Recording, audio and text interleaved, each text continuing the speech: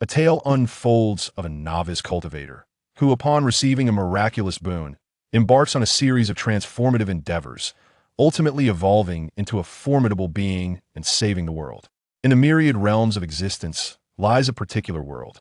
In the primordial dawn, the heavens and the earth birth spiritual energy, which, through its evolution, divided into 5 elemental forms: metal, wood, water, fire, and earth.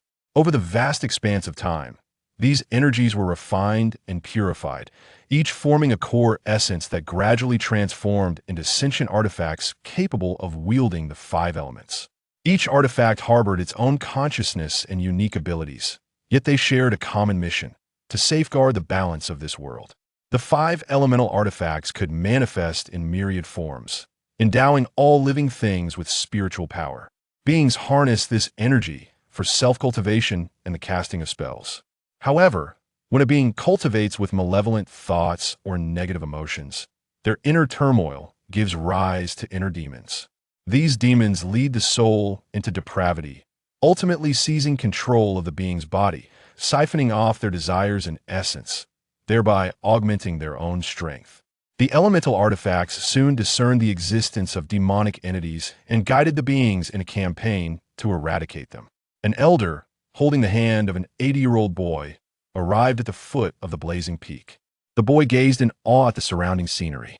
While his homeland boasted azure skies, white clouds, and verdant hills, here, the crimson sky bore no trace of clouds, and the mountains blazed as if aflame. "Grandfather, what do you think? Do you like it here?" the elder asked, releasing the boy's hand and affectionately ruffling his hair. The boy looked up at him. "Grandfather, this place is so different from home. The mountains look like raging fires. Can I live here?" The elder chuckled. "Silly child, you're the child of fire. I believe you will soon adapt and come to love it here." At that moment, a man clad in a red robe emerged from the gate at the mountain's foot. Upon seeing him, the boy tugged at the elder's sleeve and whispered, "Grandfather, why is he dressed so strangely? It's winter, yet that brother is only wearing a single garment. Isn't he cold?" The elder replied, "He is an immortal, and mortals do not feel the cold." Afterward, he patted the boy's head, saying, "Now I entrust you to them." "Rest assured," the man responded, then sneezed. "Achoo," the elder remarked, You must listen well and avoid causing trouble." "Don't worry, grandfather. I will be very obedient," the boy assured, thumping his chest. "It is getting late. I will take Jean-Yu up the mountain to familiarize him with the surroundings." "Farewell," the man said, bowing before leading the boy away. "Grandfather, we are leaving." "Goodbye, grandfather," the boy called back, waving until his grandfather's figure faded from view. "Who knows how long it will be until we meet again," the elder sighed. "It won't be long.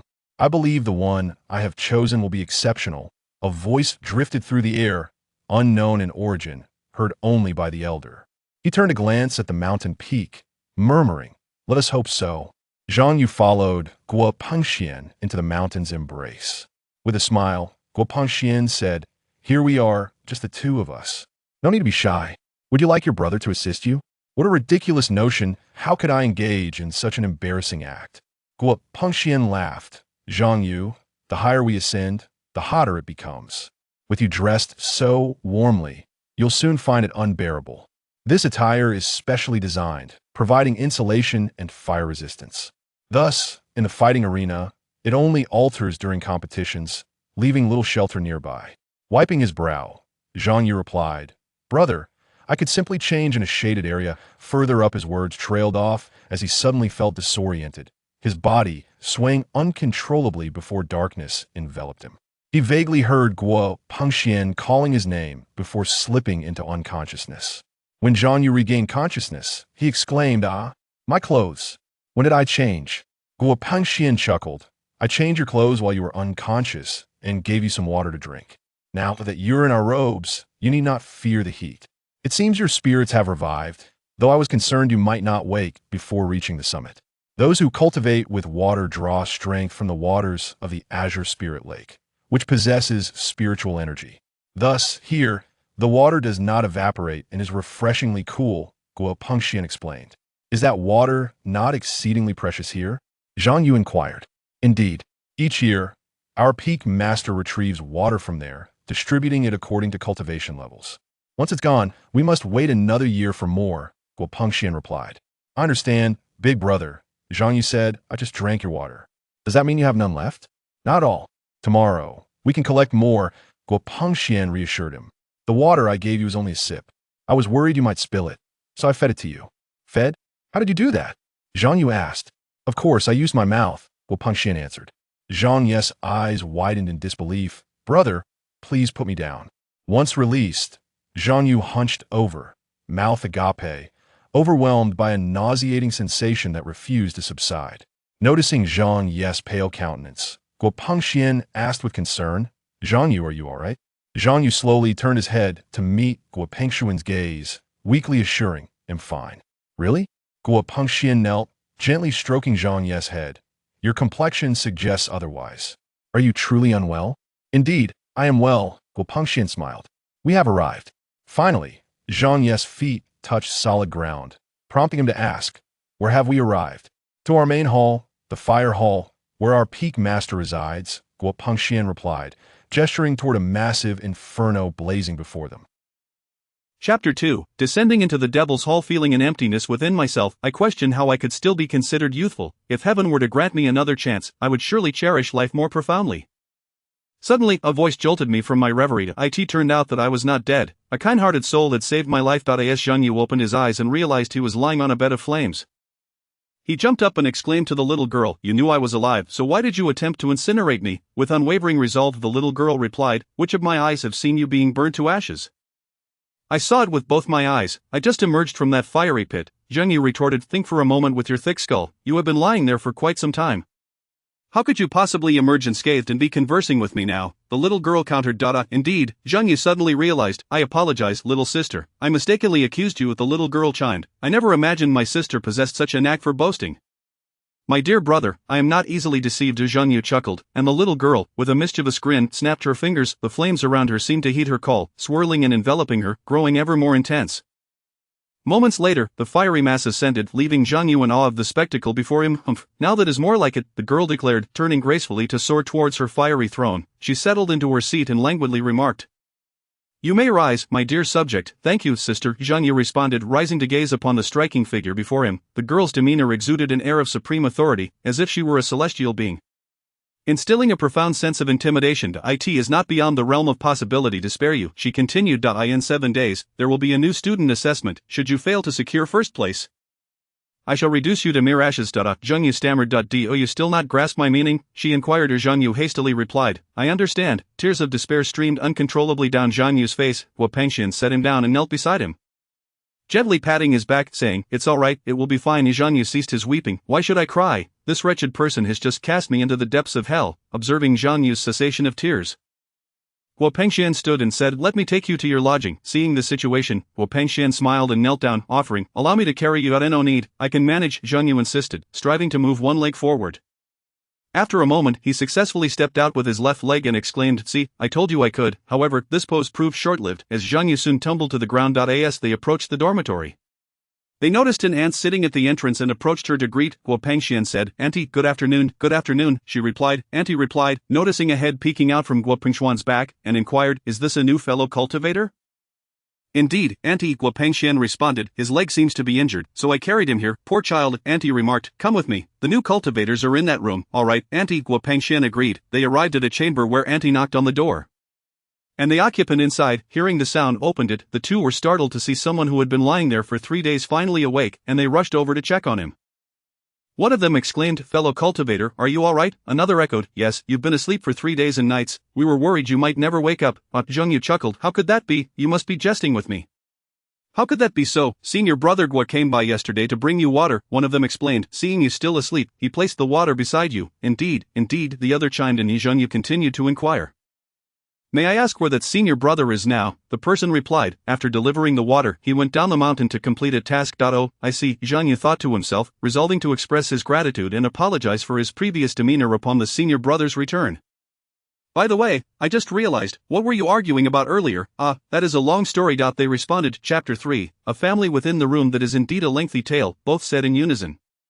Then please, make it concise, Zhang Yu urged with a smile. The situation is as follows. In 4 days, the new student assessment will commence, and everyone has been diligently practicing, due to the scorching weather outside and the physical training we are undertaking. We find ourselves exceptionally thirsty during our cultivation sessions, however, our water supply is limited, and this fellow here finished his water and then attempted to seize mine, one person said, irritation evident in their voice. It wasn't intentional, I simply couldn't endure it any longer. I apologize for taking your water, the other person admitted, lowering their head. Can an apology restore my water? You consumed so much of it. What am I to do during my cultivation? I'm sorry, what good is your apology? The person's emotions spiraled, grasping the collar of the other, preparing to strike. Seeing this, Zhang Yu hurriedly got out of bed to intervene. Alright, we all share the same roof. The one at fault stammered, I am Li Jiahao, from now on we are family, if any issues arise, let us address them together, Zhang Yu declared. Agreed, both replied in unison. By the way, since we are speaking of cultivation, how is your training progressing? Zhang Yu inquired. Well, Zhao said with an awkward smile, although we are currently unable to wield fire spells, we will continue to strive diligently, the celestial path and its prodigies, free from any interruptions, is not something to be ashamed of. As the master has stated, the fire arises from within the heart, and this is a journey of gradual exploration and comprehension. Li Jiahao remarked that as everyone embarks on their cultivation journey, they have yet to achieve understanding, thus, the so-called training at present merely constitutes physical exercise. A physical training, indeed, possessing a robust physique now will lay a solid foundation for future training. It is likely that their quarrel arose from the necessity of abundant water for such training. By the way, what shall we do about the water? Li Jiahao stammered. I have a portion of my water for you, Zhang Yu replied. Zhang Yu, have you lost your senses in slumber? This water is meant to last a year.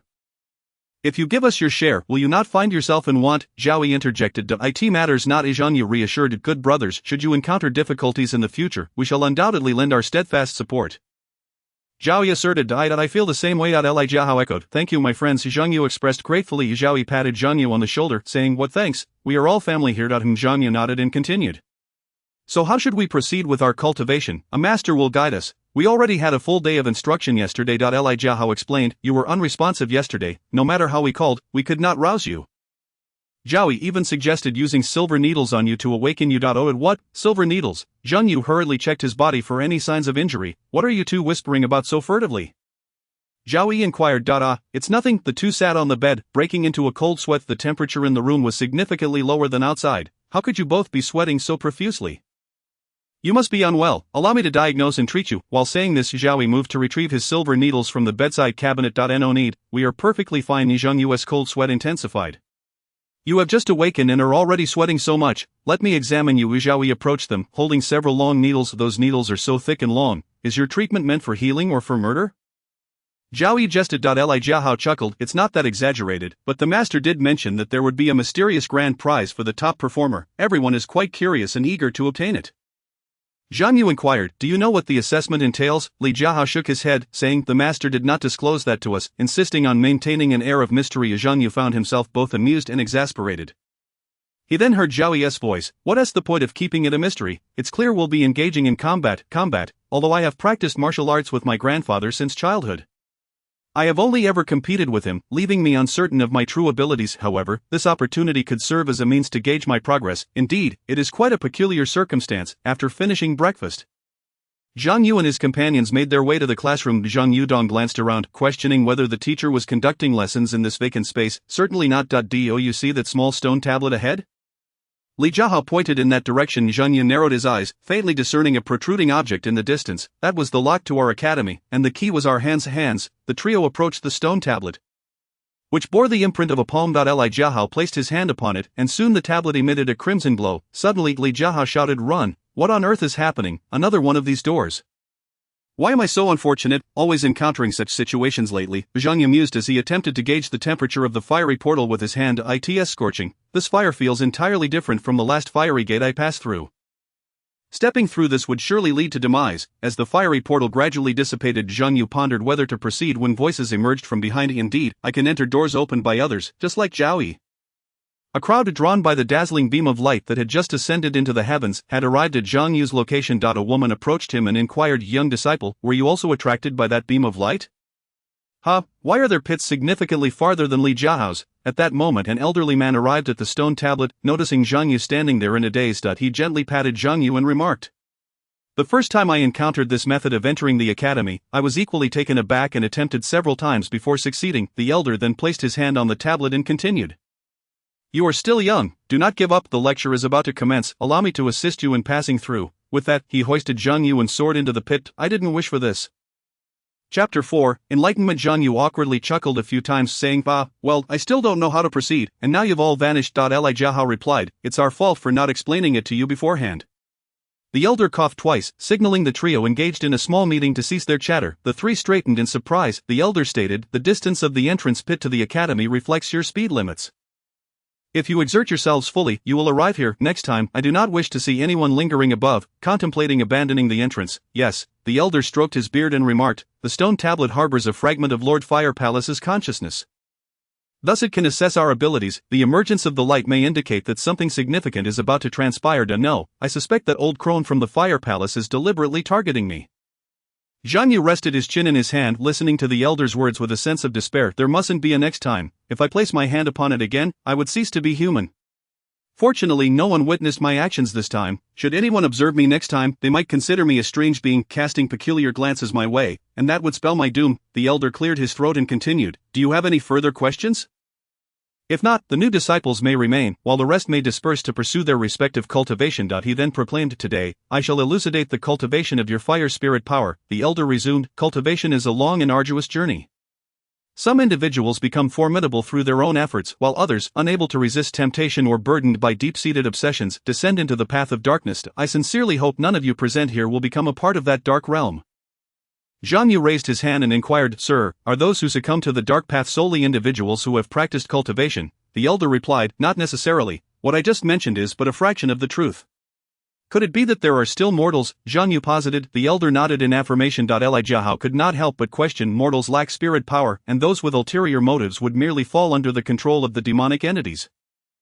They cannot truly be deemed as part of the demonic race. Moreover, as far as I know, every member of the demonic race possesses formidable magical prowess. How could a mortal, upon becoming part of the demonic race, possibly wield such power to cast spells? That is indeed a pertinent question. The elder chuckled. In this world, there exist 5 types of spirit power: metal, wood, water, fire, and earth. It was only after the emergence of the demonic race that the keepers of spirit power discovered the existence of another form, dark spirit power. This power is a corrupted manifestation of the 5 elemental spirit powers. No one knows how this corruption occurs, yet it can yield a terrifying force, should a significant amount of dark spirit power coalesce into a tangible form. The resultant power would be beyond the capacity of even the 5 spirit lords to withstand. The 5 spirit lords? Zhang Yu questioned. Perplexed, Zhaoyi clarified, those are the 5 who govern spirit power. The elder continued, some mortals, who have long resided in the proximity of those with potent spirit power, inevitably absorb some of that power. When those endowed with great spirit power distance themselves, the spirit power within the mortals will instinctively attract dark spirit power into their bodies. When such individuals experience extreme emotional turmoil, dark spirit power can take control of their souls, transforming them into part of the demonic race. This sounds exceedingly complex. The elder picked up a bundle of incense from beneath the table, extracted a stick, and placed it in the incense burner at the table's edge. Upon witnessing this action, Zhaoyi remarked, this is bad. What do you mean by bad? Zhang Yu asked, confused. The elder's index finger ignited with a small flame, lighting the incense on the burner as he stated, having spoken so much, it is time to expedite your journey towards wielding your powers. As soon as he finished speaking, the cushions of the attendees ignited spontaneously. No, cries of despair filled the air. One individual exclaimed, Sir, we have already endured the heat and comprehended for quite some time yesterday. We have yet to recover. Perhaps we could postpone this for another couple of days? The elder chuckled. In great endeavors, persistence is of utmost importance. Zhang Yu attentively sensed the temperature of the flames, realizing they had transitioned from fierce to gentle, as if he were cradled in a mother's embrace. Why is this so? He pondered. Zhang Yu opened his eyes and gazed upon Li Jiahao, who was peacefully slumbering by the fire. A sudden spark of inspiration illuminated his mind, and he had already found his answer. The elder withdrew a small wooden stick, burnt from incense, from the furnace, replaced it with a new one, and lit it. The remnants of the incense on the table had already diminished by more than half. The elder looked upon the newly initiated disciples and expressed his satisfaction, saying, this year, I have finally witnessed the emergence of several exceptional students. Zhang Yu continued to close his eyes, reluctant to squander a single moment of this enlightening experience. The fire is born from the heart. To unleash the flames, one must delve deeper into understanding. Well, being at home is certainly preferable to lingering on that wretched mountain. Zhang Yu approached the front of the house and saw his grandfather practicing his marksmanship. He rushed forward, he embraced his grandfather's leg and cried out, "Grandfather, I have missed you so much." I thought, unable to contain his tears any longer, Zhang Yu continued. I thought I would never escape that hellish place and would never see you again. His grandfather chuckled and replied, "It seems my you will never grow up." Ha ha ha. Zhang Yu playfully retorted, "That's not true." His grandfather, looking at Zhang Yu with affection, responded, all right, my you is the best." Feeling a bit parched after his practice, the grandfather asked, "Could you fetch me some water?" "Of course, I'll be right back." Zhang Yu released his grandfather's leg and dashed into the house. He grabbed a bowl from the kitchen, filled it with water from the jug, and hurried to the courtyard. However, upon his arrival, his grandfather had vanished. No matter how loudly he called or how fervently he searched, he could not find his grandfather's figure. Zhang Yu shouted desperately, and an elder nearby noticed his distress, swiftly carrying him out of the inferno. Zhang Yu gasped for breath, and soon fainted on the ground. The figure of his grandfather appeared before him. But no matter how hard Zhang Yu reached out, he could not grasp it. His grandfather's voice echoed once more. "You remember this, strength arises when one has someone they wish to protect. When one possesses their beloved, that strength will grow formidable for their sake." Grandfathers Chapter 5, The Contest. Am I on someone's back? Where are they taking me? My body, I can't move, I'm so tired. I just saw Zhang Yu open his eyes. Li Jiahao remarked, "You must be imagining things," Zhaohui said, carrying Zhang Yu. "The master said he wouldn't awaken for several days in this condition." "I feel the same," Li Jiahao replied. The elder approached the hall of fire, bowed respectfully, and said, "Peak Master, this is the situation." A voice emanated from within the hall. "Understood." Shortly after, a box floated out from the hall, and the elder extended his hand to receive it. "This is the champion's prize for the competition 3 days hence. The prizes for the subsequent rankings will require your assistance." "Very well." The elder bowed once more and stepped back. "How dizzy I feel. Who is shaking me?" Then the individual quickened their shaking. My bones feel as though they are on the verge of disassembling. "Why have I not yet awakened?" "Rest assured, I am indeed a professional," Li Zhaohui remarked. My father has advised me that in the presence of such patients, one ought to pierce their fingertips with a needle for remarkable effects. Approaching Zhang Yu, he grasped his hand and, as he prepared to puncture one of his fingers, Zhang Yu suddenly opened his eyes wide, swiftly withdrawing his hand and sitting upright. "What a close call, thankfully. I woke up just in time." I was almost. Upon witnessing his awakening, Li Jiahao rushed forward to embrace him, exclaiming, "You have frightened us to death. You sustained such severe injuries yesterday, and even when the Peak Master infused you with spiritual energy for healing, you remained unresponsive. Indeed, we were terribly worried about you," he added. Zhaohui wiped away a tear from the corner of his eye. Zhang Yu patted Li Jiahao's back, reassuring him, "It's all right, I am fine now." "Am I not?" Li Jiahao continued. "The Peak Master mentioned you would awaken this morning, yet here we are nearing evening, and you have still not stirred. We were so concerned that you might never awaken again, which is why we resorted to these measures to rouse you." With that, he tightened his grip around Zhang Yu's arm. Zhang Yu remarked, "Brotherly, you are holding on rather tightly. I can scarcely breathe." Startled, Li Jiahao released his hold and anxiously inquired, "Are you all right?" Zhang Yu chuckled, "I am perfectly fine. See, I am well now." "Brotherly, please release your grasp on brother Zhang," Zhaohui interjected, rolling up his sleeves. "Whether he is well or not, I shall determine with an examination." Li Jiahao stepped off the bed, and Zhang Yu asked, "What kind of examination do you intend to perform?" "Brotherly, please assist me in removing his clothing." "I will conduct a thorough examination," Zhaohui instructed. Li Jiahao nodded in agreement, replying, "Understood." "Wait," Li Jiahao suddenly exclaimed, "you shielded us so valiantly yesterday, while we, due to our inadequacies, could only watch you face the adversary alone." As he spoke, tears streamed down his face, cascading onto Zhang Yu's cheeks and pooling beside his pillow. They were worth every gamble to protect. Deep down, he knew that his efforts had not disappointed them, nor had they let himself down. As Zhang Yu stated, "You may rise. I can manage on my own." "Really?" Zhaohui questioned. "You won't simply bolt out of here, will you?" "Let me assure you," Zhaohui continued, "without a doubt. My massage techniques surpass my medical skills significantly. Even my father praises my proficiency. No need for that," Zhang Yu hastily declined. "I can manage myself. I used to do this at home while stretching." Li Jiahao interjected, "All right, let him stretch a bit. He has been lying there for quite some time. We shall wait for him." After a brief moment, Zhaohui grew noticeably impatient, observing Zhang Yu's incessant fidgeting. "Will you undress or not?" he demanded. Zhang Yu ceased his movements, declaring, "I am ready, let us begin." Yesterday marked the long-awaited day of the freshman competition. The arena was enveloped by a rising audience, as people gradually entered the stands, eager to witness this contest that none had previously participated in. The elder paid his respects to the figure standing atop the platform, stating, "Peak Master, the time has come. Please announce the commencement of the competition." The Peak Master, resting her chin on her hand, replied, "There are still some who have not yet arrived. Let us wait a moment longer." The elder nodded in agreement, performed a bow, and stepped back. Those from the blazing flame peak gathered at the arena. Yet 3 individuals lingered within the dormitory area. Li Jiahao stood at the doorway, exclaiming, "I can already hear their cheers. Why hasn't brother Zhang awakened yet? Should I use my family's special method?" Which is always effective, Zhao Yi interjected. Li Jiahua inquired, what method? Zhao Yi produced his silver needle and approached Zhang Yu, stating, my father always uses this needle to prick the fingertips of those afflicted with smallpox. I have experienced its remarkable efficacy myself. He climbed onto Zhang Yu's bed, preparing to administer the needle when Zhang Yu suddenly awoke, gazing at Zhao Yi and asking, what do you intend to do? Zhao Yi raised his silver needle, declaring, I am here to awaken you, using a needle for that purpose. Is this not a ploy to kill me? Zhang Yu exclaimed, terror-stricken by the silver needle. Li Jiahua urged. Enough chatter, let us hasten our departure, for the competition is about to commence. Very well, replied both individuals on the bed in unison. The trio raced towards the arena, where a towering structure now loomed. Reaching heights exceeding 30 zhang, amidst the cacophony of voices, they were all profoundly awed by the scene before them. As they entered the center of the competition grounds, they beheld over 50 individuals, today's protagonists.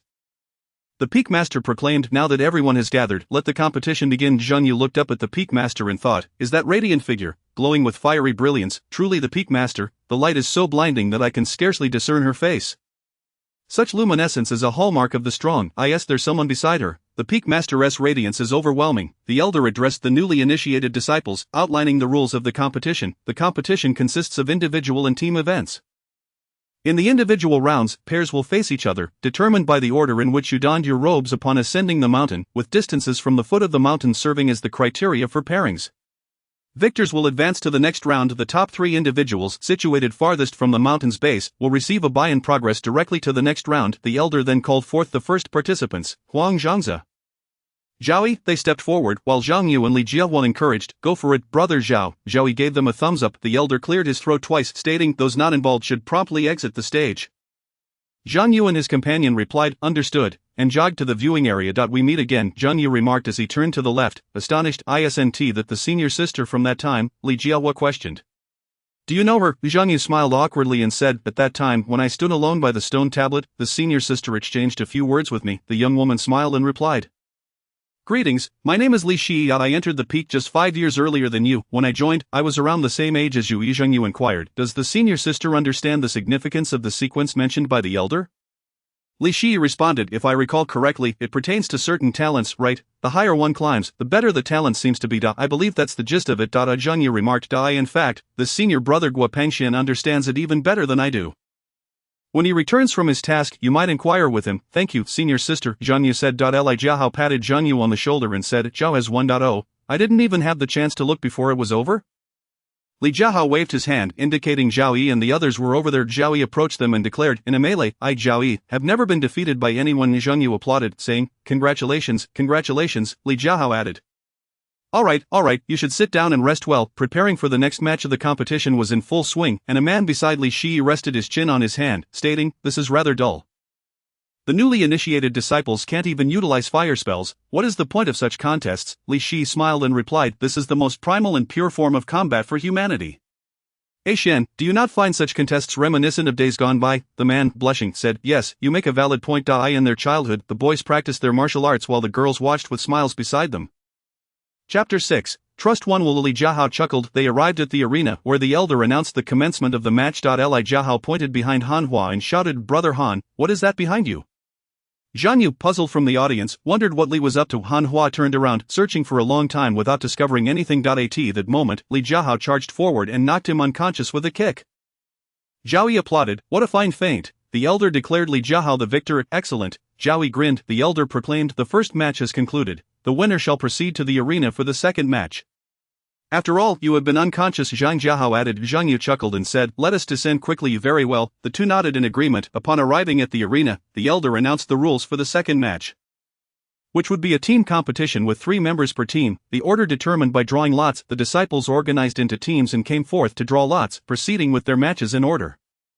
The first drawn group had a bye. Zhang Yu asked Zhao and Li, shall we form a group of 3? Zhao Yi replied, no problem, I'll go draw the lots. Zhang and Li nodded in agreement. Once everyone stood ready, the elder produced a bucket of bamboo sticks, allowing them to draw in turn. Zhao Yi drew the number 2 and remarked, it seems we are to be the first to take the stage. Please, the second and third groups, step forward for the competition, the elder commanded. Zhang Yu exclaimed, let's give it our all. They responded with enthusiasm. Victory is ours. This marked their inaugural team competition. The elder issued his commands. And with a mere glance from Li Jiahua, Zhao and Li dashed forth with remarkable speed, catching their opponents off guard. Their daily insights and nightly sparring sessions had forged an exceptional camaraderie. A synergy that the enemy's hastily formed team lacked. This was the key to their triumph in the match. Zhang Yu stood rooted in astonishment. We won without even touching a single hair of the opposing team. Li and Zhang are truly formidable. Does this mean I can coast through the next 2 matches? On the high platform, a man sat, cradling a girl of about 6 years old in his arms. Observing the competition, his silver-white hair cascaded down, and his sapphire-like eyes gleamed strikingly against his snow-white complexion. Clad in a flowing white robe, the girl in his embrace wore the attire of Chien Peak. Joyfully savoring a candied hawthorn skewer. He turned to the Peak Master and remarked, "Is this the match you summoned me from afar to witness?" The Peak Master chuckled awkwardly. "This one, the initial bouts are lackluster. The latter ones are the real spectacle," the man retorted. "Then you mentioned that one is your favored disciple. To be continued in the next page." Alright, since you're all idle anyway, why not watch the competition to pass the time?" The Peak Master suggested. The man replied, "The stories told by the storyteller in the tea house at the foot of the mountain are far more captivating than this." After finishing her skewer, the girl turned to the man. "Husband, where should I place this stick?" He took the stick from her hands and handed it to the Peak Master, saying, "Since Wanner has finished her treat, let us depart and head to the town at the foot of the mountain to buy her some lovely jewelry." "Alright," the girl smiled. The Peak Master hurriedly interjected, "Wait, Wanner, would you like more candied hawthorn? I still have some here." He then produced 2 skewers of candied hawthorn. "Want some?" The girl extended her hands, taking 1 skewer and resumed licking it joyfully. The Peak Master affectionately patted her head, saying, "After you finish, do tell me, for I have plenty more AMHM." The girl nodded happily. "You'll spoil my Wanner with this. After so many snacks, she won't be able to eat her dinner later." The man remarked, "You didn't tea-stop her either, did you?" The Peak Master teased, grinning. "Rest assured, it's just a few candied hawthorns, and they're all made by Mumu. They one tea upset her stomach. Did you not notice this is her skill?" Speaking of her, the man touched the armrest of his chair. "Just how many tasks did you have her assist you with? The trees at the foot of the mountain, the houses on the slope. You didn't threaten her into working for you, did you?" With a proud expression, the Peak Master replied, "Of course not. We are good sisters. How could I ever do such a thing? She insisted on coming here to challenge me to plant trees, but when it came to the arena, she claimed she could no longer manage it." The Peak Master continued, "Many years hence, I had the trees near the fighting arena felled and constructed houses. How clever of me, wouldn't you agree?" The disciples remarked that residing within was indeed quite refreshing. Upon finishing his statement, the Peak Master chuckled. The girl observed the Peak Master's demeanor, pondering to herself, "What a peculiar older sister she is."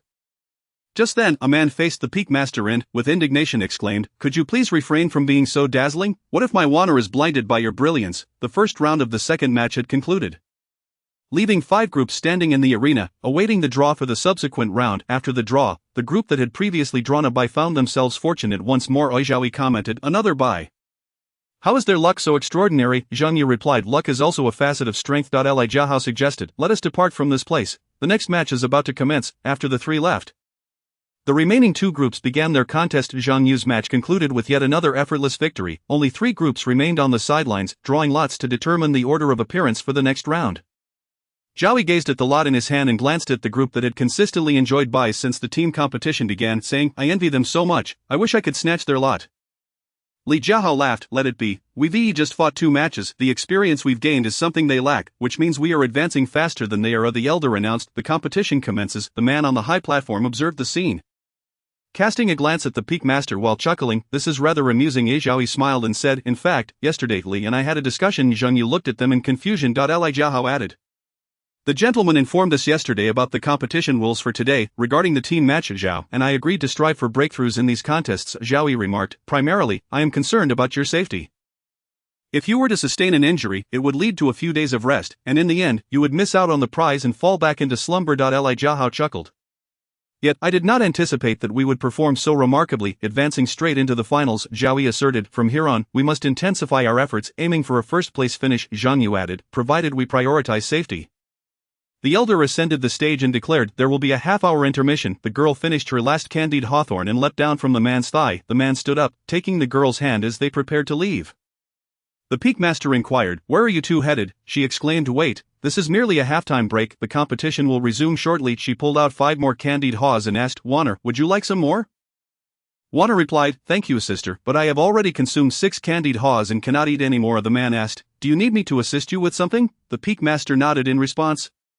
The man turned to Wanner and said, "Wanner, let us go." "Wait," the Peak Master shouted, "you leave me no choice." The man ignored her and continued towards the exit of the high platform. "I am aware that you have established a clandestine base in a certain location. the leader remarked, within which lies. Before the leader could finish his statement, he was interrupted by the man, who queried, "What do you intend to do?" The leader replied, "It is not a difficult matter," the man responded.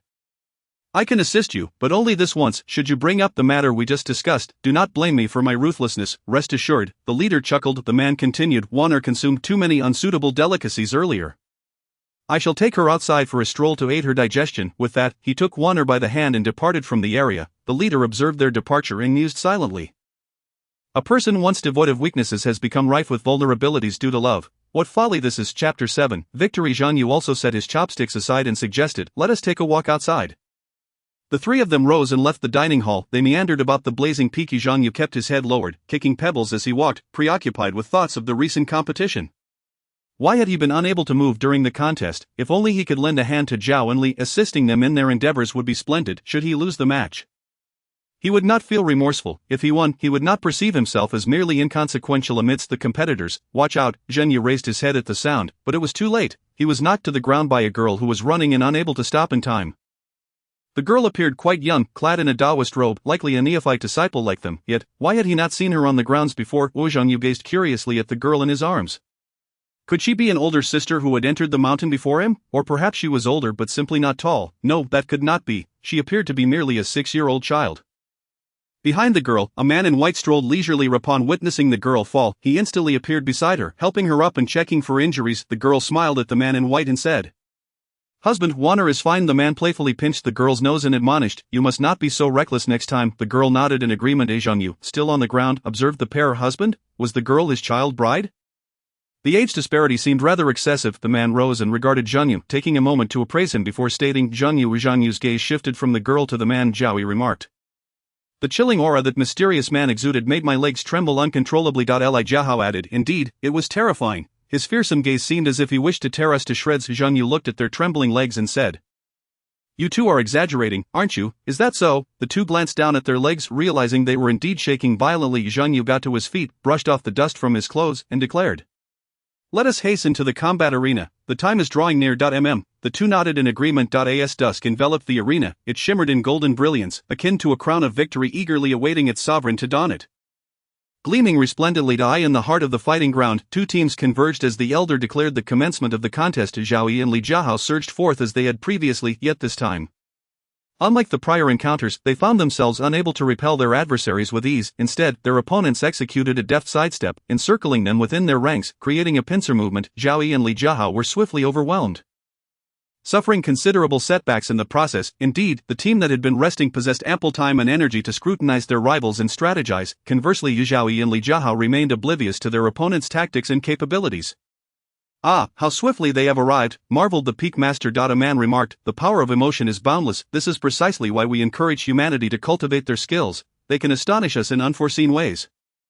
The Peak Master chuckled. "Humans, however, are unpredictable and perilous beings, otherwise sleep would elude us at night." Observing them, the Peak Master stated, "Indulge them as you wish." Jean Yu inquired, "Brother Zhao, brotherly, are you all right?" Li Jiahao lamented, "It hurts so much, I can't move my body." The individuals who had battled Zhao and Li helped Jean Yu lift the fallen man and proceeded toward Zhang Yu's location. The person at the center of that group proclaimed, "Surrender. Victory belongs to us." Another individual beside him countered, "No, Mr. Yi stated yesterday that we must incapacitate all of you to secure our triumph." Jean Yu bellowed, "Despicable scoundrels, how dare you treat my family this way? I will not let you go unpunished. Oh, we have merely removed one leg. Should we before your very eyes sever their other leg and then take our time to toy with you?" Another laughed. Jean Yu retorted, "I will not allow you to harm my family. I alone can defeat all of you." The central figure scoffed, "Such arrogance." One individual seized Zhang Yu's leg and flung him aside, rendering him unconscious. The one who had been knocked down rose, cursing, "Damn it." He grasped Zhao Yi's leg and twisted it mercilessly. The ensuing sound was Zhao Yi's heart-wrenching scream. Enough. Li Shi rose, attempting to halt this tragedy, only to be restrained by the person beside her. Angrily, she declared, "Chen Xian, let me go." Chen Xian replied, "Calm down. This is a competition, and we cannot intervene recklessly. The master will know when to stop, and perhaps the situation will turn in our favor." "Turn in our favor? Is it by watching them suffer?" Li Shi retorted. Chen Xian replied, "Just sit and observe." Zhang Yu, jolted awake by Zhao Yi's agonizing scream, felt an inferno of rage surging within him. Struggling to rise, he uttered, "You shall not. You shall not harm them." The catalogue of the eternal divine emperor unfolds as the once unchanging clear skies atop the blazing flame peak transform in an instant into a tempest of dark clouds. Intermittently illuminated by flashes of lightning weaving through the ominous mass, the spectators in the viewing area raised their gazes skyward, marveling at this extraordinary phenomenon. The participants in the arena, startled by the spectacle, soon regained their composure, one of them remarking, "A mere display of trickery." With a resounding rumble, a thunderclap reverberates, followed by a bolt of lightning striking the earth. Three figures dash towards Zhang Yu, who, raising his still mobile arm, declares, "You shall not harm my family." Chapter 8. After the match, the Peak Master addresses them. "You three shall accompany me to the fire hall." "Yes," Zhao and Li reply in unison. The Peak Master ascends into the air, followed closely by the trio. Li Jiahao exclaims, "Is this what it feels like to fly? How exhilarating!" The four arrive at the fire hall, where the Peak Master surveys the surroundings. Puzzled, where is everyone? She circles the hall but finds not a soul in sight. At that moment, a cultivator approaches, bowing to the Peak Master, and reports, "Esteemed Peak Master, just moments ago, I encountered a man in white and a little girl on the mountainside. The man instructed me to inform you that he does not favor the view from the peak and is waiting for you at the mountain's entrance." Damn that man, is he deliberately undermining me? The Peak Master feigns a smile. "Very well, I understand." The cultivator bows again and withdraws. A man in white, could it be that individual? Li Jiahao whispers to Zhao Yi, "Please refrain from speaking further, or my legs will tremble." Zhao Yi replies. The Peak Master overhears their conversation and chuckles, "So you have already encountered them." In truth, the person you speak of is not as fearsome as you imagine. Rest assured, with my support, you need not fear." "Yes," the two respond in unison. The Peak Master leads them to the mountain gate. Heavenly Tao's prodigy. The Peak Master cautions, "Do not exert yourself too much, lest you extinguish the flames within him." The man gazes at the figure before him, noting that his body, unrefined by the crucible of fire, coupled with the Peak Master's overpowering phoenix flame, had resulted in this peculiar state when forcefully wielded during the contest. All can be extinguished, and once that accursed flame is completely snuffed out, there will be no side effects, he asserts. "Please do not," the Peak Master implores. "This is my labor of love." The man chuckles. "Die in the chaotic world of demon and martial strife." The husband speaks. "Wainer, look at the clay figure I just molded." Li Jiahao observes the girl's oddly shaped lump of clay, bewildered. "What on earth is that?" The man gently ruffles the girl's hair, saying, "It's lovely." Wainer's hands are truly skilled. The Peak Master smiles and encourages, "Wainer, place your clay figure on the ground, and I shall help you fire it." "All right," she replies. "It is impossible," the Peak Master muses, feeling the clay figure. Noting that it retains its moisture in perfect measure. "Wait, this water." The Peak Master cast a glance at the man, who immediately turned his head away, as if to convey to the Peak Master that he was utterly oblivious and had done nothing. "Water, step back once more. This time, sister will surely succeed." The Peak Master's flames were even more intense than before. This fire seemed to greedily yearn to consume and incinerate everything in its vicinity. The surrounding trees could not withstand the searing heat, gradually withering away. Upon witnessing this, the man infused his spiritual energy into the trees, sparing them from suffering. After a moment of concentration, the Peak Master retracted the flames, and the clay figurine followed the flames into her hands. The Peak Master meticulously examined the figurine, and once satisfied with its firing, she approached Wanner and said, "Look, sister has prepared it for you." Wanner replied, "Sister, please keep it safe. This is a gift from Wanner and her husband." He mentioned that when visiting someone else's domain, one ought to present a gift. "What?" The Peak Master stared at the clay figurine in her hands, directing an angry gaze at the man, as if to accuse him. "This was intentional on your part." The man looked at her with an innocent expression, as if to say, "It wasn't my choice to have you burn it." "It's getting late. We should take our leave," he stated, grasping the girl's hand as they departed. The Peak Master turned to Zhao and Li, instructing, "Take Zhang Yu back to rest. He should awaken by tomorrow morning." "Damn it, what a pervert. Both of them seem eager to see me in the nude. Is there truly no normal person in Chien Peak?" Zhang Yu ran desperately, eventually arriving at the stone tablet. Gazing at the tablet, he recalled his teacher's words. The tablet represents the limit of human speed, yet the limit it revealed for him was fire door. Could it be that his limit was conquering his own flames? Zhang Yu looked at his hands. "Yesterday, when I wielded the fire spell, does that imply I have already overcome my flames? Perhaps, under the cover of night, with no one around, I should give it a try?"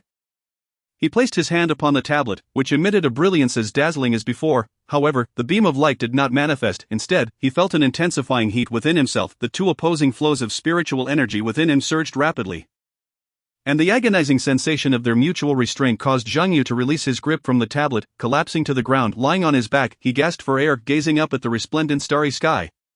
He marveled. "I once thought the scenery of Chien Peak monotonous and dull. Who would have imagined that tonight's vista could be so breathtaking?" After a moment, he pondered, "What is this inexplicable sensation of weightlessness?" Looking around, he realized he was plummeting into an unseen abyss of darkness below. Zhang Yu stood, examining his hands and sensing the power within him, yet, still, no flames appeared. Was there a specific incantation required? The last time he conjured fire, his consciousness had been quite hazy, and he could not recall what he had uttered. Heavenly spirits, earthly spirits, flames, manifest swiftly. No response came. What on earth? Who could still be here at this hour? A voice echoed from the entrance. Zhang Yu turned to look, but there was no one. Oh my, could it be a ghost? Zhang Yu, mustering his courage, remarked, do not indulge in mystique. I, Zhang Yu, fear neither demons nor phantoms. The footsteps grew increasingly nearer, and in this tranquil setting, Zhang Yu could distinctly hear his own heartbeat. The sound resonated in his ears, strikingly familiar. He looked up to find Li Shi gazing at him with a puzzled expression. What brings you here, junior brother Zhang? She inquired. Li senior sister, Zhang Yu stammered. How should he articulate this? Should he confess the truth of awakening to his roommate's unwelcome advance, then fleeing to the stone tablet to assess his abilities? Only to be seized by a sudden pang of pain and end up here, staring at the stars, before inexplicably falling into this predicament? Absolutely not, as a well-rounded disciple in both mind and body. How could he utter such shameful and absurd words? I came here to cultivate, Zhang Yu said with an awkward smile. Chapter 9, The Reward. Shen, was that terrifying sound truly emitted by you? Chen Shen entered, stating, since we are among allies, let us resume our patrol. Noticing Zhang Yu seated on the ground, he advised, you should leave this place quickly. It is not as secure as it seems.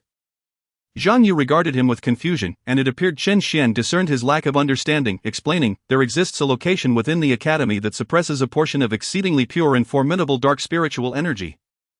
Furthermore, the array sealing this dark energy can only be activated by 5 spirit masters. Chen Xian continued, during the day, we are all present in the academy, and with the teacher here, spies dare not act. It is only at night that they stealthily infiltrate to investigate. Isn't it rather perilous to be here at night? Zhang Yu queried. Do not worry, Li Shi reassured with a smile, we rotate in groups for our patrols. And should we encounter any unforeseen circumstances, the Peak Master will sense it immediately and arrive without delay. Oh, I see, Zhang Yu acknowledged. Alright, junior brother Zhang, it is time for you to return, Li Shi said with a smile.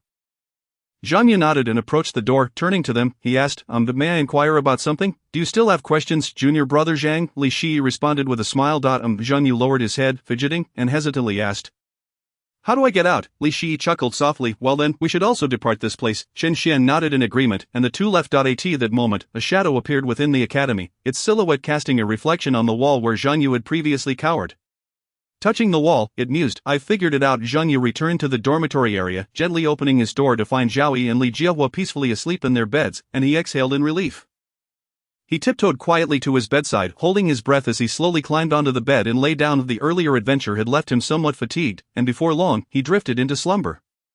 For throughout his life, no one had ever treated him with genuine sincerity. Li Jiahao's father was a renowned official in the capital, and the brothers regarded each other with cold indifference. During that time, Li Jiahao was quite the playful spirit. He would often scale the wall to sneak out and frolic with a group of dubious companions while his father was away. However, all the friends he associated with were merely drawn to his wealth.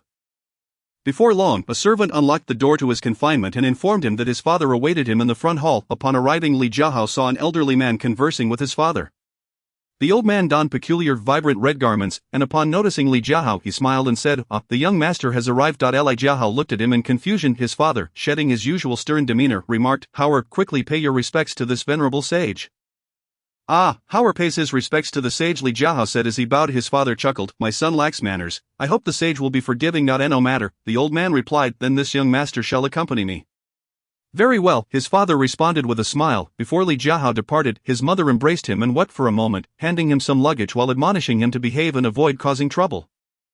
After finishing breakfast, they arrived at the stone tablet. Are you ready? Li Jiahao inquired. I am ready, Zhang Yu and Zhao Yi replied in unison. Li Jiahao placed his hand upon the stone tablet, which illuminated, revealing a gaping pit in the distance. Run, Li Jiahao shouted. The three of them summoned all their strength and leaped into the pit together. They landed on a cushion of flames and erupted into laughter. They made their way to the classroom, securing 3 adjacent seats and settling down. As the elder observed that all the newly admitted disciples had gathered, he cleared his throat and stated, yesterday, everyone performed admirably. Let us give ourselves a round of applause. The classroom erupted in enthusiastic applause, with 3 small children playfully competing to see whose claps were the loudest. The elder waved his hand, signaling for silence. He continued, yesterday, due to various reasons, we could not promptly award the prizes. Now let us present the awards to the victorious team. Please send a representative forward to receive them. After the award ceremony concluded, the elder patted his belt. Noticing something was amiss, he chuckled to the disciples. I am getting old. I must return to fetch some items and will return shortly. You must not engage in any roughhousing. With that, he soared into the air. Zhao glanced at the box in Zhang Yu's possession and urged Brother Zhang, open it and see what treasures lie within. Could it be? Zhang Yu exclaimed as he picked up the egg. Li Jiahao remarked, this egg is dyed red. Could it be to celebrate our championship victory? Zhao Yi, stroking his chin, added, when my sister married, my mother also prepared many such eggs to gift to guests. Zhang Yu smiled awkwardly beside them. What are you two discussing? Zhao Yi replied, perhaps this egg could help Brother Zhang replenish his strength. Li Jiahao raised his hand and declared, I concur. Zhang Yu wiped away the tears from the corners of his eyes and said, this prize is the result of our collective efforts, yet you have chosen to bestow it upon me. I am truly touched. Thank you for your hard work, esteemed teacher. The disciples responded. The elder retrieved his storage bag and, upon opening it, revealed another storage bag before the disciples. He remarked, this is your storage bag. Once you drip your blood upon it, it will recognize its master. Upon acknowledgement, the bag will transform from white to red. From this moment forth, you may store your belongings within it. Be sure to safeguard it diligently. And now, please begin the blood dripping. Upon receiving the storage bags, the disciples commenced the bloodletting ritual, some emboldened and unafraid of pain, bit their own fingers to let their blood fall upon the bags. Others, fearing the discomfort, sought various methods to draw their blood. Han Hua observed his roommate Bai Xiao hesitating to take action and said, if you fear the pain, I have a suggestion. What suggestion? Bai Xiao inquired. In a hushed tone, Han Hua whispered into his ear, just imagine your goddess bathing. Before long, Bai Xiao's storage bag turned red. The other male disciples, witnessing Bai Xiao's actions, began to imitate him. The nearby female disciples, observing the scene, instinctively distanced themselves. Meanwhile, those female disciples who were timid about pain carefully stored their white bags, intending to devise a plan to claim ownership later. As the elder noted that most had nearly completed the process, he spoke, have you all finished? He then opened his own storage bag, revealing a glowing orb before the disciples. Take this luminous sphere and nurture it with your spiritual energy. When the time is ripe, it will transform into a weapon suited to you. In approximately 1 month, your egg shall hatch, the teacher declared. Zhang Yu expressed his gratitude and carefully stored his egg before taking a seat. Well then, I have shared all that I needed to, the elder continued, producing an incense stick. Let us all strive diligently today. Indeed, they replied. In the days that followed, the three remained inseparable, their bonds deepening as they engaged in various activities together, eating, cultivating, sleeping. They were always in close proximity. During meals, Zhao Yi and Li Jiahao consistently took generous portions, prompting Zhang Yu to marvel at their remarkable appetites. After finishing his own serving, Li Jiahao added some of his food to Zhang Yu's plate, saying, Zhang Yu, you consume so little, your nutrition will fall short. Zhang Yu picked up his chopsticks and brought the food to his mouth. Zhao Yi echoed the sentiment. Zhang Yu, do eat more. Zhang Yu complied once more. Soon after, Li Jiahao again placed more of his food onto Zhang Yu's plate. After Zhang Yu finished, Zhao Yi followed suit, adding a bit more. They were, after all, 3 young men. Could it be that they didn't seem like it? Upon closer inspection, one might indeed notice a hint of resemblance. Time flies like an arrow, and the months pass by swiftly. In the blink of an eye, a month has elapsed. The newly initiated disciples have now mastered the art of fire magic with commendable proficiency. Although their skills may not be particularly formidable, they are certainly capable of undertaking minor tasks. The 3 of them awaited at the foot of the mountain. What kind of task is this? Zhao Yi lamented. All right, this marks our inaugural mission. While it may not align with our expectations, it is nonetheless a moment worth commemorating, Li Jiahao remarked. Isn't it exhilarating to undertake a mission alongside the Peak Master? Let us make haste and depart. Hu. Zhang Yu let out a mighty sneeze, shivering uncontrollably. Zhao and Li followed suit, sneezing in succession. Oh dear, I forgot to remind you that today is the human celebration of the new year. The Peak Master chuckled. As practitioners, we must not interfere with the normal lives of mortals, so you currently lack suitable winter attire. Let us venture into town to procure some necessities. The trio nodded in agreement. Already feeling the biting cold rendering them speechless, they arrived at the entrance of the small town, where snow was gently falling outside. The mountain exhibited one picturesque scene, while the town presented another. One place basks in summer, while another endures winter. The Peak Master observed, you may channel your inner spiritual energy to elevate your body temperature, thus warding off the chill. The 3 promptly began to concentrate. Indeed, it is not as frigid anymore, Zhao Yi declared with a smile. However, utilizing spiritual energy depletes your own vitality. With your current capabilities, it can only sustain you for a single hour, the Peak Master cautioned. How infuriating, it seems we are still destined to freeze, Zhang Yu replied. The trio, accompanied by a small bird, made their way to the marketplace. As the townsfolk had grown accustomed to the peculiar attire of the mountain dwellers who often descended for supplies, they paid no heed to their unusual garments. The little bird appeared particularly fond of glittering objects, exclaiming each time they passed a jewelry stall, I want to go over there and take a look. Pardon us, we shall proceed to make our purchases, the bird declared. Subsequently, the 3 arrived at an inn. I'd like to book 2 rooms, Zhang Yu stated. Huh? The innkeeper inquired, puzzled. There are 3 of you, shouldn't you book 3 rooms? The exquisite bird perched atop my head, a stunning beauty that could rival the likes of a celestial being, shall have one room, and the three of us will share another, so a total of 2 rooms. Jean Yu clarified. Very well, the innkeeper replied, still somewhat dazed. After a moment, he asked, how long do you intend to stay? 1 night, Jean Yu responded, that will amount to a total of 2 taels of silver. The innkeeper informed them Jean Yu paid the fee and received the keys handed over by the innkeeper. The innkeeper continued, your rooms are at the end of the 2nd floor, to the left. Alright, Jean Yu acknowledged. Upon ascending to the 2nd floor, they entered a room where a little bird descended from Jean Yu's head and proclaimed, this room belongs to me, you may take your leave. Indeed, after the trio departed, they returned to their respective chambers, changed their attire, and descended to partake in a meal, thus concluding the day's journey. The following day, after enjoying breakfast and preparing their belongings, Jean Yu and his companions set forth. As they vacated the quaint town, the little bird perched atop Jean Yu's head flew away, reverting to its previous form. The 4 of them soared towards Bai Ling Lake. At that moment, Bai Ling Lake appeared as a fantastical realm of ice and snow. A thick layer of ice enveloped the lake's surface, upon which cultivators were constructing an icy stage. Snowflakes danced through the pure white sky, ethereally embellishing the expanse of Bai Ling Lake. Suddenly, a small snowman approached them. The snowman exclaimed, welcome to the realm of water, the eternal divine emperor. The peak master remarked, I recall that this place does not freeze throughout the 4 seasons, yet now it is. The snowman continued, typically, it does not snow here. Upon hearing of your arrival, the master commanded that the lake be frozen. What a breathtaking sight, Jean Yu exclaimed. Point 1 is hell, the other is paradise. The snowman added, the master has instructed me to graciously host you today. That person is absent on such an important day, the peak master lamented. The snowman responded, please do not be angry, esteemed one. Jean Yu interjected. The snowman elaborated, since Bai Ling Lake does not usually freeze, yet today it is adorned in a blanket of snow, the disciples desired to celebrate. Oh, I see, Jean Yu replied. If you are interested, you may stay this evening to witness the celebration, the snowman offered. A mound of ice caught the peak master's attention, and unable to contain the fury within, she conjured a flame in her hand and declared angrily, I shall burn it all. Calm down, esteemed peak master. Jean Yu implored. Indeed, Zhao Enli echoed in agreement. Very well, I shall show leniency and not dwell on that little rascal. The peak master stated, you 3, go and place those ice chunks into the storage bag.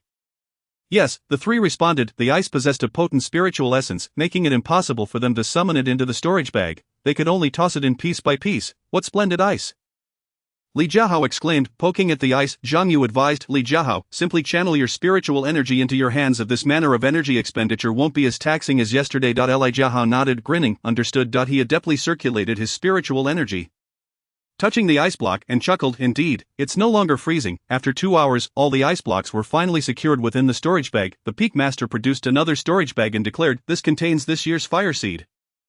The snowman accepted it and said, thank you, esteemed peak master. The peak master continued, now that we have acquired what we need, let us depart for the next destination. The 3 marveled. Next destination, chapter 11. The gardenia Zhaoi emptied a pouch filled with jewelry onto the ground, and as the trinkets cascaded down, the peak master summoned them with a flicker of spiritual energy. Upon entering, the peak master addressed them, saying, you may wander nearby, but ensure you return to this gate before sunset. Remember, do not cause any trouble. With a swift motion, the door slammed shut behind him, leaving the 3 standing in a daze. At that moment, a delightful fragrance wafted from behind them. Zhaoi exclaimed, how exquisite! It seems to be the scent of gardenias. Li Jiahao pondered, with all these trees around, from where is that aroma emanating? Wangu's first god Zhang Yu inhaled deeply and pointed in a direction, stating, it appears to be coming from over there. The trio followed his lead. As they navigated through the grove, they stumbled upon a labyrinth of shrubs. Zhang Yu inquired, shall we venture inside? Zhao replied with enthusiasm, absolutely, at last, we are experiencing a bit of adventure. Together, they entered the maze. The moment they stepped into the labyrinth, a mist began to rise around them. Oh no, what a disaster, they vanished. What should we do? Zhang Yu fretted, perhaps I should take to the skies to locate them.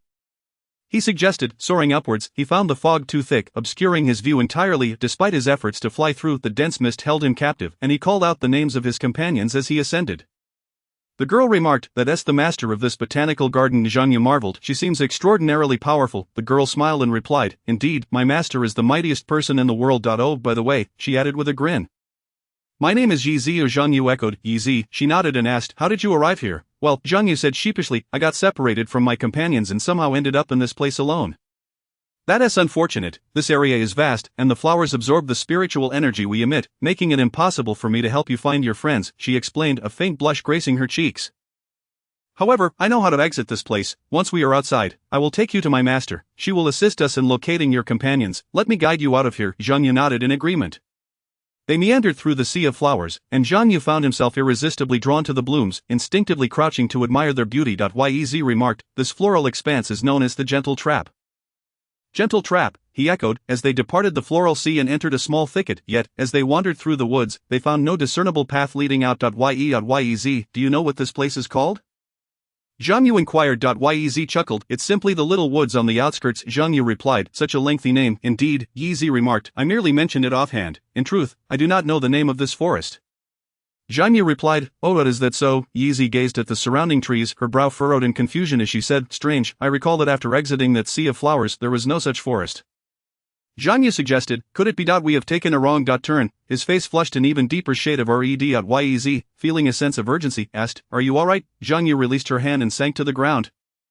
His gaze becoming increasingly unfocused. Observing this, Yez exclaimed, "What is wrong with you? Are you okay?" Zhang Yu replied that he was fine, yet Yez remained unconvinced. Without hesitation, she leaned onto Zhang Yu, startling him into a state of shock. Before she could make contact, he collapsed onto the ground as Zhang Yu swallowed hard and muttered, "Gardenia, Gardenia." The girl questioned, her brow knitted in confusion, but it wasn't long before realization dawned upon her. That fragrance, the scent of the flowers in my courtyard. Yez smiled, recounting, "When I first learned to harness with spiritual energy, my master gifted me some gardenia seeds, which I planted in my courtyard. I used my spiritual energy to expedite their germination and growth. However, the buds have been closed for an entire week without blooming. I never expected them to flower today." Zhang Yu chuckled, "No wonder you smell so delightful." Yez exclaimed as Zhang Yu quickly clarified, No, I mean, it's no wonder that you carry the scent of gardenias." Hand in hand the two departed from that place. Yez laughed, "At last, we have escaped this wretched location. My master claimed this training would be quite simple. Yet he tricked me into it, and I nearly could not find my way out. I am grateful to have you by my side. By the way, would you like to see the gardenias in my courtyard? They are truly beautiful." With that, she pulled Zhang Yu along towards her home. Upon entering the courtyard, Yez soon returned to Zhang Yu, presenting him with a bouquet of gardenias. "This is for you," she said. Zhang Yu, taken aback, found himself at a loss. A girl was gifting him flowers, yet he had nothing to reciprocate. Sensing his discomfort, Yez chuckled, "It's alright, just accept them. These gardenias have grown with my spiritual energy and will never wither." Zhang Yu accepted the flowers, intending to place them in his storage bag. Upon opening it, he noticed something inside radiating light. He retrieved it and discovered that his egg was emitting a glow. As he held it up, Yez poked the egg, causing it to flicker. In response, Zhang Yu seemed to comprehend something and said to Yez, "Try channeling your spiritual energy into it." Yez nodded, cradling the egg in her palm and infusing it with her spiritual energy. "You truly are an intriguing person," she remarked. Yez smiled and remarked, "My master once told me that eggs nourished by spiritual energy are exceedingly rare and precious treasures." She picked up the egg, cracked the white, and to her astonishment, discovered two miniature snow-white jade pendants nestled within the yolk. Yez divided the egg white into two portions, handing one to Zhang Yu, and said with a smile, "Consume the outer white, and the yolk shall recognize its master." After they both indulged, the yolk gleamed momentarily, splitting into two and landing in their hands. Yez chuckled, "These jade pendants may indeed enhance our fortune." Zhang Yu responded with a grin, "It certainly will." Their smiles were sweeter than the fragrance of the gardenias blooming in the courtyard. Upon leaving Yez's abode, they arrived at the Fanfei Hall, where Zhang Yu discovered Zhao and Li were also present. He rushed over to embrace them, exclaiming, "I was terribly worried during your absence," the peak master proudly declared. "You should thank me. It was I who rescued them. Who knows, they may end up even more beautiful than Mumu." A faint blush crept onto the faces of Yez and Zhang Huayu. Yez remarked, "No matter how my disciples may evolve, my master will always be the most beautiful." The peak master sighed, "Little ones, we should be on our way." "Indeed," the three replied, and soon the four soared into the sky. At that moment, a voice resonated from the Fanfei Hall. "Xiaozi, how was the training this time?" Yez bowed at the entrance and replied, "The disciple is incompetent and could not complete the training independently. No matter, the process is not what matters. The outcome is what counts, just remember the saying." Came the response, "Yes, I shall remember it well. You may leave now." Understood. The four returned to the Qian Peak, where Zhang Yu and the others changed their clothes at the foot of the mountain before heading back to their dormitory. While the peak master returned to the fire hall, the three lay on their beds, complaining, "We are utterly exhausted," and before long, they drifted into slumber. On the following day, Li Jiahao awoke to find Zhang Yu entering with an exquisite flower pot in his arms. Li Jiahao greeted him with a smile, "Good morning. What is this?" Zhang Yu replied, "I purchased a vase from the town." Li Jiahao inquired, "A vase?" Zhang Yu placed the flower pot on the small cabinet by his bed and retrieved the gardenias that Yez had gifted him. Arranging them within, "It smells wonderful," Li Jiahao exclaimed. "Indeed," Zhang Yu replied with a smile, "and it is also quite beautiful." Zhang Yu leaned over the small cabinet, captivated by the sight. At that moment, Zhao Yi was awakened by the alluring fragrance of the flowers and Upon seeing the vase of gardenias, remarked, "It smells delightful." "Yes," Zhang Yu affirmed, "and it is indeed very beautiful." Observing Zhang Yu's enamored expression, Zhao Yi quietly asked Li Jiahao, "What has come over Zhang Yu?" Li Jiahao shook his head, indicating he was equally perplexed. Spiritual energy levels, the elder stated. The level of spiritual energy can indeed serve as a precise descriptor of a person's strength. For instance, regarding the demon clan, their ranks are classified into 3 categories: A, B, and C. Those whose abilities exceed the A rank ascend to the status of a king. However, as of now, no individual of such caliber has emerged. The elder turned a page in his book and continued, "Our ranking system is somewhat more intricate than theirs." He elaborated, "The 5 spirit power overseers have unanimously decreed that the ranks of our practitioners are divided into 7 levels: 1, 2, 3, 4, 5, 6, and 7. Each level is further subdivided into upper, middle, and lower tiers." Huang Zhangzi raised his hand and remarked, "Is that such a hasty name? I expected something more sophisticated." The elder chuckled, "The 5 spirit lords are not particularly adept at naming." The disciples present were left almost speechless. The higher the numerical rank, the more formidable the individual. The reason you did not undergo a spirit power test earlier is that you are unable to wield fire magic and cannot control your own spirit power, thus failing to achieve the desired release. The elder produced a crystal orb, stating, "You will channel your spirit power into this orb with all your might, and it will reveal your rank." He continued, "I will pass the orb around, and each of you will be tested in turn." The elder added, "Should the orb display the number 0, it indicates that your spirit power is exceedingly low, necessitating greater effort in your subsequent training." Wang Bin was the first to grasp the crystal orb, infusing it with his spirit power, causing the orb to emit a dazzling radiance. "Wow, Brother Wang, your light is blinding my eyes," Zhao Yi exclaimed. Hearing Zhao Yi's remark, Li Jiahao slightly raised his arm, shielding his eyes, and glanced at Zhao Yi, noticing him staring blankly at the source of the brilliance, exclaiming, "Zhao Yi, close your eyes quickly. Do you not value your sight?" Ultimately, the orb above Wang Bin displayed the 2 characters 1. The elder stroked his beard, expressing satisfaction. "Not bad. In just a month's time, such progress is indeed commendable." As time passed, the room was filled with flickering lights. The crystal orb was passed to Zhang Yu. Upon channeling his spirit power into it, the orb transformed from a white glow to a fiery red light, its brilliance rivaling that of Wang Bin's, perhaps even surpassing it. As the red light receded, a flame appeared within the orb, twisting and morphing to reveal the number 2. Zhang Yu was momentarily stunned by this revelation, and he was not alone. The other attendees sat in a daze. The elder's cough shattered the silence. Next, he called a Zhang Yu, stiffly turning his body, slowly past the crystal orb to Li Jiahao, who was equally taken aback by the recent display. Also turning slowly to accept the orb, the elder coughed twice, urging Li Jiahao to begin promptly. Li Jiahao infused the orb with his spirit power, and as the light faded, the result displayed was the character 2. He then handed the crystal orb to Zhao Yi, whose rank registered as 0. Zhao Yi passed the crystal ball to the next individual, lamenting, "I find myself devoid of spiritual power." Li Jiahao consoled him, "Fear not, we shall strive together and progress collectively." After the incense had burned for 3 sticks, everyone had completed their assessment of their spiritual energy. The elder remarked, "Now that you have all tested your spiritual powers, I shall proceed to impart knowledge of spells. At your current stage, you are only capable of summoning flames to form a fire pillar, which is merely the most rudimentary form of spell that consumes spiritual energy." The elder turned another page in his book and continued, "Tomorrow, you may choose a technique from the library according to your preferred style of combat. Remember, the library is only open once a year, and each individual may select only 1 technique. Should you possess 2 techniques, one will spontaneously combust." The elder stated. Zhao Yi raised his hand and inquired, "Sir, does that mean we can practice only 1 technique per year?" The elder shook his head and replied, "It is for a lifetime, therefore, disciples must diligently select the technique most suitable for their cultivation." "Understood," they replied. The elder added, "From this day forth, at the beginning of each month, you will gather with your senior brothers and sisters in the hall for discussions and practice. On the other peaks of Qiyan Mountain, there are various training grounds available for you to choose from."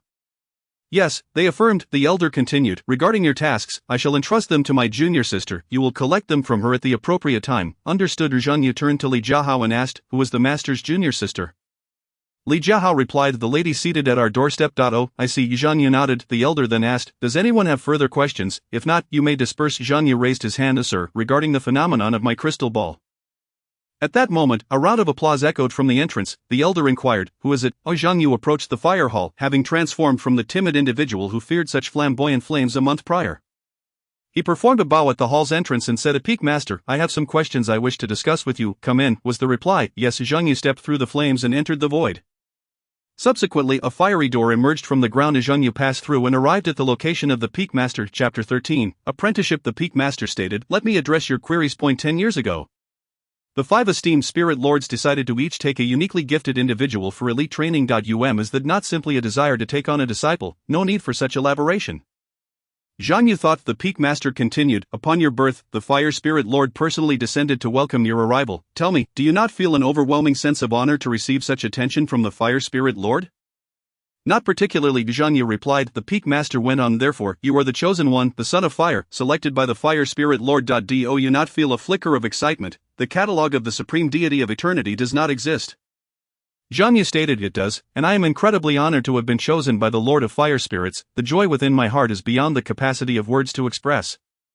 The Peak Master replied with a smile. Excellent. As one selected by the Lord of Spirits, you must prepare yourself mentally for the challenges ahead. A sense of foreboding washed over me. The Peak Master waved her hand, and a book materialized before Zhang Yu. She said, this is a set of techniques prepared for you by the Lord of Fire Spirits. This set of skills will not conflict with the techniques you choose tomorrow.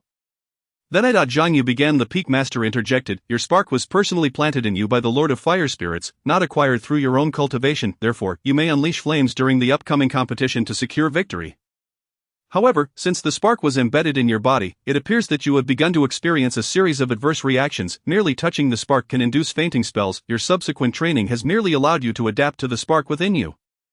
When was it planted in me? It couldn't have been during the last incident, could it? At this moment, a woman among the seated company could not help but interject, you have truly disappointed me. It took you an entire month to adapt, while the disciple of the water spirit achieved mastery in just 14 days, the disciples of metal, wood, and earth took only 21 days. Zhang Yu, I grant you 5 days to comprehend this technique.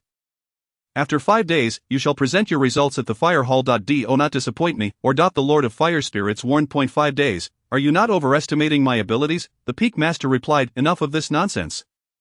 Zhang Yu, put this technique away for now. When the time comes, you shall be called to practice. Zhang Yu bowed his head and said, thank you, Lord of Fire Spirits. The Peak Master said, why still refer to me as the Lord of Fire Spirits? Zhang Yu bowed once more, stating, thank you, Master. The figure seated upon the throne smirked, since this little darling has called me Master, should we not proceed with some formalities? The Peak Master replied, the ceremony of apprenticeship. As this is the Lord of Fire Spirit's first disciple, we must prepare a grand ceremony. Have I unwittingly fallen into someone's trap? How did I come to call this old witch before me Master? The Peak Master respectfully addressed the Lord of Fire Spirits, saying, Lord of Fire Spirits, noon today is an auspicious time, perfect for holding the apprenticeship ceremony. What auspicious time? Noon, the hottest part of the day. Which I believe is to your liking. The Lord of Fire Spirits chuckled. Very well, it is settled, you have no further business here, so depart swiftly. Understood, Zhang Yu replied, bowing once more before rising to leave this wretched place. Watching Zhang Yu depart, the Lord of Fire Spirits sighed in relief, remarking, playing the part of the dramatic is exhausting, and I nearly forgot the lines you provided me. The Peak Master, arms crossed, remarked, this predicament arises from your initial display of bravado, entirely neglecting the matter of seeking a mentor, which has consequently disrupted all subsequent plans. The old witch's disciple is unlikely to enjoy favorable outcomes in the future. He then made his way to the dormitory. Upon seeing Zhang Yu's return, Zhao and Li Jiahao inquired, did you uncover any results? Zhang Yu nodded, only to immediately shake his head. Zhao, puzzled, asked, what does this mean? Zhang Yu replied, wait until noon, and you shall comprehend. Before long, the resounding drums of the fire hall echoed, a clarion call resonating throughout the entire flame peak, summoning all disciples to gather at the fire hall. Those studying in the academy and those cultivating at other peaks ceased their practices and hastened to the summit of the main peak. Upon their arrival at the fire hall, they beheld the flames beside the Peak Master gradually extinguishing, revealing a massive circular platform from which a beautiful woman clad in red floated. The Peak Master ascended from below the platform and addressed the disciples, this is our esteemed Fire Spirit Lord.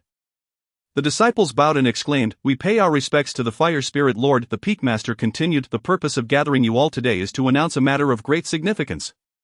Today, the Fire Spirit Lord shall select one among the newly admitted disciples to become her apprentice. Subsequently, a fireball manifested in the Fire Spirit Lord's hand. The Peak Master chuckled and said, this is the Fire Lord's fireball. Whoever can catch it, seize it, and personally deliver it to the Fire Spirit Lord shall become her disciple and receive a level 7 Fire Spirit Beast. A wave of excitement surged among those on the ground. Zhang Yu, upon hearing the Peak Master's proclamation, stood frozen in disbelief. What is happening? This is not my initiation ceremony. What is this all about? Could there be some trickery afoot? Yet, he soon felt a twinge of delight.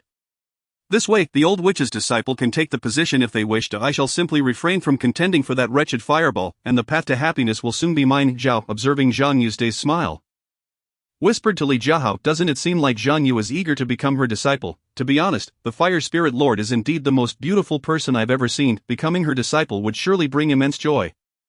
Li Jiahao suggested, why don't we assist Zhang Yu in seizing the fireball and fulfilling his wish? Zhao nodded enthusiastically, excellent idea, it's settled then. Stepping forward, the Peak Master declared, the auspicious moment has arrived, let us begin. The Fire Spirit Lord then cast the luminous sphere downwards. The disciples, waiting for the moment the sphere left the circular platform, swiftly took flight to grab it. However, the Fire Spirit Lord did not direct her gaze towards those scrambling for the light sphere. Instead, her attention fell upon the one individual below who remained poised to depart without attempting to seize the sphere. The Fire Spirit Lord inquired, why does he not pursue the light sphere? The Peak Master replied, he knows what he is doing. The Fire Spirit Lord smiled and said, indeed, that is true. For reasons unknown, that fireball seemed to possess a certain spirit. Rather than being spiritual, it resembled a mischievous child. Evading capture no matter how hard they tried, the disciples encircled it tightly, yet the fireball deftly identified the gaps and slipped away. After soaring for a while, the fireball unexpectedly descended vertically, landing atop an individual who remained oblivious to its presence. Seize that person, a voice echoed from above him. He looked up and discovered himself surrounded by a throng of disciples. At that moment, two figures darted out from the crowd, rushing towards him like lightning. Each grasping one of his hands and propelling him back toward his starting point. Zhang Yu exclaimed, what is happening? Why are you pulling me back? Li Jiahao, panting, replied, there is no time for explanations, you must hurry to the Fire Spirit Master. We'll buy you some time, await, I haven't even grasped the situation yet. Zhao Yi encouraged Zhang Yu, keep going, we believe in your abilities. Zhang Yu questioned, what are you all talking about? I can't comprehend a single word. Li Jiahao urged, protect the fireball above your head, here they come, a disciple shouted from above. Oh no, they've spotted us, Zhao Yi exclaimed. Li Jiahao quickly urged Zhang Yu, run, we'll hold them off. Zhang Yu affirmed, good brothers. I shall never forget your kindness. However, something felt amiss. He recalled there had originally been 3 individuals, yet now only 2 remained. Suddenly a realization dawned upon him, and he shouted, wait, we've been deceived, this is a ruse. Wang Bin immediately turned around and soared in the direction of the platform. The other disciples, upon hearing Wang Bin's words, swiftly followed suit towards the platform, just as Zhang Yu was a mere step away from the platform. He was intercepted by an individual. The disciple of the Fire Spirit Master shall undoubtedly be me, Wei Wenjie declared, adopting a combat stance. Zhang Yu chuckled, we are all of the Blazing Flame Peak. United by our roots, why must we hasten to conflict? Zhang Yu continued, in truth, I cherish my freedom and dislike being under the thumb of a master, yet, for reasons unknown, this spark has latched onto my hand and refuses to depart. He extended the hand bearing the fireball towards Wei Wenjie. That if you can take this fireball from my grasp, it shall belong to you. What do you say? Wei Wenjie, appearing perplexed, inquired, what do you mean by that? He reached out to touch the fireball, but its temperature inexplicably became excessively hot, and he instinctively recoiled. What's wrong? Zhang Yu asked. It's burning hot, Wei Wenjie exclaimed, try channeling your spiritual energy into your hand to form a protective barrier.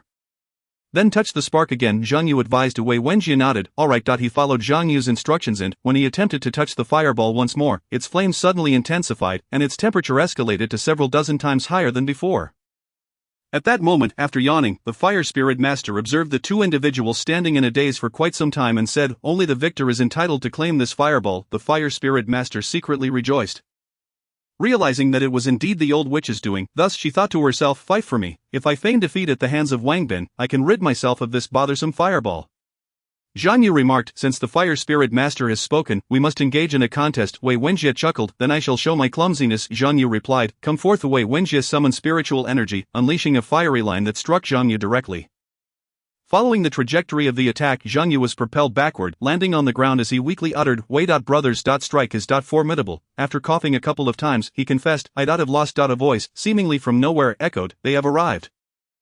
I must hasten. Wei Wenjie muttered to himself as he soared toward the circular platform. The Fire Spirit Master sat poised at the center of the platform, awaiting the return of her champion bearing the fireball. Wei Wenjie exerted all his strength to reach her, yet an unseen force seemed to restrain him, preventing him from approaching the Fire Spirit Master. Suddenly Zhang Yu teleported before him, snatching the fireball and soaring toward the Fire Spirit Master. However, as he ascended into the air, he was swiftly surrounded by numerous disciples. He surveyed his surroundings and scoffed, will you come at me one by one, or will you all attack together? Yi Chen, Xiao Ruoxue, and Wang Bin retorted, do you honestly believe you can defeat over 40 of us alone? Zhang Yu, with a disdainful glance, replied, of course, such arrogance. Wang Bin was the first to charge forward, channeling spiritual energy as countless fireballs erupted from his hands. Zhang Yu displayed no hint of trepidation toward the barrage. With a few deft dodges, he evaded all of Wang Bin's assaults, causing one of the fireballs to inadvertently injure another disciple, seizing the opportunity presented by the gap. Zhang Yu darted in that direction, but the opening quickly closed, and the spherical prison encircling him shrank at a visibly alarming rate. Zhang Yu scoffed, "You overestimate yourselves, allow me to present a splendid display of fireworks for the Fire Spirit Master." He closed his eyes, summoned his spiritual energy, raised his arm, and upon inhaling opened his eyes to reveal irises transformed into a vibrant crimson by the Fire Spirit's power, declaring fire, spread like wildfire, from his center. An explosive eruption of flames surged forth, engulfing the prison. "What have I missed? Why is everyone gathered together?" A figure emerged from the stone forest. Li Shi, upon hearing the voice, turned and exclaimed, "Brother Gua has arrived. You've returned late. It has already concluded." Guo Pengxian inquired, "What is happening? It seems quite lively." From the foot of the mountain, he had seen the colossal fireworks launched from the summit. Is there a celebration underway? Li Shi recounted the events to Guo Pengxian. He smiled, saying, "When I first brought the disciples up the mountain, Zhang Shidi exhibited the highest potential. In just a month, he has grown remarkably powerful." Guo Pengxian traversed the wall of flames and entered the ethereal realm. Guo Pengxian approached the Peak Master and respectfully bowed, stating, "Esteemed Peak Master, I ventured to the vicinity of Nanliang Wuzhou in search of the fire spirit beast that had fled to that region. A few days ago, I did not sense the presence of the fire spirit beast." The Peak Master replied, "The fire spirit beast has been retrieved within 10 days. Guo Pengxian presented the spirit pearl containing the fire spirit beast to the Peak Master. Upon receiving it, the Peak Master inquired, "Then why did you not return immediately?" "I had intended to depart the day after retrieving the fire spirit beast," Guo Pengxian explained. "However, that night, I was awakened by the sound of rummaging. At first, I thought it was a thief, so I rose and incapacitated the two intruders, planning to educate them at dawn of the following day. Upon closer inspection, I noticed that they were enveloped in a ring of dark spiritual energy and were clad in the attire of water spirit practitioners. When they regained consciousness, I questioned them about any connections to the demonic clan and their intentions for stealing from me. Suddenly, the ring of energy around them elongated and completely enveloped them. And in the blink of an eye, they vanished to frozen." The Peak Master inquired, "What could have caused this?" "I do not know," Guo Pengxian replied. "Upon arriving at the ice lake, I vaguely discerned some dark objects beneath the surface. I suspect these are the dark spiritual energies suppressed here by the Water Spirit Master." "I see," the Peak Master said. "Please continue." "After the thieves escaped, I returned to Bailan Lake and explained the situation to the acting steward there. The steward advised that I likely possessed something they desired and suggested I remain for a few more days, assuring me they would capture the thieves. And the outcome?" the Peak Master prompted. Guo Pengxian shook his head, saying, "After waiting for a considerable time, no one came to my residence. One night, a nearby house unexpectedly caught fire. I arrived to find locals saying the occupants had not yet escaped. The flames were so fierce that no one dared to enter. Together with fellow water spirit practitioners, they extinguished the fire while I rushed inside to rescue the people trapped within, thankfully bringing them to safety." "The fire took a long while to quell. A long while?" the Peak Master questioned. "How was it extinguished?" "I was aided by my fellow water spirit practitioners who used their powers to douse the flames." Guo Pengxian explained. "When did the fire break out?" the Peak Master asked. "Esteemed Peak Master, it was on the second day of the first lunar month," Guo Pengxian answered. "I understand now. You may withdraw," the Peak Master instructed. "Yes, I take my leave," Guo Pengxian said, bowing as he turned to exit the fire hall. The fire spirit master floated in the air, spiritual energy escaping from him and permeating every corner of the room. While he shrank to the size of a child. "This is all your fault," the Peak Master said, tugging at the ear of the child-sized fire spirit master, who cried out in pain, yet the Peak Master paid no heed. Her gaze fixed intently on Zhang Yu. Nevertheless, that final strike seemed to have evaporated nearly all the water spiritual energy from Zhang Yu, allowing the fire's potency to be unleashed without restraint. The Peak Master remarked. The Fire Spirit Master proudly proclaimed, hands on hips, "It is all thanks to my assistance." The Peak Master replied, "It appears that Zhang Yu will awaken shortly. You should hasten. Asu command." "Esteemed Peak Master," the Fire Spirit Master playfully stuck out her tongue, twirled around, and vanished from sight. Chapter 15. Choosing a technique. The reason you fainted was due to your initial use of this technique. Once your body acclimated, it no longer had any adverse effects. The Peak Master continued. The Master-Disciple ceremony has concluded. Congratulations on successfully becoming a disciple of the esteemed Fire Spirit Master. Zhang Yu surveyed his surroundings. "Where is that old hag?" The Peak Master understood his unspoken question and replied, "The Fire Spirit Master has gone to attend to important matters." Exhausted, Zhang Yu concluded, "Congratulations to this junior brother on successfully becoming the disciple of the Fire Spirit Master." Zhao Yi remarked with a smile. Zhang Yu had sensed during the competition that they wished for him to become the Fire Spirit Master's disciple. At that moment, he had the opportunity to clarify his reluctance. But witnessing their relation rendered him speechless. It would have felt like dousing their excitement with cold water. Zhang Yu expressed. Zhao Yi patted Zhang Yu on the shoulder, saying, "Who are we? We are brothers." "No need for thanks." Indeed, Li Jiahao chimed in. "You have no idea. When the Fire Spirit Master announced your discipleship, Brother Li was so overjoyed he cried." Zhao Yi added, "How can you say that? Your reaction was even more intense than mine." Li Jiahao retorted, alright, you both have had a long day, rest early. Zhang Yu advised. They nodded in agreement, stating, Brother Zhang, you should also retire early, do not stay up too late tomorrow, we must rise early to select our techniques. The library resembled a circular fortress, its interior arranged in a ring shape, with bookshelves crafted from what appeared to be crimson earth. Each shelf held numerous tomes, while the librarian stood at the entrance. Some disciples, having chosen their desired techniques, registered with the librarian and departed, while others wandered among the rows of shelves searching for their preferred arts. Zhang Yu observed as each book was taken, only to be replaced by an identical one in the vacant spot. What a marvel, there is no need to rush, I can take my time, he mused, leisurely perusing the various techniques. Some were immensely powerful yet consumed excessive spiritual energy, others had prolonged durations of use but lacked potency. Some were suited for close combat, while others excelled in ranged attacks. This is quite a challenge, I can only choose one. He continued his selection, moving from the first floor to the second, and then to the third. While meandering on the third floor, he reached the innermost shelf, and his storage pouch suddenly emanated a brilliant white light. Noticing it, he opened the pouch and retrieved the glowing object. Why is this jade pendant glowing? Could it be? He lifted the pendant, allowing it to glide along the shelves. As it approached a particular technique, it suddenly radiated a blinding light. Upon retrieving the corresponding tome, the pendant's glow abruptly extinguished. Oh no, who goes there? The library prohibits the use of spells. Upon witnessing a blinding light, the librarian on the first floor immediately ascended to the third floor, yet, upon his arrival, the dazzling illumination had inexplicably vanished. And the individual was nowhere to be found. How infuriating! Had it not been for the mysterious ambush I suffered last night, which obstructed my spiritual energy with some arcane spell, I could have flown here instantaneously. He lowered his gaze and noticed that both individuals were clutching books. Have you both finished selecting? What types of techniques have you chosen? Auxiliary types akin to those employed by Lord Huoling, which, upon activation, unleash a surge of spiritual energy to aid allies in healing, and can restore their energy once they reach a certain cultivation level, replied Li Jiahao. Zhaoyi solemnly remarked, let us not dwell on past grievances. Li Jiahao chuckled quietly before turning to Zhang Yu and inquired, Brother Zhang, what sort of martial arts have you selected? Zhang Yu closed his book and awkwardly smiled, saying, well, it's strange, I've been searching for quite a while without luck.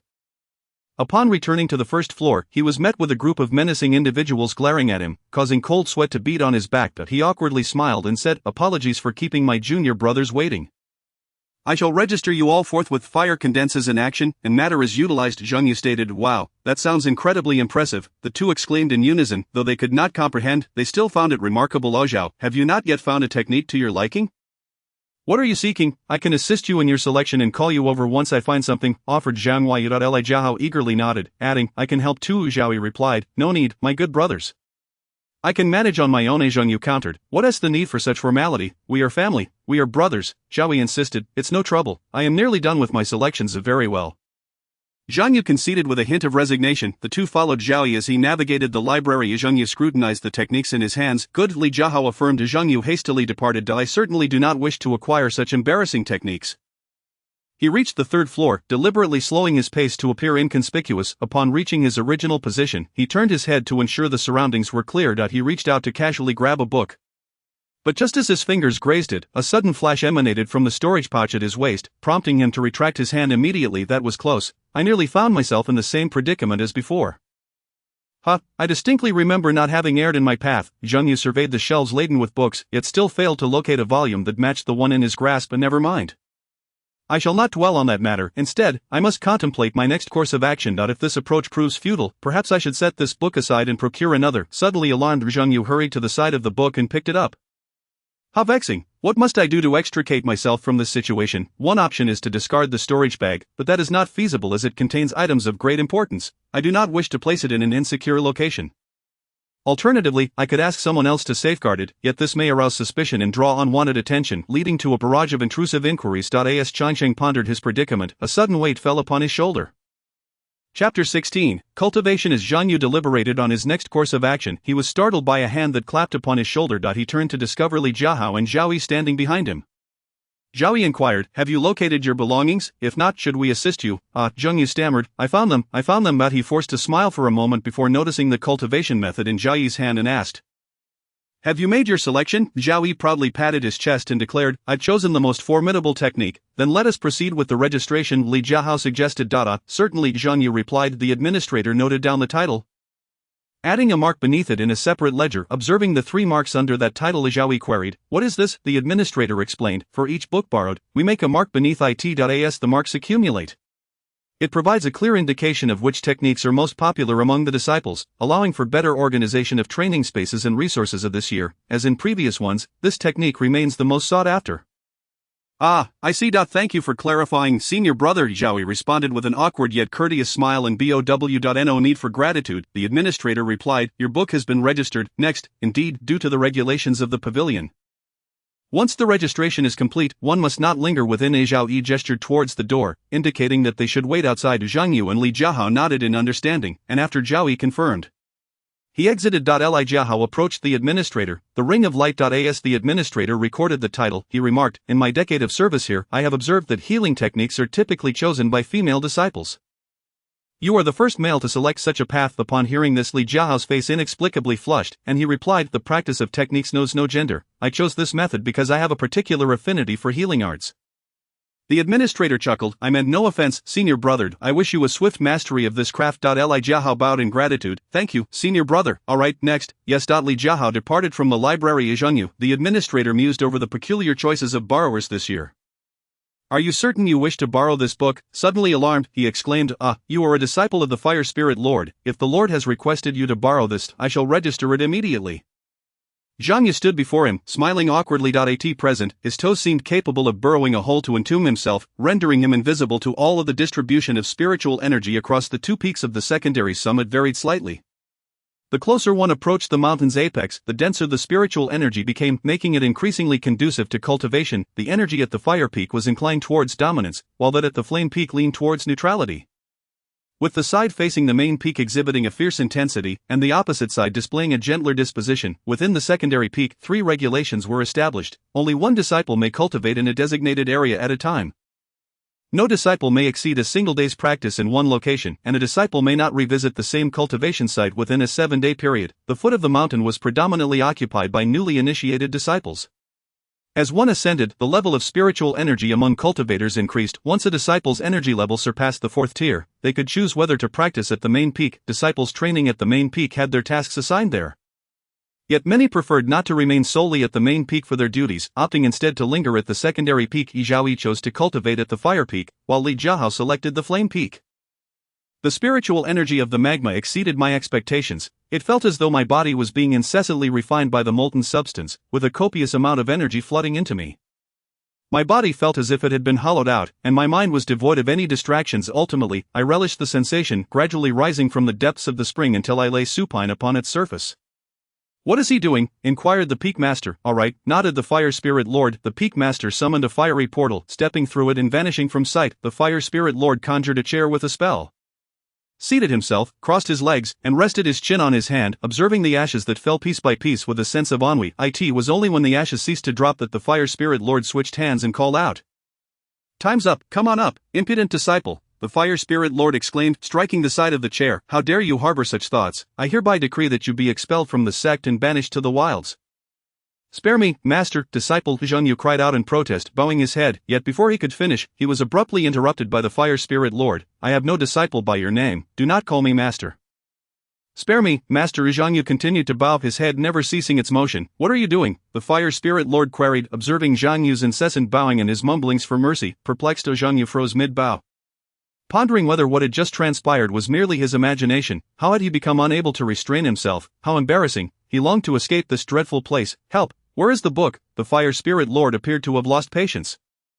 Standing up and approaching Zhang Yu, squatting down with an exaggerated pose of soliciting a book, Zhang Yu, momentarily taken aback, eventually stammered, The book, disciple will fetch it at once. The Fire Spirit Lord grinned malevolently. The disciple can explain. It is not as it seems, Zhang Yu defended himself. Explain. This technique is already in my possession. What further explanation do you require? The Fire Spirit Lord twirled the book in his hand, smiling as he said, I know I am the most beautiful woman in the world. All men harbor thoughts of me that are difficult to articulate. This is not your fault. The blame lies with me for being too enchanting. What is this woman doing? Yes, the Fire Spirit Lord is the most beautiful of women. Zhang Yu uttered these words with an utter lack of emotion. Then, may I inquire, master, what should be done about this skill? The Fire Spirit Master rose, walking with a wicked smile. Did you not desire a 2-day respite? I shall grant your wish, Shangsheng. Commencing from the fortune attribute, with no interruptions, Zhang Yu gazed upon the terrifying aura exuded by the Fire Spirit Master. Exclaiming inwardly help, at that moment, the peak master arrived at the shoreline of a deserted island, embarking on foot into the island's forest. The forest was exceptionally perilous, with bolts of lightning striking various locations. The deafening roars of thunder echoing intermittently. Upon reaching the heart of the forest, the peak master beheld a magnificent waterfall cascading down. She traversed through the waterfall and entered a tunnel concealed behind it. After taking 3 steps, she encountered a floating golden lantern, within which danced a bright flame, its glow illuminating the surroundings sufficiently for her to discern her environment. Following the lantern, she ventured deeper into the cavern, where numerous paths branched out. Without the lantern's guidance, one could easily lose their way in this labyrinth. The lantern halted at a stone pathway, soaring to the right and passing through a stone wall. Observing the lantern's passage, the peak master followed suit and traversed the wall. Emerging on the other side, she found herself at the entrance of an imposing edifice, constructed from stone. Is the style reminiscent of ancient Roman architecture? The peak master mused. She pushed open the grand golden doors, which closed behind her upon her entry. Inside, the scene was astonishingly pristine, the walls devoid of adornment save for windows. She approached the center of the grand hall, where a circular table was surrounded by 5 stone stools, 4 of which were already occupied. Taking her place, she seated herself. At long last, you have arrived. We have been awaiting your presence for quite some time, a woman remarked with a smile. Chapter 17. The meeting you have finally come, the woman reiterated. She wore a vibrant floral crown, and her green princess gown was adorned with delicate daisies. We have been waiting for you for quite a while, the wood spirit master stated, somewhat exasperated. I apologize, certain matters delayed me, the peak master replied, courteous despite her embarrassment. What wind has blown our esteemed peak master here today? A male voice quipped. Where is your fire spirit master? My fire spirit master has her own affairs to attend to, the peak master replied, casting a discerning glance at the man before her. He donned a golden crown and was clad in resplendent golden armor. Chuckling, the gold spirit master's taste remains as questionable as ever. This armor is quite unsightly. Suddenly a small mound of earth beside them rose, transforming into a figure resembling an adult, its brown attire enveloping a glossy, dark complexion. The feathered crown atop his head bestowed an air of vitality upon him. Gradually descending, he took his place among them. At this juncture, the peak master had already settled into her seat and remarked to the wood spirit master, Mumu, I recall that this attire does not align with the style of this hall. Who knows? The wood spirit master shrugged. Perhaps after this meeting, he desires to give this place a new appearance. The earth spirit master opened his eyes and proclaimed, now that we are all gathered, let us commence today's meeting. The wood spirit master chuckled. Everyone has chosen their respective seeds. These seeds will take root and sprout in their individual soils. Once they have matured, we must assess the outcomes to ensure that the fruits produced are satisfactory, lest the seeds within them be rendered unfit for replanting. The heavenly path as prodigy, the gold spirit master inquired, when do you propose we commence this evaluation of results? Let us consult with the various grand spirit masters, replied the wood spirit master. For me, 1 year will suffice. Mine, too, requires only a year, declared the gold spirit master. My needs extend to 2 years, stated the earth spirit master. I require merely half a year, added the water spirit master, who was the master of the azure spirit lake. The white-haired one had not been away from his little wife for long. Yet since their meeting, he had donned an air of despondency, as if his very existence were at stake should he linger here any longer. The peak master smiled and suggested, if that is the case, shall we hold the gathering in 5 years? 5 years, it is a reflection of someone's inept pupil, still grappling with the very essence of fire, the gold spirit master mocked. Come now, do not blame Huahua. Their disciple has only just begun their training, while we have guided ours since birth, retorted the wood spirit master. Look at the water spirit's disciple, who commenced their training a year earlier than someone else's, and is now nearing completion. The gold spirit master continued his jest. My disciple possesses great talent, and thus progresses naturally and swiftly, responded the water spirit master. What of 5 years? Does your disciple not have the fortitude to survive beyond 3 years? To await the 5-year mark, the peak master interjected. All right, the earth spirit master interposed. The fire spirit must hasten. We do not know how much time remains in this world. Indeed, the peak master agreed. Let us grant her some time. We shall proceed as she wishes, convening in 5 years. It is time to strike a blow against the hidden dark spirit forces within our gates, which have proven difficult to detect and eradicate, stated the earth spirit master. Everyone must safeguard their seals to prevent any from being undone, otherwise our efforts will be in vain. The water spirit master queried, is there truly no alternative? I understand your reluctance. The gold spirit master replied, it is not just you, we too are reluctant. The plan your disciple devised is indeed the most prudent course of action at present, remarked the wood spirit master. We recognize your attachment to Wanner, and we shall all endeavor to protect her, the peak master assured. To achieve victory in this battle, sacrifices will inevitably be required. Our task is to hasten the conclusion of the war that our negligence has instigated. The Wood Spirit Master said, "This conflict has persisted for nearly a millennium. It is time for it to cease," proclaimed the Gold Spirit Master. "That is rather exaggerated. It has lasted around 300 years. But I too am weary of this strife. The time to cleanse our ranks has arrived swifter than I had anticipated," the Peak Master noted. "Wood, is there truly no other means to stimulate the spirit seeds?" The Peak Master asked. The Wood Spirit Master shook his head. "Let us take one step at a time. Perhaps by then, a solution will present itself," the Gold Spirit Master concluded. "Very well, let us refrain from discussing this topic any further," declared the Earth Spirit Lord. "Let us return to the previous matter. We shall convene after 5 years on this very day at my stone platform," the Water Spirit Lord added. "We could allow the outstanding disciples within the sect to participate as well." "What of the rewards?" inquired the Peak Master. "Indeed, without rewards, not only will we lack motivation, but the disciples will too," remarked the Wood Spirit Lord. "Oh, are you so certain of your victory?" scoffed the Gold Spirit Lord. "Absolutely," the Peak Master chuckled. "My disciple is determined to secure first place in this contest. Then it is settled. As per the Fire Spirit Lord's suggestion, each Spirit Lord shall contribute a magical artifact as a reward for the victor." The Earth Spirit Lord said with a smile. "Thus, this meeting shall conclude, and you may all take your leave," the Water Spirit Lord stated. "I shall take my leave now." No sooner had he uttered these words than he transformed into vapor and vanished without a trace. "He is always the first to disappear after every meeting," the Gold Spirit Lord remarked. The Earth Spirit Lord consoled. "Well, one cannot help but feel a bit guilty towards him," the Peak Master replied. "Indeed," the Earth Spirit Lord sighed deeply. At this moment, Zhang Yu was seated in the fire hall, attuning himself to the surrounding spiritual energy, harnessing it for his own use, and diligently practicing his techniques. The fire arts of bygone eras wielded tremendous power, yet they were often exceedingly domineering. A moment's carelessness could lead to catastrophic consequences. Moreover, the usage of these techniques was significantly limited, the Fire Spirit Lord interjected. "Since ancient times, the principle of yin and yang balance has been revered, and the same applies to techniques. The use of forceful yang techniques requires the assistance of gentle yin techniques. This dual cultivation technique can effectively aid you in overcoming that challenge. Its power surpasses that of all other techniques by several folds. Contemplate it at your leisure." Upon concluding, the Fire Spirit Lord retreated to her position and sat down. To materialize spiritual energy, one must first concentrate a vast amount of spiritual energy in their hands. Then maintain this energy in a cohesive mass, and finally visualize an object within the mind, allowing the energy to twist in form that shape. Zheng Yu opened his eyes, gazing at a sword in his hand.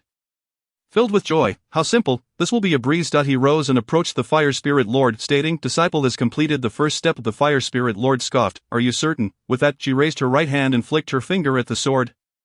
The moment the sword made contact with her fingertip, it instantly disintegrated. "How could this happen?" Zhang Yu exclaimed, stepping back in shock. "You have yet to comprehend this technique." "Disciple understands," Zhang Yu replied. After bowing, he returned to his position and resumed his meditation. Striving to concentrate once more, could it be that my spiritual energy was insufficient? Just now, I employed only 40 of my spiritual energy. If I increase it, this should not occur. At 50, he touched the sword with his other hand, and it disbanded. At 60, it disintegrated. At 70, it scattered. At 80, it vanished. At 90, it dissipated. 100, this is all of my spiritual energy, he declared. Zhang Yu swallowed hard, his gaze fixated on the sword he had conjured with his hands. A sense of trepidation enveloping him. He approached it with utmost caution, but upon contact, it dissipated. "Why, is my cultivation still insufficient?" Yet the text states that one can cultivate upon reaching the second level of spiritual power. Where have I erred? With a sigh, Zhang Yu meticulously re-examined the manual on this technique. The steps were correct, yet the form of the sword disbanded. He lifted his eyes to the Fire Spirit Master, who at that moment was exhaling puffs of air, showing no concern for Zhang Yu's progress. "How infuriating, must I?" Zhang Yu steeled himself, approached the Fire Spirit Master, and through gritted teeth, bowed respectfully, saying, "Disciple is dull-witted and unable to comprehend this technique."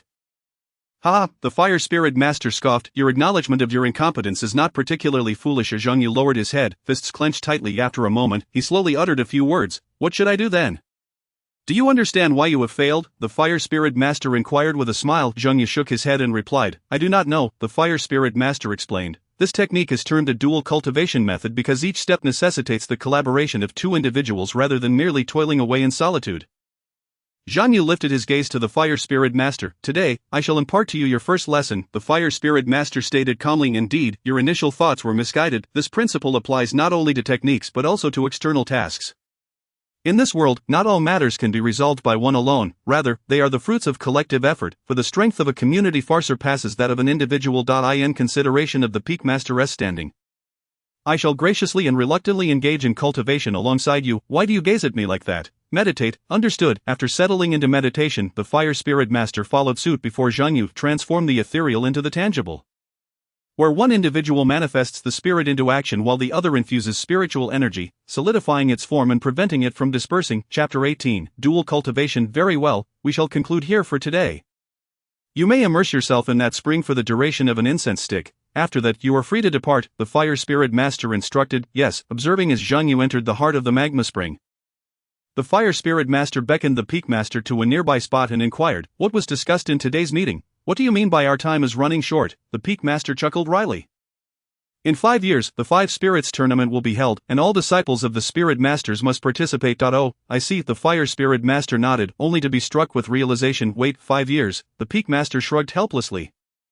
There is no choice, the slowest of their disciples will be ready in 2 years, and I have earnestly endeavored to negotiate for more time. With a long sigh, the fire spirit master remarked.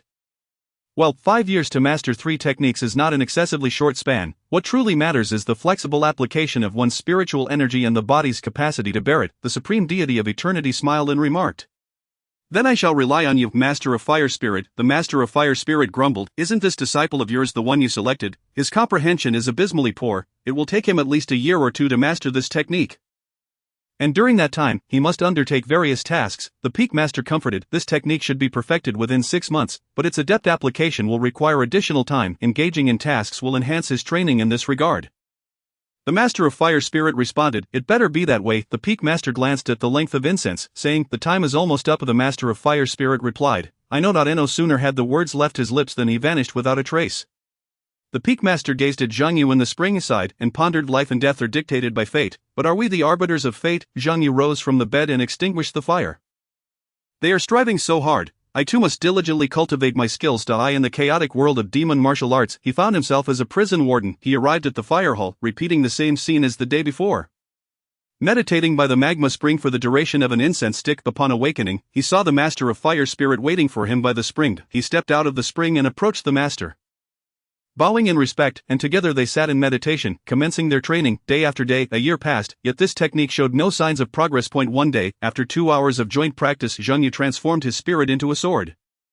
But at the slightest touch from the master of fire spirit, it dissipated. Disciple, you must attune your heart with mine, otherwise, my spiritual power cannot seamlessly merge with your essence. Master, how can I achieve such attunement with you? We have tried numerous methods, and I have exerted great effort, yet we still cannot succeed. Allow me a moment to ponder, perhaps I could control your body. Is there no other method? There is one exceedingly simple method. But I would prefer to avoid it unless absolutely necessary. The process may involve some discomfort. Are you willing to endure it? I am willing. Very well, close your eyes. As Zhang Yu shut his eyes, he suddenly felt something soft and fluffy upon his lips, followed by a gentle flow of spiritual energy entering his mouth. He furrowed his brow tightly, not daring to open his eyes. What is happening? My first kiss is gone just like that. How unfair.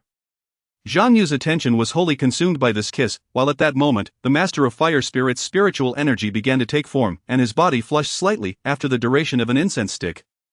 The master of fire spirit noticed the unusual state of his body and withdrew her lips, stating, next, I shall intensify the flow of my spiritual energy, strive to absorb it and facilitate the fusion of our energies. Time passed unmeasured, and the master of fire spirit rose to find Zhang Yu lying unconscious in the spring. Letting out a sigh, I am compelled to resort to such measures. At that moment, the peak master approached, observing that the spring had lost its previous appearance, and remarked, you too have, indeed, replied the master of fire spirit, shrugging her shoulders. I have tried every method available, none proved effective, thus I opted for this straightforward and brute force approach. The peak master raised her thumb and remarked, truly deserving of my fire. Out of the corner of her eye she inadvertently glimpsed Zhang Yu in the spring, noticing the crimson hue enveloping his body. Unrelenting and undiminished, she exclaimed, this is not good, it appears he has yet to complete the fusion, his body may not withstand it. Uncertain, she continued, at this rate, it seems it will take quite some time for him to finish. The peak master said, I had thought that after a year of cultivation we would have developed some degree of tacit understanding. Merging my spiritual energy should not be a difficult task. How has it resulted in this? The fire spirit master spoke anxiously. Well, this is not insurmountable, simply channel spiritual energy to him. His body should be largely unharmed, ultimately the outcome will depend on his own fortune. The peak master replied. Zhang Yu furrowed his brow tightly, gritting his teeth as beads of sweat, like pearls, cascaded down his face. Taming the wild spiritual energy rendered his movements laborious. Zhang Yu adjusted his state, concentrating his spiritual energy to pursue the erratic bird. So you too have practiced for so long yet have not succeeded. This cannot be solely my fault. this brat bears half the responsibility as well. Very well, if once is insufficient, let it be twice. If twice is not enough, let it be thrice, until success is achieved. Thus, 3 days later, Zhang Yu finally grasped the bird, and ultimately the bird ceased its struggles. Resting at the source of the flame, the peak master gently placed Zhang Yu by the spring and descended near the fire spirit master. Exhaling, at last, it is over. Thank you for your hard work, esteemed peak master, the fire spirit master said with a smile, lightly squeezing her shoulder. It is not without reason. Whose choice was it to select this particular technique? The peak master complained. My disciple chose this skill. As his master, I must also bear my responsibilities, the fire spirit master replied with an awkward chuckle. Were it not for my spiritual energy stirring his, I would not have compelled you to expend so much energy, she added. Humph, the peak master retorted. Why not have him practice the technique first? His physical resilience would have been far superior, and he would not have ended up in this predicament. Ah, indeed, the fire spirit master exclaimed, suddenly enlightened. It could have been approached in such a manner. The peak master could only manage a bitter smile now that Zhang Yu has completed the fusion, the fire spirit master said. A couple of days of adjustment and further practice with this technique should herald its conclusion. Let us hope so, the peak master replied. Rest assured, the fire spirit master said with a smile. With this experience, the remaining technique will surely be mastered swiftly. The peak master glanced at the crystal clear, bottomless magma spring and inquired, what shall we do about this spring? Well, the fire spirit master lamented.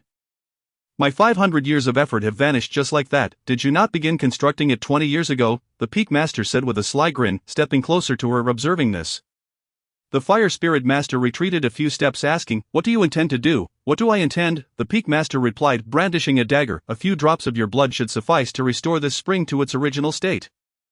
The Lord of the Fire Spirit found herself in a precarious situation, exclaiming, this won't do, a single drop of blood costs me 500 years of cultivation. She retreated several steps, and as the peak master pressed on relentlessly, the fire spirit continued her withdrawal until she encountered Zhang Yuda. In a moment of inspiration, she vanished from sight. The peak master sighed, deciding not to dwell on the matter further. Chapter 19, the fire spirit seed. He rubbed his temples, the throbbing pain in his head almost unbearable, as if his body were on the verge of collapse. Where is my master? How infuriating! Turning his body, he glanced towards the center of the pool.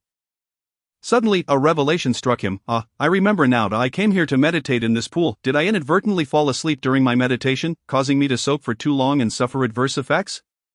His head throbbed painfully. What time is it now? Why is the old hag not here? Zhang Yu sat cross-legged on the shore, assessing whether his spiritual energy had been compromised. Strange, my spiritual energy feels far more abundant today than yesterday. Could it be that I have broken through? He retrieved a crystal ball from his storage pouch, channeling all his spiritual energy into it. The crystal ball reacted as it had before, yet Zhang Yu had grown accustomed to its responses. Though he was familiar with it, he dared only to test it here. Ultimately, the crystal ball revealed the number 3. However, in contrast to previous encounters, this time the number flickered once. He then took out the miscellaneous problems given to him by the peak master.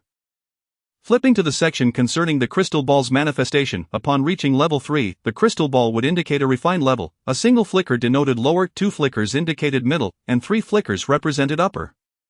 What is happening? Have I truly broken through? I never expected such a sudden surge in my spiritual energy. The old hag had mentioned that his breakthroughs differed from others, while most merely needed to cultivate to a certain level. He required specific breakthrough materials. The material for his 3rd level breakthrough was a drop of blood from the fire phoenix, and it seemed she had procured it for him while he meditated in the pool. Yet why hadn't she informed him? It was all too abrupt. The thought of her using phoenix blood without his knowledge sent a chill down his spine. Surely the pain he felt upon awakening was not related to this. Returning to the topic, the fire phoenix was a top-tier rare spirit beast, renowned for its extraordinarily unique temperament. Zhang Yu pondered how the old hag had acquired such a creature, surely not through force. He thought, shaking his head vigorously at the terrifying notion. You are awake. A familiar voice called from behind him. Zhang Yu rose and turned to greet the figure before him with a respectful bow. Disciple pays respects to master. You should continue your meditation for another incense stick's duration, attuning yourself to the flow of your spiritual energy, instructed the fire spirit lord. However, utilizing the phoenix blood necessitated a few days of soaking in the spiritual water. Otherwise, his meridians would shatter, leading to catastrophic consequences. Thankfully, she had simply cast him into the pool to facilitate the process. What an exhausting endeavor this has been. At least it wasn't in vain. I do hope Indiana the grasp of the octopus spiritual energy converges, transforming the ethereal into the tangible. The fire spirit master gazes upon the sword held by the octopus and remarks, whether it is successful or not, we shall discern through trial. Suddenly, a point of light appears in the distance, and in an instant, the fire spirit master vanishes. Before Zhang Yu can comprehend the situation, a fiery pebble strikes him on the head. Ouch, that hurts, he exclaims, as a voice echoes from an unknown source, drifting through the air. Alas, your reaction is lacking. Fuming, Zhang Yu rises to his feet and focuses intently on his surroundings. Shortly thereafter, another point of light emerges, which Zhang Yu seizes. Just as the fiery pebble is about to descend upon him, he cleaves the stone in two with his sword, causing it to split instantaneously and fall to either side. Zhang Yu retrieves a feather imbued with a rich essence of spiritual energy. Initially, he was hesitant to believe that this feather could convey such power. He thought the old witch was merely jesting. But now it seems she spoke the truth. Very well, the Fire Spirit Master continues. Now that your technique has taken form, with diligent practice, you shall be able to manifest the ethereal into the tangible instantaneously. I shall not be present to guide your training in the coming days, but when the time is ripe, we shall commence the next phase of your cultivation. Disciple obeys, Zhang Yu replies respectfully. Upon lifting his gaze after the bow, he finds the Fire Spirit Master's figure has vanished without a trace. Holding the feather in his hand, he contemplates verifying the old witch's claims once more. The hammer remains intact, its power not diminished. It appears the old witch did not deceive him, but he withdraws his spiritual energy, and the hammer instantly transforms back into a feather, which he secures at his waist while retrieving another technique from his storage pouch. This technique was bestowed upon me during my apprenticeship. I wonder if it is yet another unorthodox method, Zhang Yu muses. Opening the tome and reading intently, within its pages lies a method for storing one's spiritual energy in a designated location, enabling a substantial release of this energy when necessary, thereby enhancing the potency and impact of one's techniques. This is a commendable strategy, he reflects, pondering the seeming simplicity of the cultivation process. However, the question of what to use as a storage vessel lingers in his mind. Currently, I possess nothing suitable for storing spiritual energy. If I were to use my own body as a container, the risks would be immense, as there exists a significant possibility that my body could not withstand the high purity of spiritual energy, leading to catastrophic consequences. Gazing at the feather at his waist, he recalls that it ignites upon the infusion of spiritual energy. Should he approach the old witch for a treasure capable of storing spiritual energy? Zhang Yu shakes his head, unable to voice such a request. Forget it, it is getting late. After soaking in this spring water, I shall return to rest and gather my strength for tomorrow's endeavors. After tidying up, Zhang Yu steps into the center of the spring. The following day, upon returning to the same spot, he awakens after his soak to find the Fire Spirit Master waiting for him not far away. He approaches, bows, and commences a new day of cultivation. Master, Zhang Yu presents the technique from the previous day. This technique, known as Fire Spirit Seed, was personally crafted by the esteemed Fire Spirit Master. Completed in merely half an hour. Impressive, is it not? The Fire Spirit Master replies. The Fire Spirit Master proclaimed that the magical artifacts require one's spiritual power to reach level 4 before they can be utilized. Does this mean that such techniques are impossible to cultivate? Zhang Yu inquired. Why not? The spark of fire within your body can indeed store spiritual energy, the Fire Spirit Master responded. Zhang Yu momentarily failed to grasp the implication. Could the spark be used in such a manner? The Fire Spirit Master explained that this technique is designed to be employed alongside the innate abilities of the fire spark. After executing that technique, one would not risk fainting or becoming incapacitated due to exhausted spiritual energy. However, the innate abilities of the fire spark cannot be invoked without sufficient personal spiritual energy, which must reach level 4 for cultivation to commence. The old hag had provided me with materials to break through 2 levels, but the materials for reaching level 4, the fire crystal, must be sourced independently due to certain reasons. Surely she has offended someone and is reluctant to venture into that territory. Wouldn't my going there be akin to courting death? Never mind, I shall first seclude myself to elevate my spiritual power to level 3, and then consider this matter further. A year later, Zhang Yu emerged from the blazing peak. Retrieving a horse from the Fire Spirit Station at the foot of the mountain, armed with the map and belongings provided by the Fire Spirit Master, he set forth on his journey. Following the gaze of the onlookers, Zhang Yu turned towards the inn's entrance, where he beheld a veiled woman stepping into the establishment. The woman exuded an air of mystery, her graceful demeanor reminiscent of a celestial being descending to earth. Perhaps the locals had never encountered such a woman. Most female cultivators bore a similar aura. The veiled woman must surely be of remarkable beauty, yet I cannot help but feel that none could surpass her allure. Focusing on my meal, I reminded myself that tomorrow's journey awaits. Suddenly, a feminine voice broke through. Brother Zhang Yu, it has been quite some time. Chapter 20, The Fire Person. What brings you here? Are you taking a brief respite? Yi nodded in affirmation. Indeed, my master has sent me out for training. Suddenly, Yi seemed to sense something amiss and swiftly glanced towards the entrance. What is it? Zhang Yu inquired. Ever since I departed from the botanical garden, I sensed that someone has been following me, Yi revealed. Yes, that's so remarkable, Zhang Yu exclaimed in astonishment. Yi nodded and continued. Just when I thought I was about to fail, she drew forth the jade pendant from around her neck. This pendant suddenly emitted a dazzling white light, and when the brilliance faded, the cloaked figure had fainted. Isn't that the pendant I gifted you last time? Zhang Yu remarked. Yes, I must thank you, brother Zhang Yu, for the pendant that saved my life, Yi Zi replied with a smile that I used a spell to bind him. And before I left, I marked him. I never anticipated he would pursue me so swiftly, Yi Zi explained. Can you discern from which sect he hails? Zhang Yu asked. I do not know, Yi Zi replied, shaking her head, but I shall remember his appearance once I remove his mask. It is perplexing who possesses such formidable strength. Perhaps it would be prudent for Yi Zi to accompany me. Together, we might stand a chance against that scoundrel. Yi Zi chuckled softly and nodded. Sounds good. Meanwhile, Zhang Yu remained focused on his meal, knowing that sustenance is essential for the strength to protect others. In the chaotic era of demon and martial arts, one finds himself as a jailer without any interruptions. At this moment, a man in the tavern settled his bill after dining and stepped out of the inn. He strolled through the town before entering another establishment. Ascending to the second floor, he knocked on the door of a private room. Upon hearing an invitation to enter, he opened the door, closed it behind him, and respectfully greeted the gentleman sipping tea, saying, Young master, I have followed your instructions and dined at that tavern, where I encountered the young lady you mentioned. After conversing with a certain gentleman for a while, she proceeded upstairs. Is this the gentleman in question? The young master produced a portrait and revealed it to him. The man nodded in affirmation, saying, Yes, that is indeed the person. Very well, the young master replied, detaching the purse from his waist and placing it on the table. It contained 50 pieces of silver, which would serve as your reward. The sum should suffice for your wife's medical treatment. Furthermore, this matter must remain confidential, known only to us. However, such efforts seem futile as the flames of chaos continue to rage unabated. Outside, Yi Zi observed the fierce blaze and sensed something amiss. The fire emanated an intense spiritual energy. Could it be? She glanced around but could not spot the figure she sought of Zhang Yu. Brother, the roaring flames transformed the night into day. Within a mere incense stick's time, the massive structure collapsed, the fire spreading to engulf neighboring buildings. Just as the situation became uncontainable, the heavens seemed to take pity, unleashing a torrential downpour. The rain quelled the flames and extinguished them. This is Yi Zi extended her hand to catch the raindrops. Sensing the spiritual essence within, thank you, O heavens, the crowd rejoiced in the rain, expressing their gratitude. As the chaos unfolded, a gentleman clad in blue approached, noticing that though the fire at the Jiaoxi tavern had diminished, it remained unextinguished by the rain. How peculiar! Why has this fire not been quelled? Zhang Yu was struck by the collapsing structure and lost consciousness. Upon awakening, he found himself amidst a sea of flames.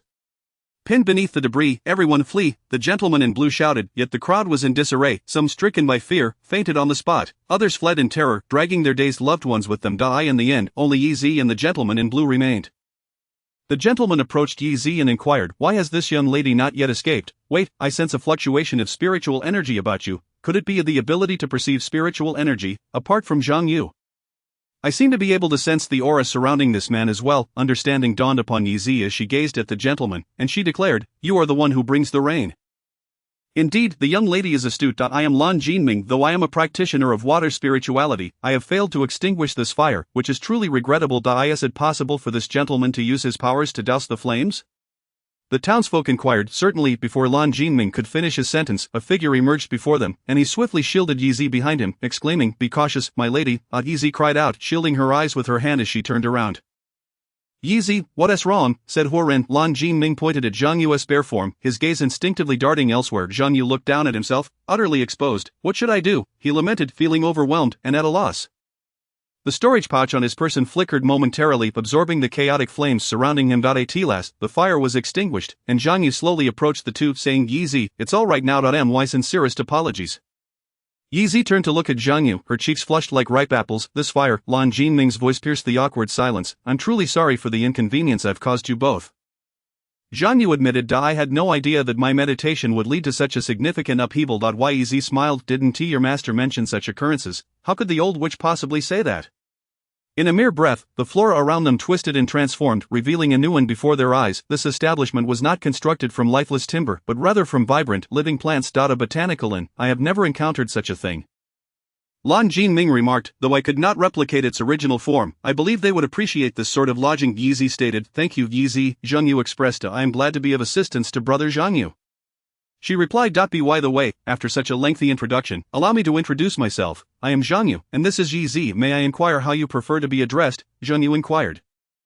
I am Lan Jinming, a visitor to this place. I happened to emerge from the inn when the fire broke out, he replied. He also helped extinguish the surrounding flames to prevent further damage. Yi Zi added, just as a tremendous crash resounded, the structures that had been engulfed by Zhang Yu's flames finally succumbed and collapsed. Chapter 21, Rest. The three soared through the air. Zhang Yu remarked, this destination is unfamiliar to me as well. It is situated in a remote area. Given our current speed and the consumption of spiritual energy, we will require an additional day to arrive. His master had informed him that she had once incurred the ire of the owner of this place. As soon as she approached, that individual would retreat. The very items Zhang Yu sought were in the possession of that person. It matters not. I have faith that we will conclude our journey successfully. I simply did not expect that Brother Jin Ming would accompany us, Yi Zi said with a smile. Brother Jin Ming. Lan Jin Ming glanced at the young woman before him. He had originally assumed they were companions, but now realized he had been misled by his master. His understanding was evidently lacking. Observing closely, while she appeared to be around 13 years of age, she possessed an exceptionally innocent demeanor akin to that of a child. Truly remarkable. Very well, Yi Zi exclaimed. Upon hearing her cry, Zhang Yu immediately conjured flames in his hands, anxiously asking Yi Zi, what happened? Very well, both responded simultaneously. Lan Jinming chuckled. Do you address everyone as brother? Yi Zi looked at him in confusion. Isn't that the norm? My master said to call anyone older than me brother or sister, and those younger brother or younger sister. It seems there is some truth to what you say.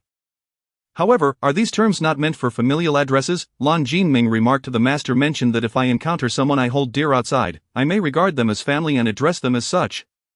Yi Zi responded, like, do you have feelings for me? Lan Jinming inquired. Yi Zi nodded and said, indeed, Yi Zi has feelings for brother Jinming. Yi Zi likes. This chapter is not yet finished. Please click the next page to continue reading. Enough, Lan Jinming interrupted Yi Zi. From now on, refrain from using the term brother with others. Why is that? Yi Zi asked. Because this term, Lan Jinming pondered briefly and replied, it is too sensitive. If used excessively, it might provoke my ire. Is it really that serious? Yi Zi exclaimed. Lan Jinming nodded, affirming his sentiment. Suddenly the fire between them extinguished, and flashes of lightning struck the cave entrance, prompting both to rise and gaze towards it in an instant. A bolt of lightning illuminated the silhouette of an individual at the cave mouth. That person exuded an aura of terrifying spiritual pressure. Lan Jinming swiftly pulled Yi Zi behind him and addressed the figure ahead. Who are you? What do you want? The two within the cave were on high alert, their hands clenched around their spiritual energy seals, ever prepared for a confrontation. Lan Jinming scrutinized the dark-clad figure before him. Engaging in a skirmish within this cave might risk its collapse. Moreover, the spiritual pressure emanating from this person, wait, this sensation, could it be? Yet, with the next flash of lightning, the figure at the cave entrance vanished from sight. The flames within the cave reignited. Yi Zi slumped onto the ground, stating, the immense spiritual pressure that individual released likely ranks at level 7 or higher. Should a battle ensue, we would stand no chance against him. No need to worry, Lan Jinming reassured. That person's aura. Seems reminiscent of my master. Perhaps it is just that my master's wife has gone missing, and he is anxiously searching for her, Lan Jinming added awkwardly. But does that look like someone searching for someone? I sensed he intended to kill us, Yi Zi retorted. Perhaps he was merely in a hurry, Lan Jinming suggested, recalling a similar encounter we had by the lake. Upon hearing this, Yi Zi contemplated for a moment, took a couple of deep breaths, and said, Brother Jinming, once this task concludes, please be sure to take me to practice courage in your lake. Lan Jinming quickly waved his hands, saying, my master is a kind man, you need not fear excessively. Really? Yi Zi questioned, somewhat skeptical. Lan Jinming clarified, as long as you do not harm Waner, my master will not lose his temper. Waner? Yi Zi inquired. Water is my master's child bride, Lan Jinming explained. Child bride? Well then, Yi Zi sighed. Yi Zi vowed to keep this secret, ensuring no third party would discover it. Yi Zi swore, and just as her words faded, a torrential downpour began outside. Yi Zi smiled and asked, Brother Jinming, may I have a sip of water? Certainly, Lan Jinming replied, handing the water to Yi Zi. Yi Zi took a couple of sips and exclaimed joyfully, there are rumors that the water from Bai Ling Lake is indeed spiritual water. Just a sip will quench your thirst instantly, and it truly has this effect. Moreover, it carries a hint of sweetness. The sweetness is due to the addition of sugar, Lan Jinming remarked. Oh, so that's how it is, Yi Zi responded in surprise. Very well, both of them said in unison. The three of them reclined around the campfire. Time passed unmeasured. Lan Jinming, listening to the rhythmic breaths of the two, straightened his body, then stood up and walked to the cave entrance. He gazed at the rain outside. Before long, the rain ceased. Suddenly, he sensed a familiar spiritual energy and followed its trail outside. In a short while, he arrived at the entrance of a small hut. He knocked gently on the door, and upon hearing an inviting voice from within, he pushed the door open and closed it behind him. Master, Lan Jinming greeted the white-haired man before him with a bow. The man gestured for him to come over and sit. Lan Jinming stepped forward and took a seat across from the water spirit master. The water spirit master picked up a roasted fish and said, Waner just grilled this fish. Would you like to try it? Lan Jinming accepted the fish and replied, thank you, Waner and master. He giggled the little girl sitting beside the water spirit master. Lan Jinming took a bite of the roasted fish and inquired, Master, why did you summon me? The water spirit master replied, you have already encountered the two of them. Lan Jinming nodded and said, indeed. We are resting in a cave not far from here. We shall set off early tomorrow morning. Do you not have any questions for me? The water spirit master inquired, tossing a piece of firewood into the flames. This would burn splendidly, Wan Er remarked. I picked the very best, she added with a smile. Lan Jinming asked, Wan Er, where did you find this firewood? Just before I entered, I noticed many branches outside that could serve as firewood. The water spirit master tossed another piece of firewood into the fire. Master, have you been following us the entire way? Lan Jinming asked. I sensed your presence back in town. Could I possibly arrive at the cave before you if I were following you the whole way? The water spirit master replied. He nodded in acknowledgement. Since when did you take a liking to this style of clothing, master? Lan Jinming queried. The water spirit master stated, it was a gift from the wood spirit master. The water spirit master, neither evasive nor explicit, added, one of the companions you traveled with should have mentioned encountering a figure in black along the way. Could it be? Lan Jinming gasped in astonishment. That person was indeed me, the water spirit master confirmed. Chapter 22, The Enigmatic Array. The water spirit master declared, that person was indeed me. Lan Jinming exclaimed in shock, Master, why did you do this? It was the wood spirit master's intention to have me guide her disciple to that location to meet Zhang. The water spirit master explained. Noticing Lan Jinming's continued confusion, the water spirit master added, you must understand, many occurrences in this world are not mere coincidences. Leading you to that place was also my design. But why do so? Lan Jinming questioned. The water spirit master replied, because of the task Zhang bears. I do not comprehend, master, Lan Jinming admitted. Shui Lingzhu paused momentarily and inquired, Minger, what are your thoughts on Yi Zi? Innocent. Lan Jinming tilted his head, perplexed by his master's line of questioning. Sometimes, what one perceives may not reflect the truth, Shui Lingzhu remarked. Among the three of you, perhaps the most innocent is actually you. Why do you say that, master? Lan Jinming asked. Shui Lingzhu continued to toss firewood into the flames. Suddenly raising his voice, how much longer do you intend to eavesdrop at the door? Lan Jinming sharply turned his gaze towards the entrance, where the door slowly creaked open, revealing a voice that exclaimed, despite my caution, how was I still discovered? It was Yi Zi. Lan Jinming was taken aback. He had been exceedingly careful in his departure from the cave, and there had been no sign of anyone following him along the way. How had she arrived here so silently? Yi Zi greeted Shui Lingzhu with a bow, saying, Yi Zi pays her respects to Master Shui Ling. Why Yi Zi? How did you find this place? Lan Jinming inquired.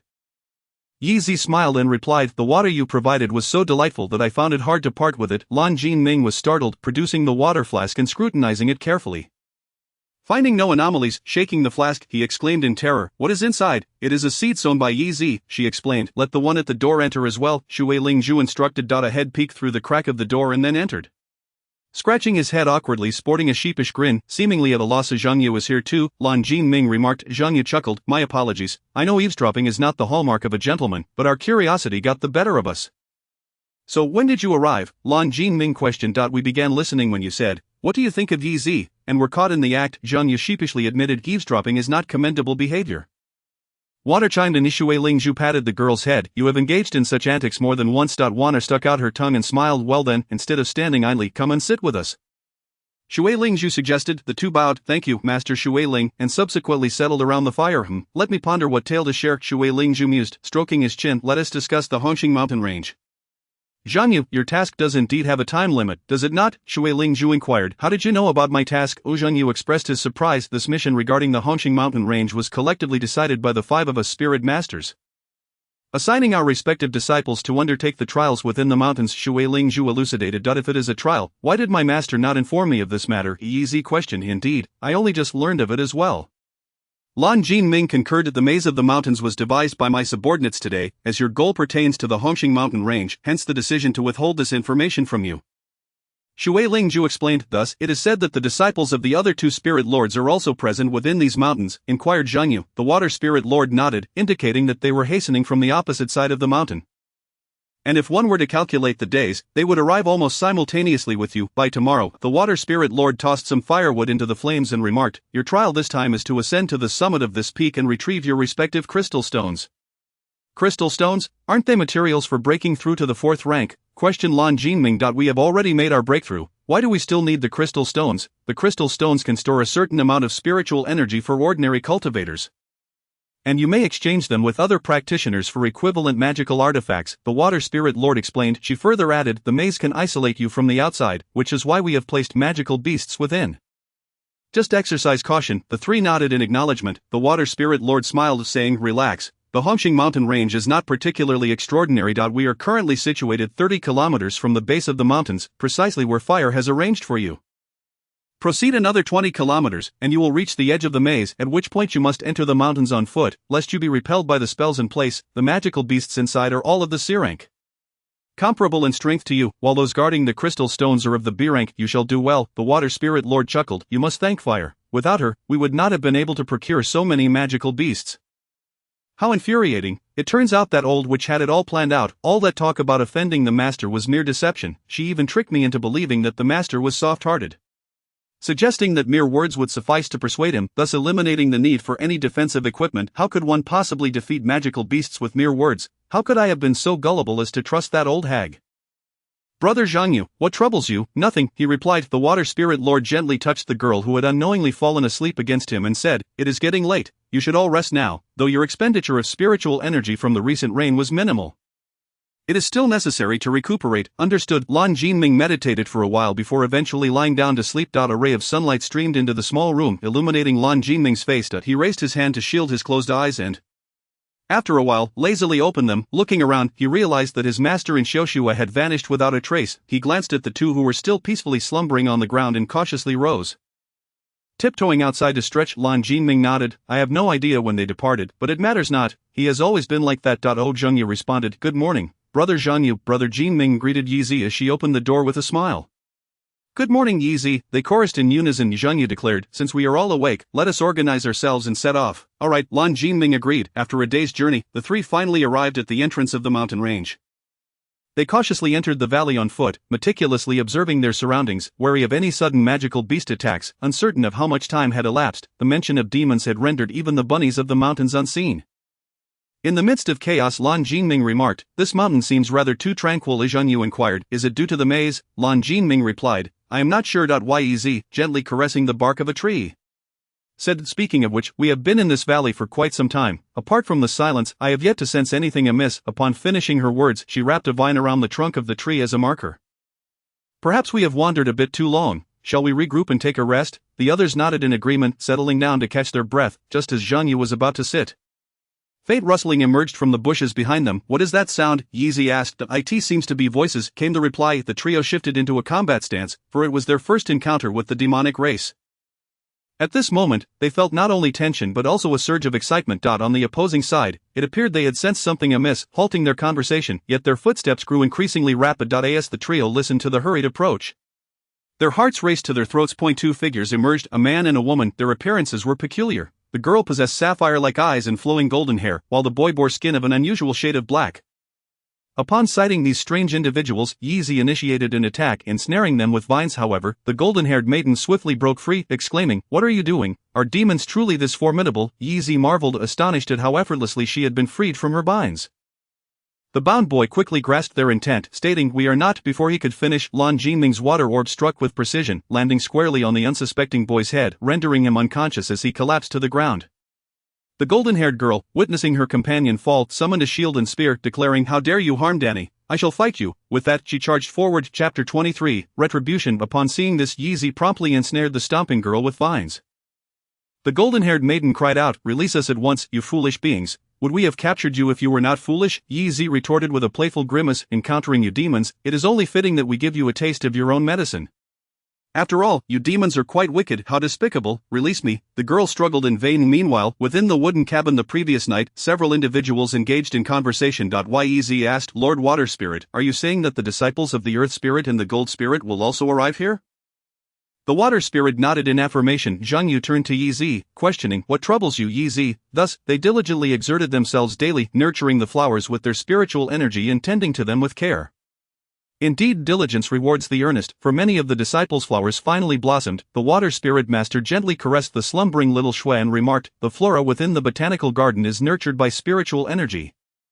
And each of the spiritual plants possesses a unique aura. Some of these plants can fend off adversaries, while others assist practitioners in overcoming barriers in their cultivation, thereby accelerating their progress. Yiz nodded in agreement and continued.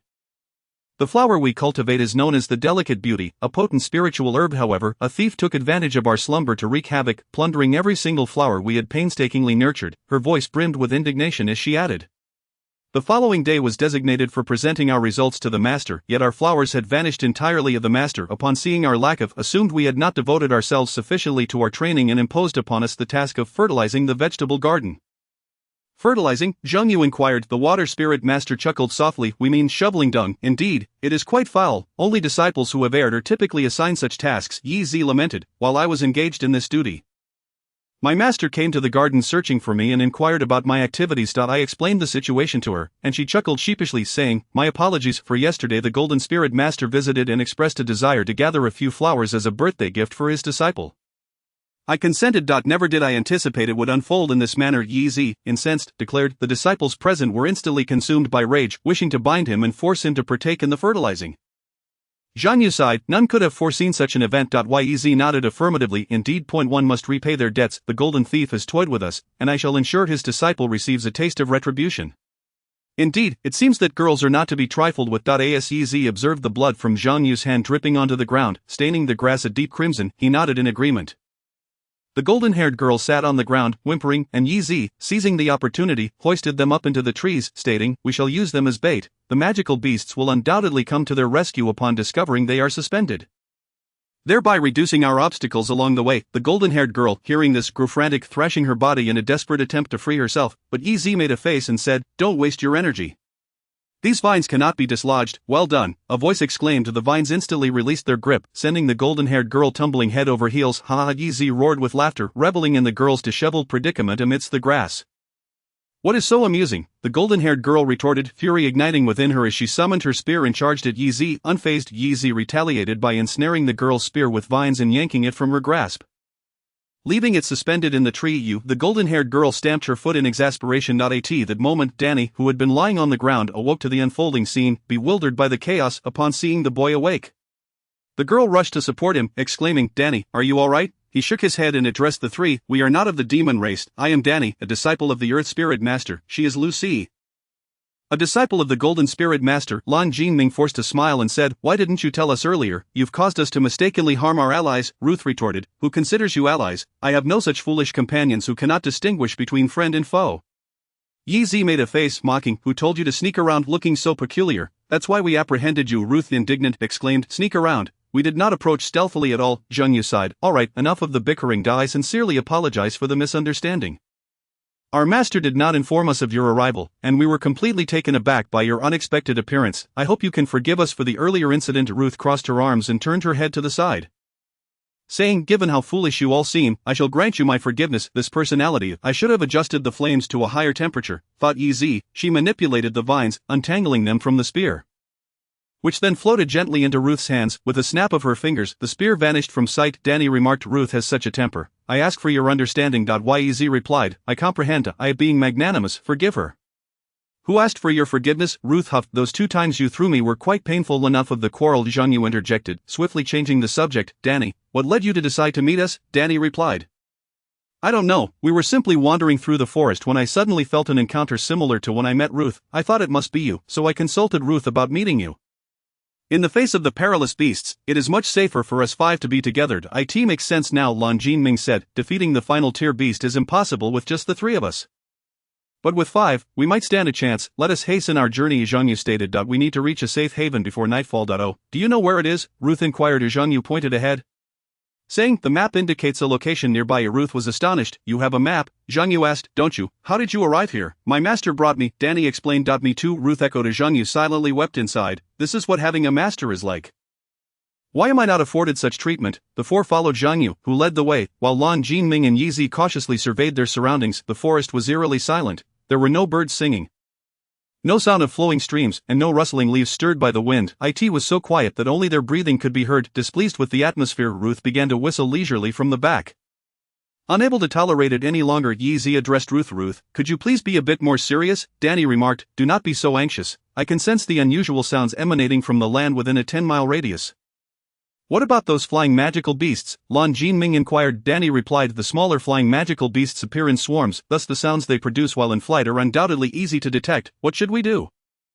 Ruth asked nervously. We can set a trap and wait for the magical beasts to take the bait, Zhang Yu suggested. That is a good idea, Yi Zi chimed in with a smile. I can ensnare the magical beasts with vines and then deliver a fierce blow.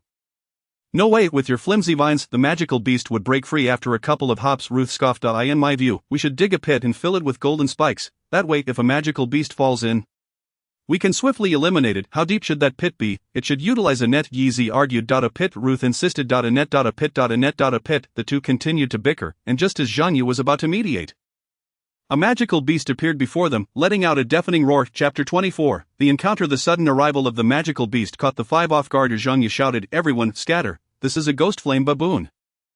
The group dispersed, with Yeezy launching the first attack, summoning vines to ensnare the ghost flame baboon. However, the baboon let out an enraged roar, its skin resembling molten lava, incinerating the vines to ashes. "Watch this," Ruth mocked, as she hurled her spear at the baboon, yet, with a swift motion, the baboon swatted her spear aside, which melted upon contact. Lan Jinming unleashed water projectiles, but their effect was akin to a drop in the ocean.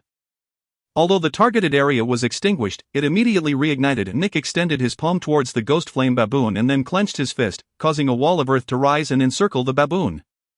Zhang Yu declared, "Everyone, I have a plan to defeat it, but I will need your cooperation." Yez responded, "I will follow brother Zhang Yu's lead." The other three echoed, "We will cooperate," after Zhang Yu outlined his strategy.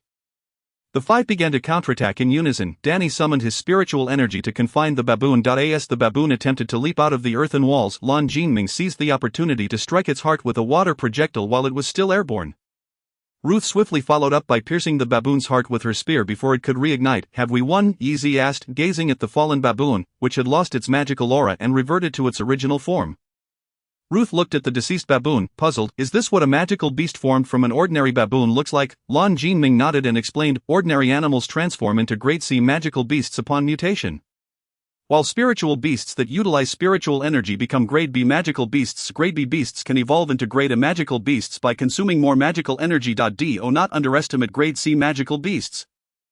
They were all exceptional within their groups before their mutation. In the realm of the heavens, amidst the echoes of the past, Zhang Yu proposed, "Let us hasten our departure from this place, for I fear that our recent skirmish with the baboons may have attracted other magical beasts." The others nodded in agreement, promptly vacating the battlefield. As they traversed the mountains, they encountered numerous magical creatures, engaging in combat while on the move. "Would you care for some fruit?" Yeezy inquired, extracting 5 fruits from her storage pouch. Zhang Yu raised his hand and replied, "Did you gather these along the way? Please grant me one." Yez nodded and handed a fruit to Zhang Yu. He accepted it, wiped it on his clothing, took a bite, and exclaimed, "This fruit is exceptionally sweet." Lucy took a fruit, bit into it, and remarked, "Indeed, this fruit is delightful. In light of its sweetness, I shall forgive you." "Who asked for your forgiveness?" Yeezy retorted. Passing the fruit to Danny, he accepted it with a smile, saying, "Thank you, Yeezy." Lan Jinming interjected, "All right, let us cease this bickering." Zhang Yu munched on his fruit, observing their playful antics. Yez, though a bit mischievous, had already vented her frustrations after their initial encounter, having hoisted Lucy and dropped her onto the ground. Though Lucy bore a grudge, she was not excessively quarrelsome and was particularly earnest in their battles against the magical beasts. As for myself, aside from offering them suggestions, it seemed I had not exerted my spiritual power at all. After finishing his fruit, Zhang Yu addressed them, "Let us rest for a brief while longer before we venture into the cave." "How long is a brief while?" Danny inquired. Zhang Yu produced an incense stick from his storage pouch, lit it, and explained, "The time it takes for this incense to burn down is what we refer to as a brief while." Thus, the 5 of them continued on their path, the duration of their journey unknown. Lucy, growing weary, complained, "This is so dull. How much longer must we walk? Perhaps we should engage in some conversation." "Indeed," Lan Jinming replied. "I have long been curious about one matter. From whence do you hail? Your appearances differ greatly from those of the people here. Moreover, Danny's complexion is rather unique." "Yes, I am also quite curious." Yeezy responded, "We come from the other side of the continent, where our language differs significantly from yours." Danny explained, "In order to communicate with you, I have devoted considerable time to learning your language." Lucy nodded in agreement, adding, "Indeed, your language is quite challenging to learn. The characters are particularly intricate, making them difficult to read and write." Danny continued, "We spent a considerable time constructing our ship, and our master guided us through the skies for quite a while before arriving here." Lan Jinming's eyes sparkled with excitement. "A ship? I would love to experience a ride, should the opportunity arise." Zhang Yu chuckled, "Do you water spirits require ships?" Lan Jinming replied with a grin, "I can traverse the waters in about the same time it takes for an incense stick to burn." Yez then inquired, "Speaking of spiritual power levels, what levels have you attained?" "I am currently at level 5. Lower tier," Danny responded. "Spiritual power levels? I should be at upper tier 4. Lucy added, "I am also at upper tier 4. Lan Jinming concluded, "I am at middle tier 5. Zhang Yu was momentarily taken aback and remarked, 3 levels. Lucy chuckled, "My friend, it's no wonder you've been lackluster in your efforts during World of Warcraft. it turns out your level is so low, Lan Jinming interjected. Do not mock Zhang Yu. He has spent less time training than us, it is entirely normal for him to be at a lower level. I firmly believe that, given time, Zhang Yu will undoubtedly surpass us, it's not that exaggerated. Zhang Yu replied. I refrained from taking action out of fear of setting the forest ablaze. Luc laughed. When the beasts arrive, just hide behind me. I shall protect you. Zhang Yu smiled awkwardly, appearing somewhat at a loss. Danny remarked, there may be monsters ahead. Luc teased her, claiming there was nothing to fear from a spider. Suddenly, a spider descended before her, causing Lucy to scream in terror and leap behind Danny for safety. Yeezy, observing her reaction, chuckled. Someone's response is even more intense than mine. A mere spider can elicit such fear. At that moment, a spider dangled in midair, followed by another, and soon they were surrounded by a swarm of tiny spiders. Zhang Yu noted, this seems rather amiss. With that, he unleashed a torrent of flames, incinerating the spiders completely. The fire climbed along the threads of the spider silk. Yeezy watched the flames rise. Her pupils dilated in shock as she shouted, look above, above. The four of them looked up, only to see that the sky had transformed into a sea of fire, at the center of which loomed a colossal spider. Fixated on them, Zhang Yu shouted in alarm. The five of them immediately leaped away from the area. Zhang Yu quickly conjured more flames, illuminating the space further. Yez was the first to launch an attack, her vines transforming into whips that lashed upwards, yet, with a mere flick of its leg, the spider ensnared the whip, and when Yez tugged on it, the whip remained tightly wrapped around one of the spider's legs. Proving impossible to dislodge, reluctantly she abandoned the vine. Yez, could you summon more vines to entangle it? Zhang Yu inquired. Of course, she replied promptly. Yez then channeled her energy, sending the vine spiraling around the spider. Ultimately, the creature was thoroughly ensnared by her tendrils. Lan Jinming asked, do you intend to burn it down? Zhang Yu shook his head, replying, I do not know. Everyone, prepare for battle. The flames continued to burn, gradually diminishing. Eventually, the spider in the center of the five turned to a pile of ashes. That how it ends? Lucy questioned. So simply, Danny burrowed underground to escape the ordeal, while Yez used her energy to envelop herself in vines. However, Lucy and Lan Jinming found themselves ensnared in the spider's web. Collapsing to the ground, Danny emerged from the earth beside Zhang Yu, while Yez's vines were bound by the web. Leaving her trapped in place, brother Zhang Yu, what is happening? Yez asked. Is the spider still above? Zhang Yu glanced upward, only to see that the spider remained overhead. Chapter 25, Retreat. Zhang Yu remarked. The spider remains above. Yez inquired, what shall we do about it? Danny manipulated the earth beneath the spider, causing it to rise and strike directly at the creature. The spider, upon sensing the movement, immediately evaded, but not without launching a web towards Danny. In its retreat, Zhang Yu summoned his spiritual energy, igniting it to incinerate the spiders. At that moment, Yez exclaimed in terror, the web is corroding my vines. Zhang Yu cautioned, be careful, Yez, I shall assist you in burning it away. With that, he unleashed his spiritual power, reducing both Yez's web and vines to ashes. As she freed herself, Yez hurried to Zhang Yu's side and asked, what should we do now? Yez continued, shall we disregard this beast? Zhang Yu responded, first, we must rescue the others. It's uncertain how long they can endure. Yez nodded, then let us commence. Danny channeled his spiritual energy to encircle the spider. Once he confirmed the creature's confinement within the mound of earth, Zhang Yu approached Lucy, cautiously enveloping his palm in flames to burn away the web that ensnared her. The three paused, and Zhang Yu and Danny gently laid the two individuals down. As they rested on the ground, Yez checked their pulses, furrowing her brow. Yez stated, both of their pulses are normal, and their breathing is steady, as if they are merely asleep. Zhang Yu pondered. Asleep? Danny sat on the ground and clarified, they are not asleep, they must be trapped in an illusion. Yez concurred, that is my belief as well. Zhang Yu inquired, how can we awaken them? Yez replied, they must either extricate themselves from the illusion, or we might attempt to stimulate them with external stimuli. Why did you not detect the spider when it loomed above us?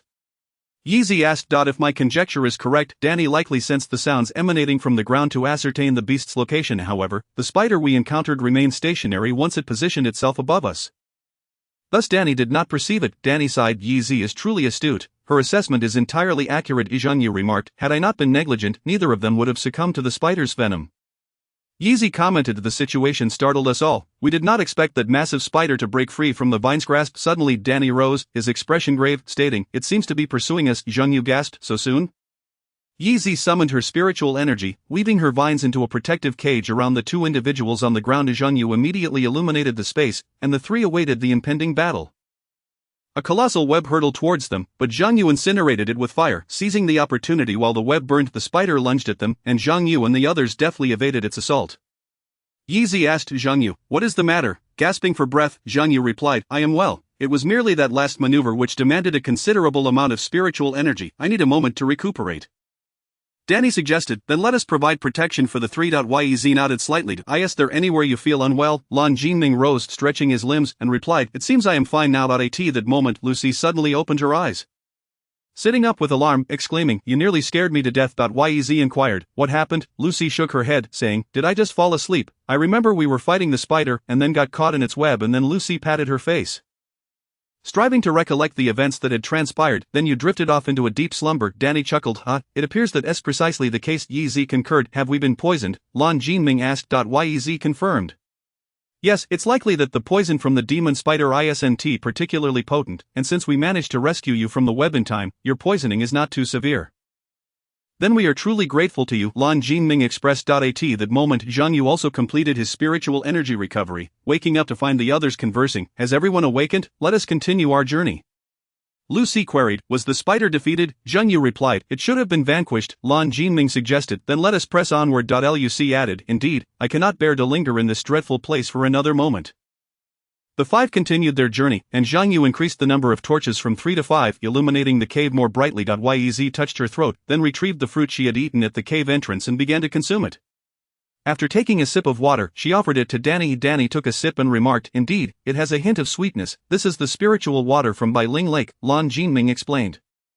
Ah, I see, Danny mused, once this ordeal concludes, I must visit you to procure some of that spiritual water. So must I, Lucy echoed. Are you thirsty? Is it due to the fire scorching the plains?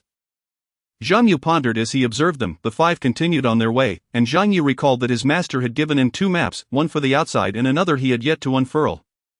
Thus, he retrieved the second map from his storage pouch. How intriguing, Lan Jinming remarked, glancing at the map in Zhang Yu's hand. The map revealed numerous crossroads, with the correct path marked in red, yet the middle section displayed a blank space.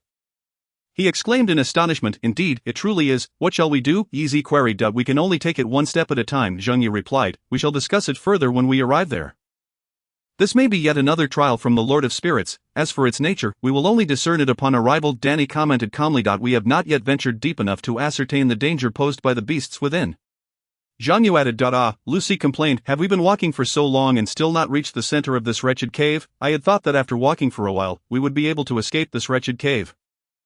Changsheng remarked, let us hold on a bit longer, if we grow weary, we can take a moment to rest. Danny responded, indeed, the 5 of them followed the map's guidance, traversing one intersection after another. Although they encountered some magical beasts along the way, their numbers were not overwhelming, and after enduring a fierce battle, they emerged victorious. After each skirmish, they would recuperate their spiritual energy and stamina before continuing their journey. The intersections they passed varied, some opened into spacious areas, while others were so narrow that they had to walk single file against the walls. Eventually they arrived at an unmarked fork in the path. Chapter 26, The 5 Elements Formation. Which path is the correct one? Lucy inquired. I have no idea, Zhang Yu admitted, facing the identical-looking paths with uncertainty. Danny stepped forward to touch the stone wall. Closing his eyes to channel his spiritual energy, after a considerable time, he withdrew his energy and opened his eyes, saying, exploring with spiritual energy yields no results. How can this be? Lucy lamented, out of the corner of his eye.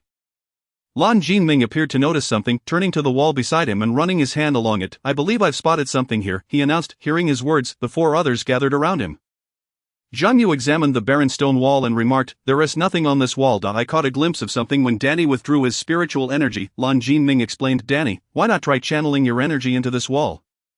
Danny nodded and directed his energy toward the stone surface. Upon sensing the energy, words began to materialize upon it. A realm of eternal wonders, ever-changing. Remarkably, the wall echoed the same text. The 4 present were taken aback. Zhang Yu speculated, could this wall be the key to the entrance? Yez, after retracting her energy, seemed to sense something as she approached one of the openings and asked, am I meant to enter this passage?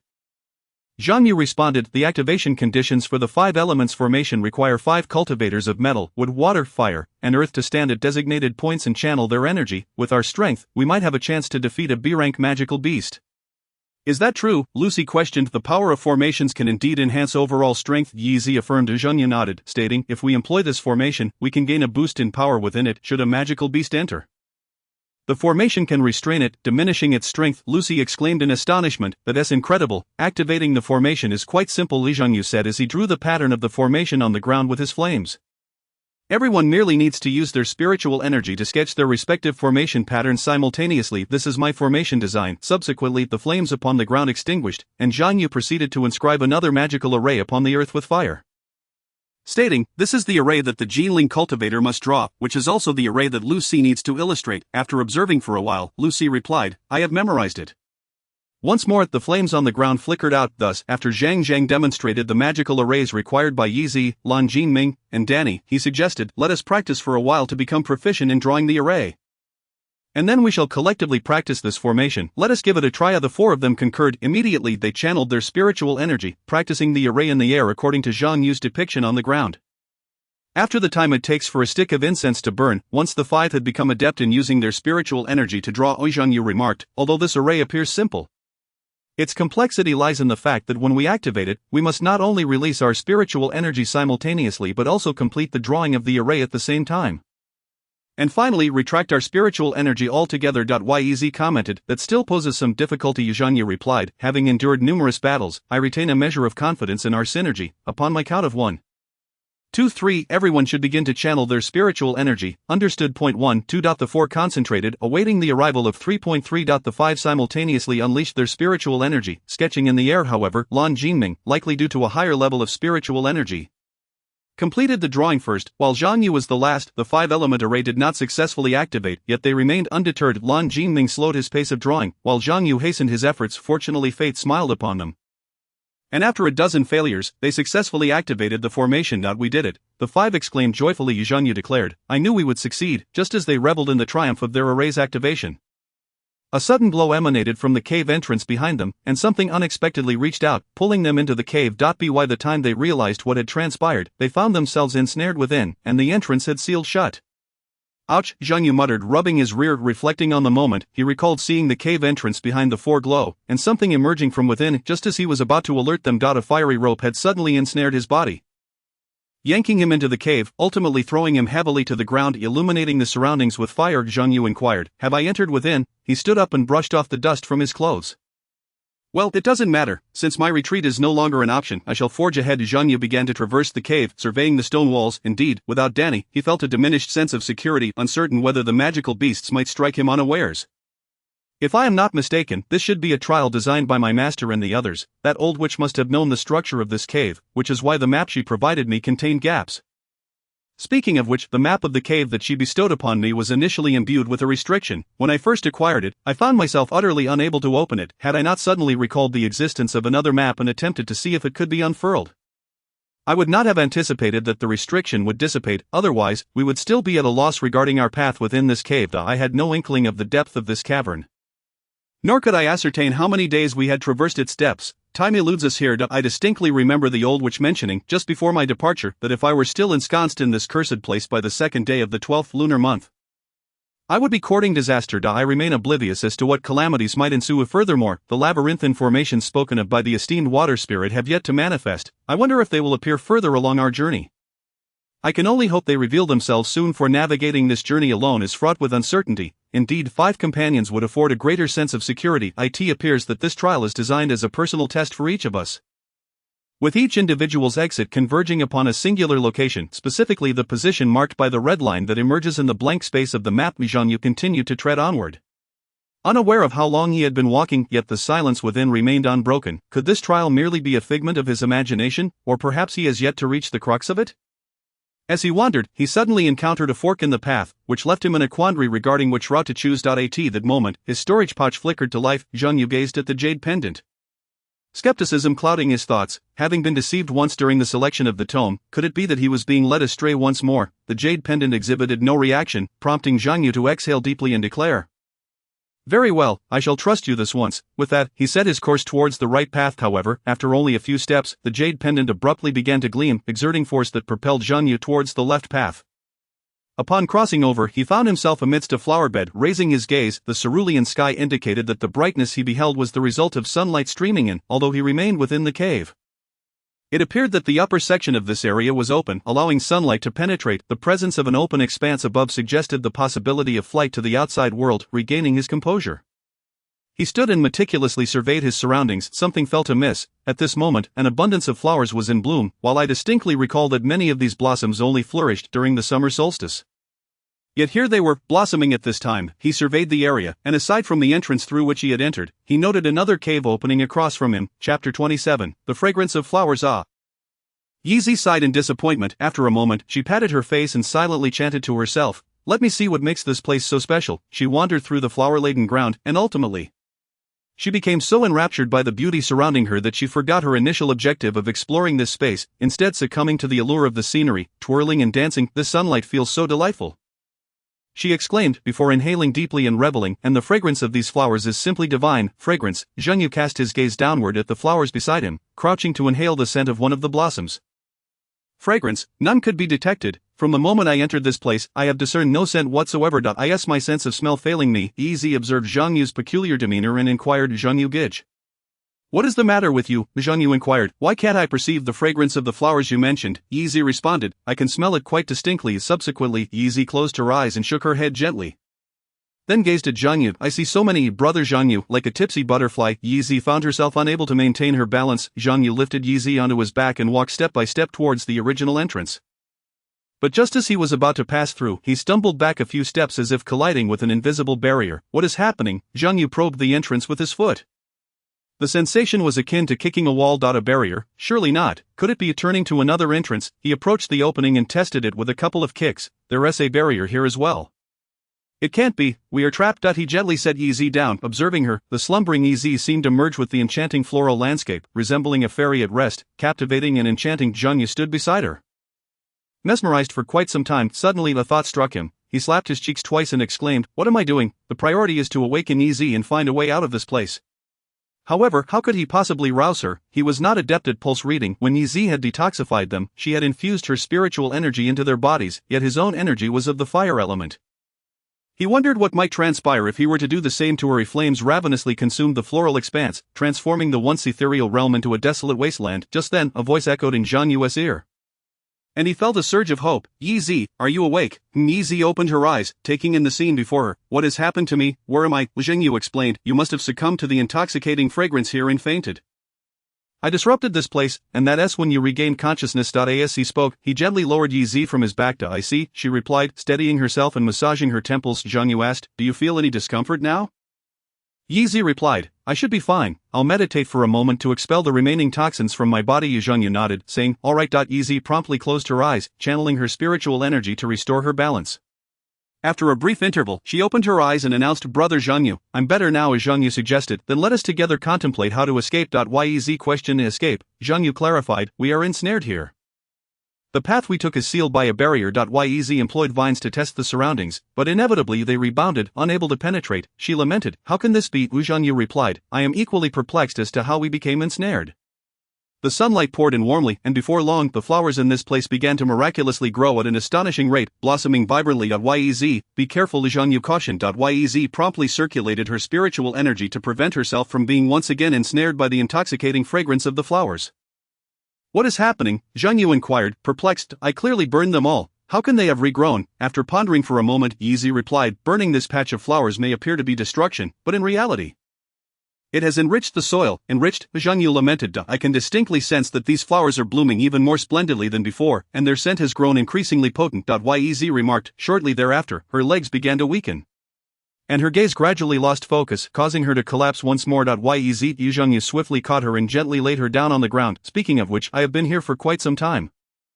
Why am I not fainting?" Zhang Yu pondered. Is it due to the differences in our spiritual cultivation? Yeezy is a wood spiritual practitioner, sensitive to the essence of plants. Meanwhile, I am a fire spiritual practitioner, which counters wood, thus rendering the floral fragrance ineffective against me. If I were to envelop Yeezy in a protective sphere of spiritual energy, isolating her from the environment, perhaps she could awaken. Zhang Yu summoned his spiritual energy, carefully wrapping it around Yeezy. After a short while, she opened her eyes and said, "Why have I succumbed to the enchanting fragrance again?" She glanced around, questioning, "How strange.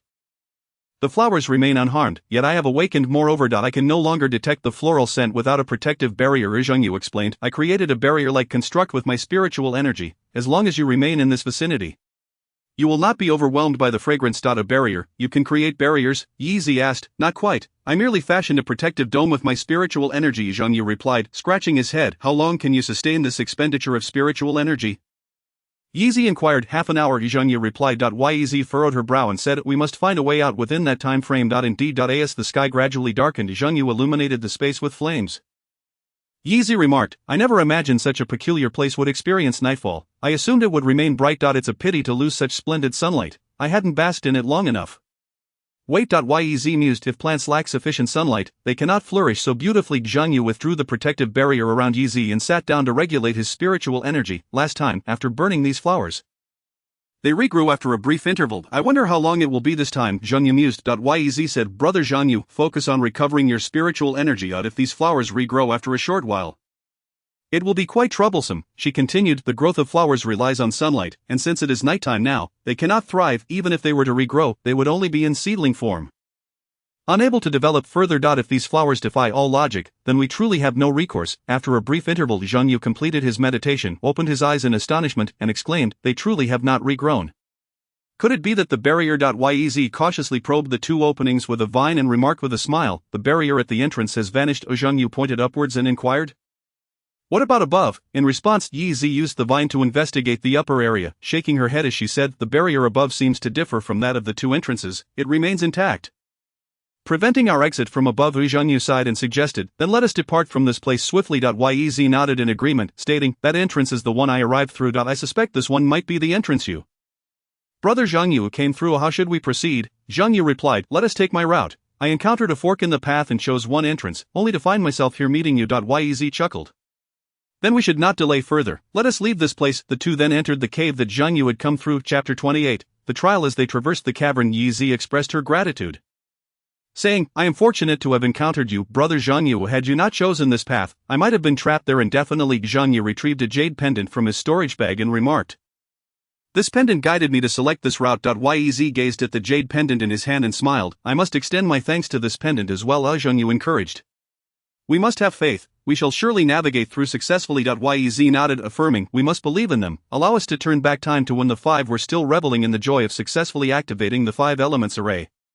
At this moment, Lan Jinming was happily observing the formation on the ground when he suddenly felt something coiling around his waist. Looking down, he discovered a water serpent tightly wrapped around him, just as he attempted to break free.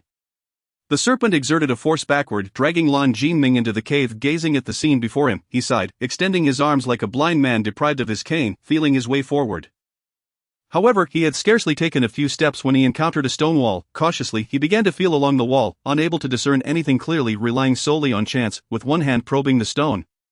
He walked step by step, ears attuned to the ambient sounds. He wondered whether there were any magical beasts lurking nearby. Time passed without his awareness, and suddenly Lan Jinming glimpsed a glimmer of light ahead, prompting him to quicken his pace. Yet something felt amiss. That this must be an illusion. The entrance had vanished, and to escape this place, he needed to find an exit. Lan Jinming lifted his gaze towards the ceiling, moving his body to swim upward. Regardless of how long he swam, he could not reach the water's surface. The waters of Bailing Lake were not that deep. It appeared the illusion was determined to keep him submerged.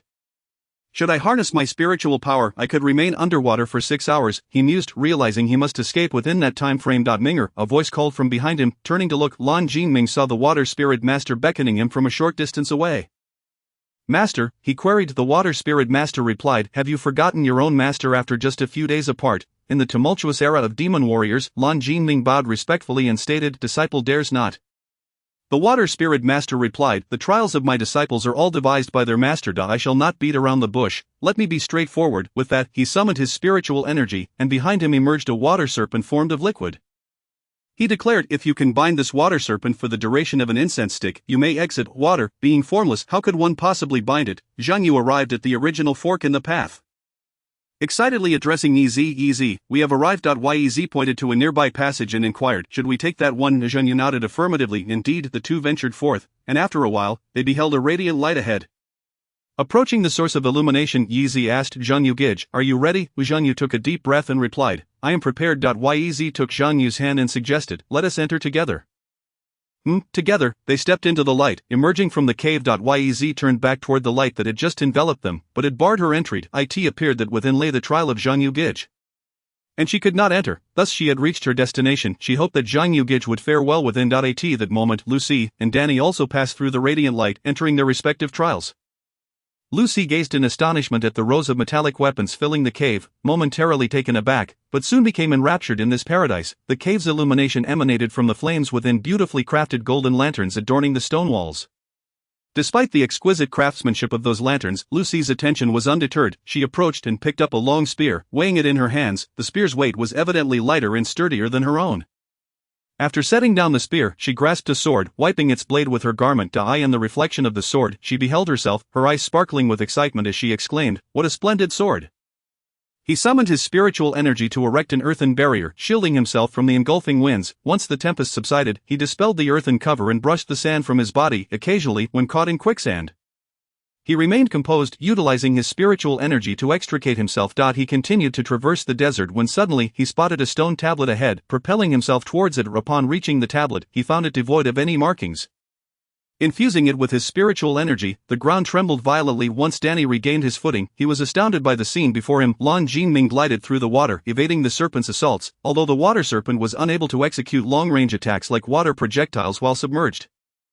The water spirit master had cautioned Lan Jinming before departing. Should the serpent consume him, his spiritual energy would be absorbed into the serpent's body, becoming its sustenance. Lan Jinming continued to navigate the waters, maintaining a distance from the serpent, and launched water projectiles at it. However, upon contact, the projectiles were immediately absorbed by the serpent. The directory of the celestial map is frustrating. I have exhausted all my available techniques, yet I remain unable to vanquish this water serpent. Every attempt to strike is either evaded or absorbed. If this continues, my spiritual energy will dwindle to nothing. Should I fail to resolve this within half an hour, I fear I may perish in these waters. If only I possessed my master's ice spells, subduing this troublesome serpent would be a trivial task. Lan Jinming gritted his teeth, evading the serpent's assaults while desperately contemplating alternative methods to deal with this vexing creature. Given the serpent's considerable length, he pondered whether he could ensnare it. As the serpent lunged at him once more, he skillfully lured it into a knot. However, the serpent was unyielding to his ploy. The knotted segment of its body unraveled and reformed effortlessly with no other recourse. What should he do? Lucy sat on the ground, resting her chin on her hand in distress, yet before long weapons began to materialize around her once again. Rubbing her eyes to confirm it was not an illusion, she rose to touch the weapons. They were tangible. How could this be? Lucy mused. Soon, she recalled her storage bag and hurried to open it, only to find all the weapons within had vanished. Grabbing a spear beside her, she cautiously roamed the area, alert to the eerie surroundings. However, after a while, the spear in her hand disappeared. She rushed back to the spot where she had picked it up, only to find a spear identical to the one Yi had held earlier reappeared there. Must there be a specific sequence to channel this spiritual energy? She scrutinized the weapons. A glance caught her eye. Resting on a golden lantern hanging from the wall, numerous stone tablets emerged from the ground, and observing their arrangement, Danny immediately recalled his master's teachings regarding the positions of the array's focal points.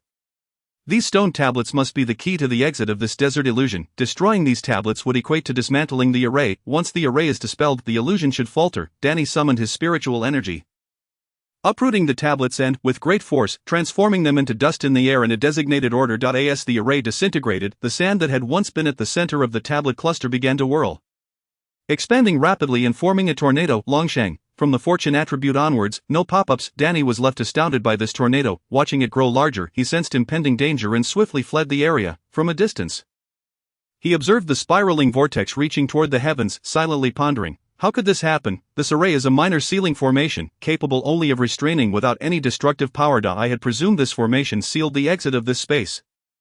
Chapter 29, The Fire Phoenix. Danny, gazing at the distant tornado, spoke to himself, what should I do? The fact that the array could contain such a massive tornado likely indicates only my master could achieve such a feat.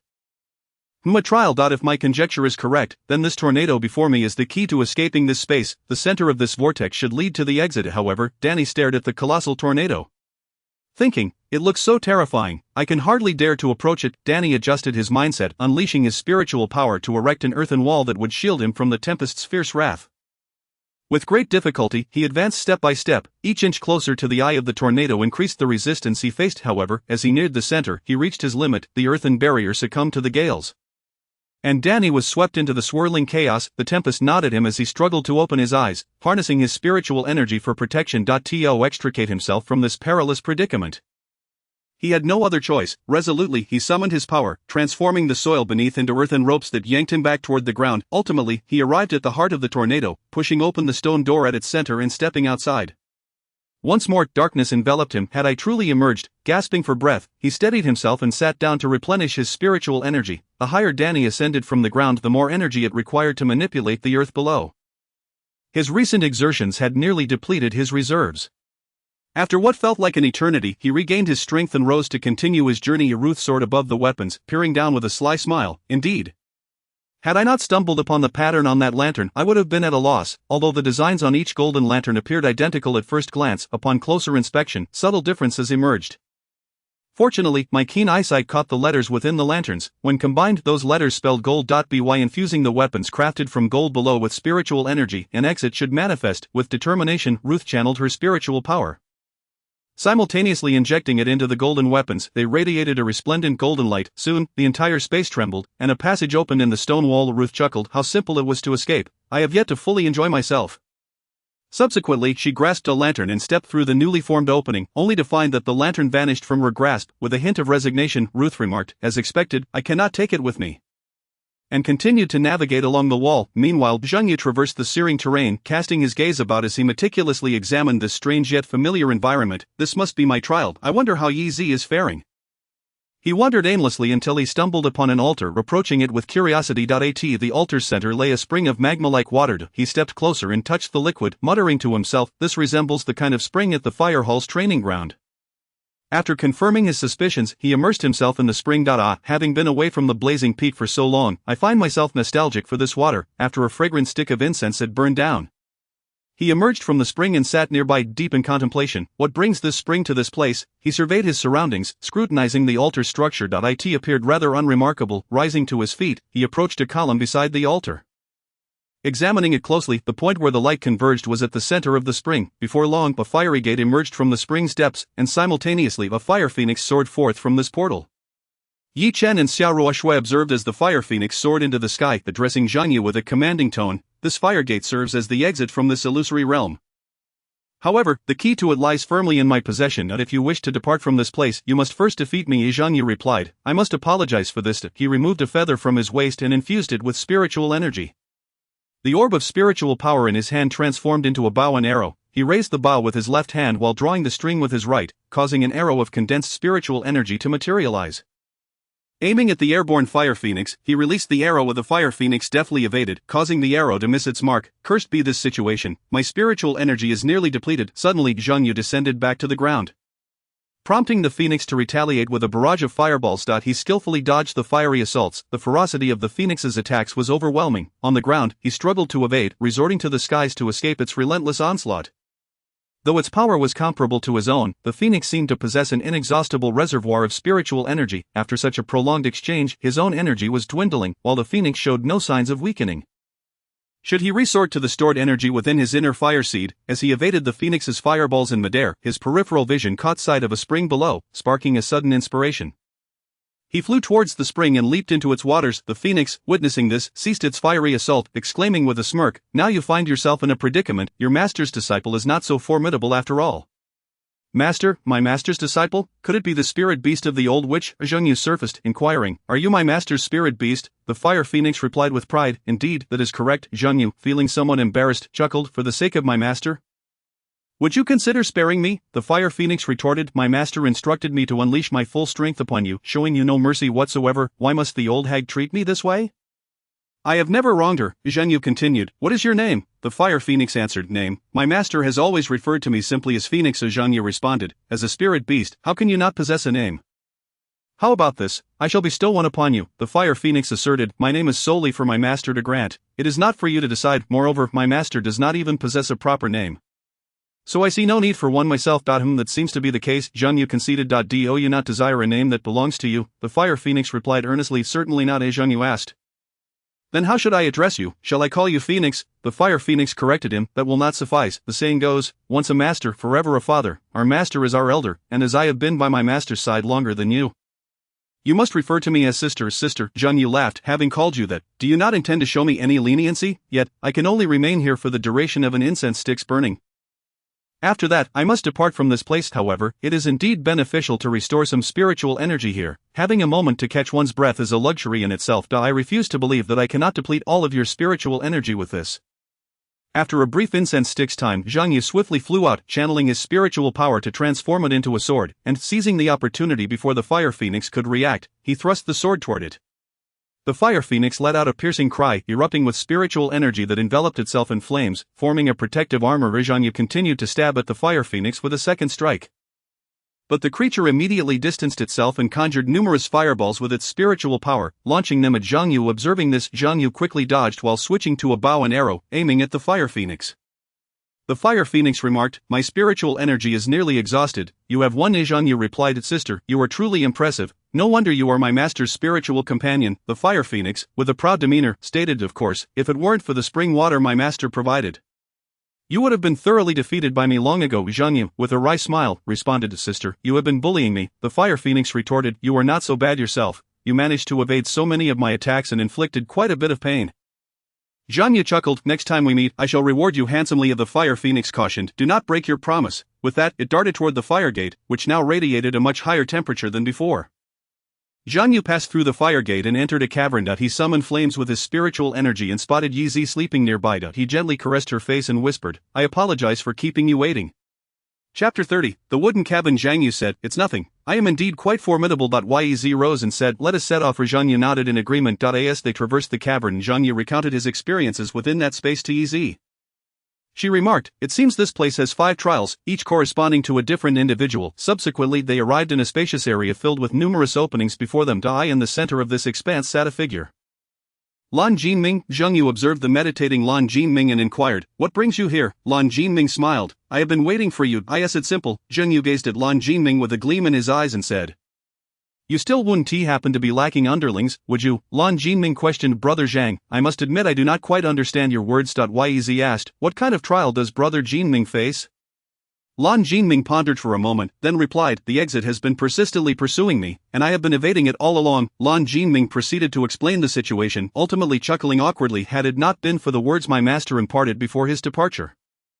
"I might have escaped long ago." Yez laughed, "Not necessarily. No one wishes to be swallowed by such a gigantic serpent. Let us rewind time to the moment when the water serpent swallowed Lan Jinming whole. Oh no!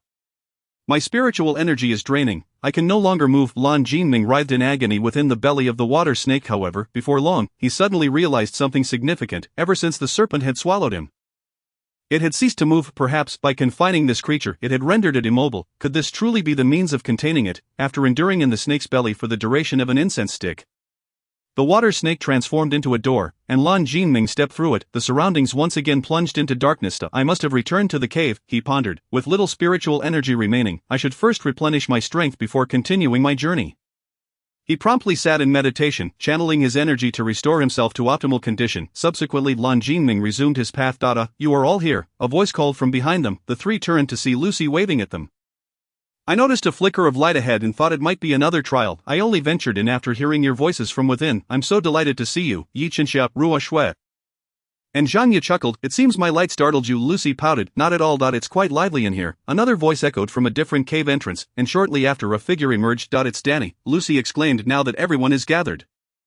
"Do you need to rest before we depart?" Zhang Yu inquired, retrieving a map from his storage pouch. The four shook their heads, replying, "Not necessary." "Then let us set off," Zhang Yu declared. Indeed, the 5 continued their journey, occasionally discussing their recent trials, battling monsters along the way, and sharing gossip about their respective masters. Lucy reclined on the ground and laughed, "I've only just realized how beautiful the outside world is. I never want to set foot in such a wretched place again. I wonder how long we've been inside." Zhang Yu mused, "Who cares?" Lucy basked in the warm sunlight, slowly closing her eyes and drifting off to sleep. "Is she asleep?" Lan Jinming crouched down to observe Lucy. "She must be." Danny sighed. "Let us find a resting place before nightfall." Agreed. Danny lifted Lucy onto his back, and the 4 continued onward. As dusk approached, they spotted a wooden cabin ahead. The 3 nodded in agreement and entered the dwelling. Zhang Yu lit the lamps inside, while Danny gently placed Lucy on the bed. Yez brushed her fingers over the dust on the table and remarked, "It seems no one has lived here for quite some time." Lan Jinming commented, "It is likely that the spirit lord evacuated this family from the mountains to protect them from the beasts." Zhang Yu pondered, "I wonder who would reside in such a desolate place." Lan Jinming opened the lid of a water vat and said, "This vat is empty." Zhang Yu, could you please assist me in opening the door?" Zhang Yu complied, and as Lan Jinming summoned his spiritual energy, the water from the nearby river suddenly surged upward, coalescing and flowing into the vat. Yez smiled, "Having spiritual energy certainly makes things convenient." Lan Jinming awkwardly chuckled. "Indeed, it is so. At that moment Zhang Yu's stomach audibly protested, prompting Yi Zi to stifle a laugh as she offered, "Allow me to prepare a meal. There is still some rice in this house." Danny inquired, is that all right? Meanwhile, Lan Jinming and Danny busily wiped down the furniture within the room. The enticing aroma of cooking rice wafted through the air, rousing Lucy from her slumber, who then floated directly to the kitchen. Zhang Yu remarked, Lucy is awake. It seems you are hungry as well. Lucy nodded and asked, what is this? I've never seen it before, but it smells delightful, Yizi replied with a smile.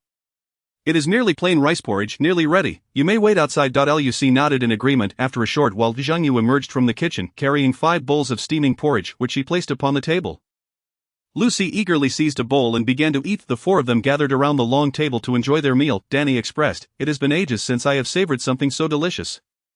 Zhang Yu concurred, indeed, it has been far too long since I last enjoyed a bowl of hot porridge. Lan Jinming took a sip and inquired, is there any sugar in the kitchen? Yizi shook her head, indicating that there was none. Zhang Yu remarked, Lan Jinming, if you taste it carefully you will find a hint of sweetness. Lan Jinming replied, I am aware, yet I prefer my food to be a touch sweeter.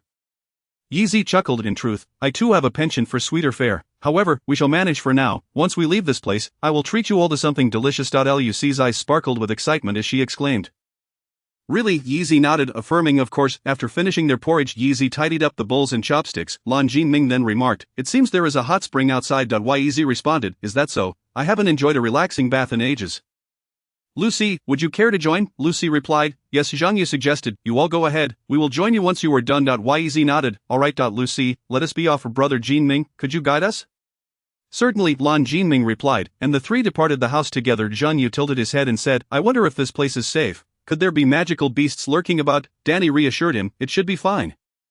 After all, the master intends to invite them down the mountain and will surely ensure their safety. Zhang Yu countered, but this place lacks any formations for protection. How can it be safeguarded? Danny speculated.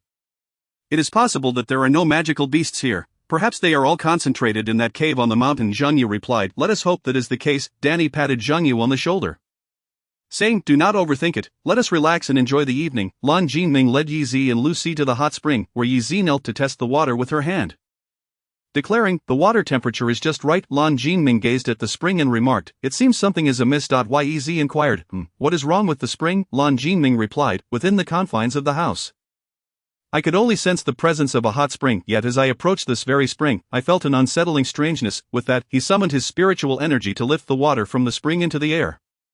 The immortal evil deity, Lucy, questioned, what kind of formation is this? Yizi shook her head and said, I am uncertain. Zhang Yu stated, this formation, I feel as if I have encountered it before. It resembles the design depicted on the wall behind our teacher.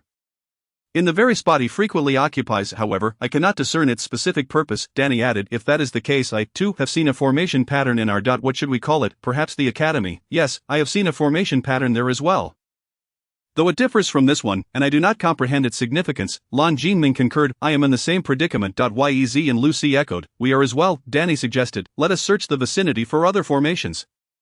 Zhang Yu proposed, how about we return tomorrow morning? I fear the brightness might attract something else. Yizi remarked, brother Zhang Yu speaks wisely. We have lingered here for quite some time without incident.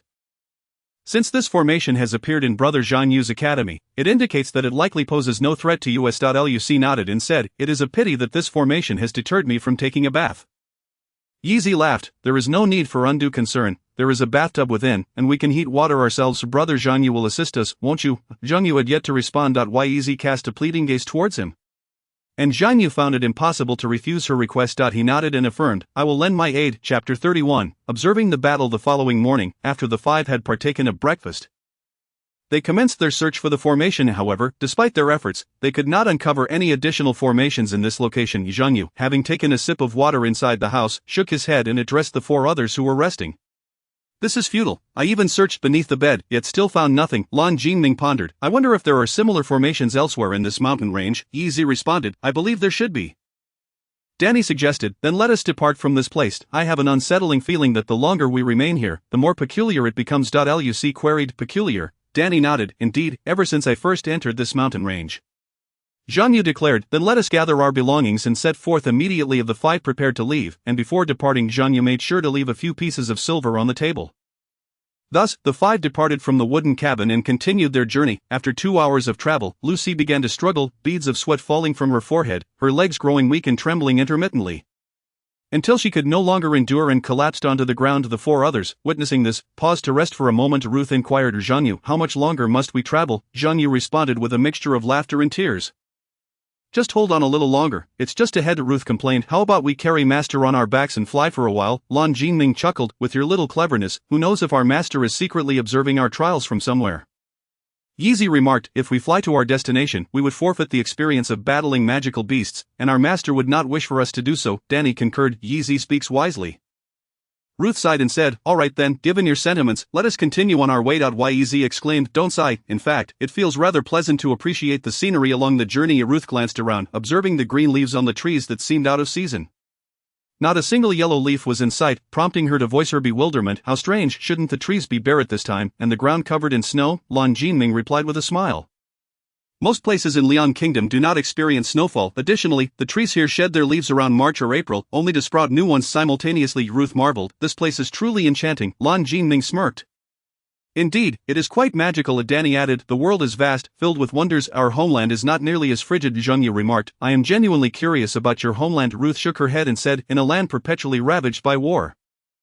It is nearly impossible to find a place of peace. Zhang Yu lamented, we too share that fate. My father perished on the battlefield. Lan Jinming interjected, why are we discussing this? Let us steer clear of such topics. We have no sway over the affairs of adults. Yez nodded in agreement. Precisely, after a brief respite, the five continued their journey. However, as they approached their destination, it seemed that the low-tier magical beasts refrained from encroaching upon the territory of the mid-tier beasts. As no creatures emerged to hinder their progress, despite this, the group remained vigilant, prepared for battle at any moment. Thus, they traversed mountains and waters, finally arriving at their ultimate destination. Here we are, Zhang Yu declared.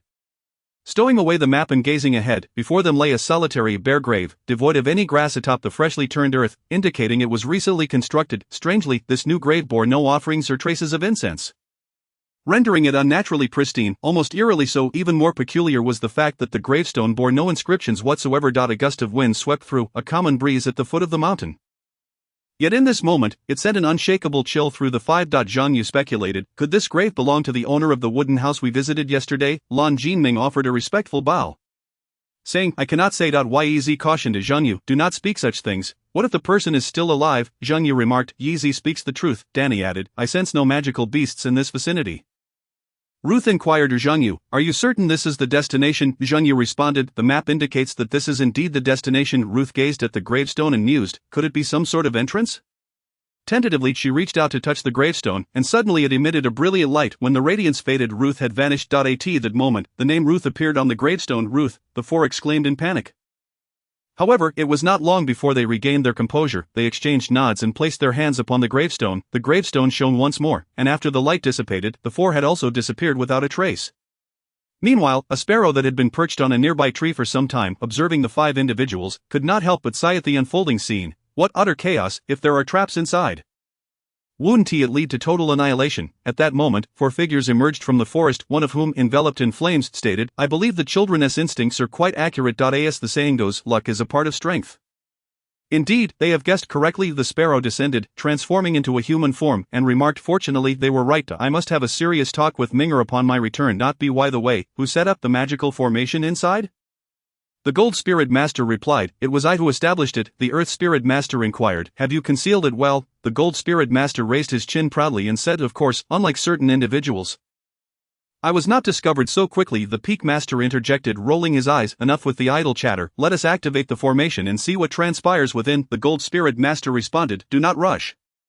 I shall initiate the formation immediately. With that, he tossed a bronze mirror into the air, which instantly radiated a dazzling light, revealing the scene of the five in the underground palace. The Wood Spirit Master approached the gravestone, observing the five names inscribed upon it, and commented, who designed this? The Peak Master chuckled, who else could it be? The Earth Spirit Master added, I honestly could not think of a better idea. The Peak Master's gaze shifted to the bronze mirror, stating, considering their location, they still have a considerable distance to traverse. The Earth Spirit Master inquired, how much longer? The Peak Master replied, at their current pace, it will take them approximately another hour. The Earth Spirit Master asked, how many magical beasts remain in these mountains? The Peak Master responded, I have released a total of 15 magical beasts in this area. They have managed to slay 10, leaving 5 still alive. The four immediately tensed up, and soon, the distant sound of running footsteps echoed towards them. The sound is coming from behind. The five turned, and Zhang Yu said, this noise seems to indicate more than one magical beast. Suddenly, a wolf lunged at them, and Danny swiftly summoned an earthen wall to counter the magical wolf's assault. Ruth summoned her spear and shield, launching an assault on the demonic wolf, which swiftly evaded her attack. Seizing the opportunity, Yez ensnared the beast, only for another demonic wolf to suddenly pounce upon her. Yez hastily dodged the creature's advance. At that moment, the initially restrained demonic wolf also broke free from its bindings. Two demonic wolves, Zhengyu exclaimed in astonishment. Strange, Danny remarked. These two beasts appeared from the very path we traversed. Indeed, Ruth concurred, we encountered not a single beast along that route. Where could they have emerged from? Naturally, they were released by us, the spirit master of gold chuckled, observing the bewildered group through a copper mirror. Beside him stood three other captured beasts confined within iron cages. Upon seeing the peak master, the creatures shrank in terror, retreating to the corners of their cages. The spirit master of water pondered, what has this woman done to instill such fear in them? The peak master replied, let them eliminate those two demonic wolves first. Then we shall dispose of the remaining three one by one. That would be too slow, the spirit master of wood suggested. Why not cast down the remaining three beasts simultaneously? That would be inadvisable. I fear the presence of three beasts might attract a rank B creature, the peak master cautioned. From the auspicious aura, Longsheng interjected. Yez then proposed, let each of us take one. Subsequently, Yez channeled her spirit energy, wrapping a vine around one demonic wolf, while Danny ensnared the other with his own energy. Zhengyu, transforming his spirit into a blade, struck at the wolf bound by Yez, which let out a pained cry before turning to ashes. Meanwhile, Ruth wielded her spear, thrusting it fiercely into the other wolf, which, upon its demise, gradually reverted to its original form. I feel we can effortlessly handle rank C demonic beasts, Yez declared. Lan Jinming nodded in agreement, saying, I haven't even struck yet, and you have already dispatched the wolves. Another creature approaches, Danny warned. The peak master observed them, stating, given their prowess, they should be capable of individually confronting a rank C beast. Why do they still seem so feeble? The spirit master of water remarked, isn't the power of teamwork swifter? The spirit master of wood noted, compared to our first encounter with demonic beasts, I sense they have made significant progress. Enough of the chatter, the spirit master of water interjected, they have slain another beast. Earth, release another one. More incoming, Zhengyu complained, gazing at the demonic flame baboon before him. How many beasts are there? Lan Jinming unleashed a water projectile, striking the baboon's heart, while Ruth coordinated with him, hurling her spear at the creature. Remarkably, we have already defeated 5 beasts, Lan Jinming stated. Danny, panting, replied, shall we wait a moment longer to see if more beasts continue to emerge? Yez nodded. Indeed, the 5 of them waited on the ground for half an hour, yet no further beasts appeared, allowing the tension to finally ease a little. Zhengyu remarked, it should be gone now. Let us proceed. Indeed, Chapter 32, of who the 5 individuals traversed the subterranean palace when suddenly, a colossal door obstructed their path. Danny cast a spell to push it open. Within the room's center lay a tiger-shaped magical beast, deep in slumber, with 5 chests positioned behind it. The 5 held their breath, fearful of awakening the creature. The chamber was vast, resembling an arena crafted exclusively for them. Stealthily, they entered the room, intent on catching the second-tier beast off guard. They positioned themselves according to the 5 elements formation, channeling their spiritual energy to activate it. However, facing the second-tier beast, they felt a mixture of excitement and tension, causing the formation to falter. The magical beast was roused by their energy, and with a swift lash of its tail, it struck towards them, prompting an immediate evasion of the attack. Danny summoned a wall of earth with his spiritual energy to bind the beast, but it effortlessly shattered the barrier with a swipe of its paw. The beast spoke. You little brats, Zhengyu exclaimed. You can talk? The beast replied. What a fuss, even spiritual beasts can converse, you know, Zhengyu inquired. Magical tiger, why abandon your role as a spiritual beast to become a magical creature? The beast responded. Magical tiger, who are you referring to? Zhengyu clarified. You, of course. The beast erupted in laughter, declaring, I possess a magnificent name, Ahu. The 5 stifled their laughter, wary of being discovered by the beast. Zhengyu pressed on. Then why become a magical creature? Ahu replied, magical creature, would you question why humans forsake their morals to become demonic? Moreover, I possess a hint of magical power, thus categorizing me as a magical beast. You are rather cruel. Yez interjected. So, are you a spiritual beast or a magical beast? Ahu pondered for a moment before stating, a half-magical beast. The 5 gasped. A half-magical beast. Ahu continued, I am the first and only half-magical beast, for I have been gradually purified from my former state. Zhengyu asked, a magical beast can be purified? Ahu nodded. In human terms, it is called finding one's way back from the path of error. As for how I became this way, I am uncertain. I was captured by my master, and upon awakening, I transformed into a half-magical beast. Lan Jinming inquired, who is your master? Ahu replied, let me think. Others refer to her as the Lady of Fire Spirits. Zhengyu, shocked, exclaimed, you are the spiritual beast of my master. Ahu remarked, my master has always cherished her feathers. Who would have thought she would bestow you, this wretched child, with one? What? Zhengyu failed to grasp Ahu's meaning. Lan Jinming stated, on what grounds should we believe you are the spiritual beast of the Lady of Fire Spirits? Ahu replied, I have no way to prove this. Zhengyu, recognizing the gravity of the situation, hastily retreated. Yez summoned vines from the trees, ensnaring Ahu in an attempt to immobilize him.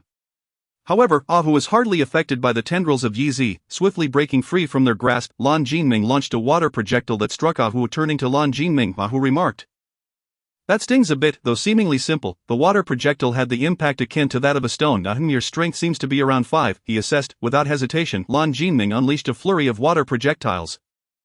Despite each strike landing on Ahu, he remained unfazed. Too few. Ahu commented, "Why not unleash a few more? That way, I could enjoy a nice bath." Zhang Yu interjected, "Shall I set a fire? A hot bath is far more pleasant than a cold one." Ahu chuckled, "Now that's an idea. If you all can subdue me and become my little minions, I'll enjoy a hot bath every day." At that moment, Danny, Lucy, and Yi seized the opportunity while Ahu was distracted. Swiftly repositioning themselves, the 5 of them now stood in the precise formation to activate the 5-element array. Upon noticing Yi and the others nodding, Zhang Yu and Lan Jinming quickly channeled their spiritual energy, successfully initiating the array. Ahu, positioned at the center of the formation, felt its effects and remarked, "Not bad, not bad. You can activate such an array." But with a thunderous roar, Ahu sent everyone but Lan Jinming staggering back several steps.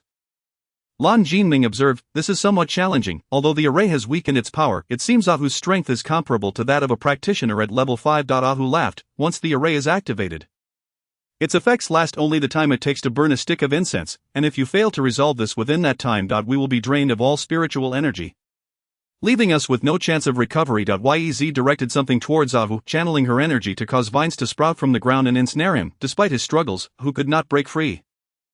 Lucy, wielding a spear, lunged at Ahu, who let out a pained yelp and swung his tail, sending Lucy flying out of the array. She crashed against the wall but managed to rise with difficulty. Zhang Yu skillfully evaded Ahu's attacks, yet he did not draw closer to initiate Plan 2. He declared. The 4 nodded in unison, and Lan Jinming accelerated the rate of his water projectile attacks, although Ahu dodged most of the assaults. A few water projectiles still struck him. Following the barrage, Danny summoned his energy to conjure a wall of earth to trap Ahu. With a mighty roar, Ahu shattered part of Danny's earthen barrier. Subsequently, she raised her shield and approached Ahu, who suddenly stood and lunged at Lucy with his claws. Lucy defended with her shield while Yi attacked with her vines, and Lan Jinming continued his water barrage. Ultimately, Ahu lost his footing and collapsed to the ground. With a weary voice, Ahu declared, "I concede, I surrender." "Really?" Lucy inquired. "Have I ever lied?" Ahu replied. Yi approached Zhang Yu, asking, "Are you alright, brother Zhang Yu?" "I'm fine," he responded, and immediately began meditating to restore his spiritual energy. Upon witnessing this, Ahu remarked, "There is no need for such trouble." He gestured towards the 5 boxes and continued, "The crystals within possess spiritual energy, which will facilitate a quicker recovery." "Indeed," Zhang Yu exclaimed as he rose to approach them. The boxes were of 5 distinct colors. He opened the red one to find it contained 2 crystals. The others opened their respective boxes, each revealing a single crystal. Lucy turned to Ahu and inquired, "Why do we only have 1 crystal each? Is there one with you?" Ahu hastily shook his head and explained, "The reason Zhang Yu has 2 is that one is intended for a breakthrough. As for you, since you have already achieved your breakthrough, you are only entitled to 1. I see," Zhang Yu responded. Picking up the 2 fire crystals, he promptly stored one in his storage bag and sat down to absorb the energy from the other crystal. Yez asked, "Ahu, what brings you here?" Ahu replied, "The boss said there weren't enough magical beasts, so he sent me to gather some. Moreover, he instructed me to surrender immediately if I encounter an opponent I cannot defeat, to avoid injury."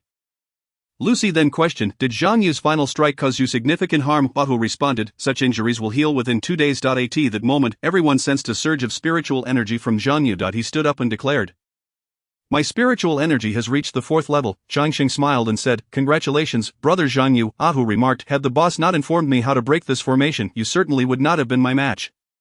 He then raised his left leg, concentrating his spiritual energy into a single finger, which he directed towards the wall. Simultaneously, the energy formed a doorway shape on the wall. Ahu stated, "That is the exit. If you pass through there, you will find yourselves outside. By the way, once you clear this level, the flight restraining formation will dissipate." Lucy expressed her joy, "So we can finally fly away from this dreadful place."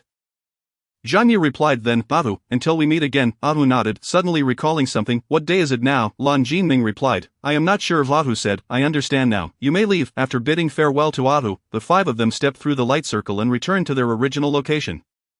At this moment, the scenery on the mountain had changed dramatically. A thick white mist enveloped the air, rendering it nearly impossible for the 5 to see ahead. "Has the fog set in?" Yi inquired. "It seems so," Lan Jinming responded. Lucy remarked, "This mist gives me an unsettling feeling." Lan Jinming suggested, "Regardless, we should vacate this place." Zhang Yu stated, "Just to be safe, I will ascend to get a better view." "Yi, please bind my hands with vines. If I sense anything amiss while in the air, I will tug on the vines, and at that point, you can pull me down." Yez nodded and channeled her energy to bind Zhang Yu's hands with vines. After which he soared into the sky. He gazed down at the vast expanse of white, musing to himself, if I were to fly away from this mountainous region, following the route on the map. It would likely take about a day. However, the fog has thickened to such an extent that I can no longer discern the situation below. Moreover, the compass has malfunctioned, leaving me utterly bereft of direction.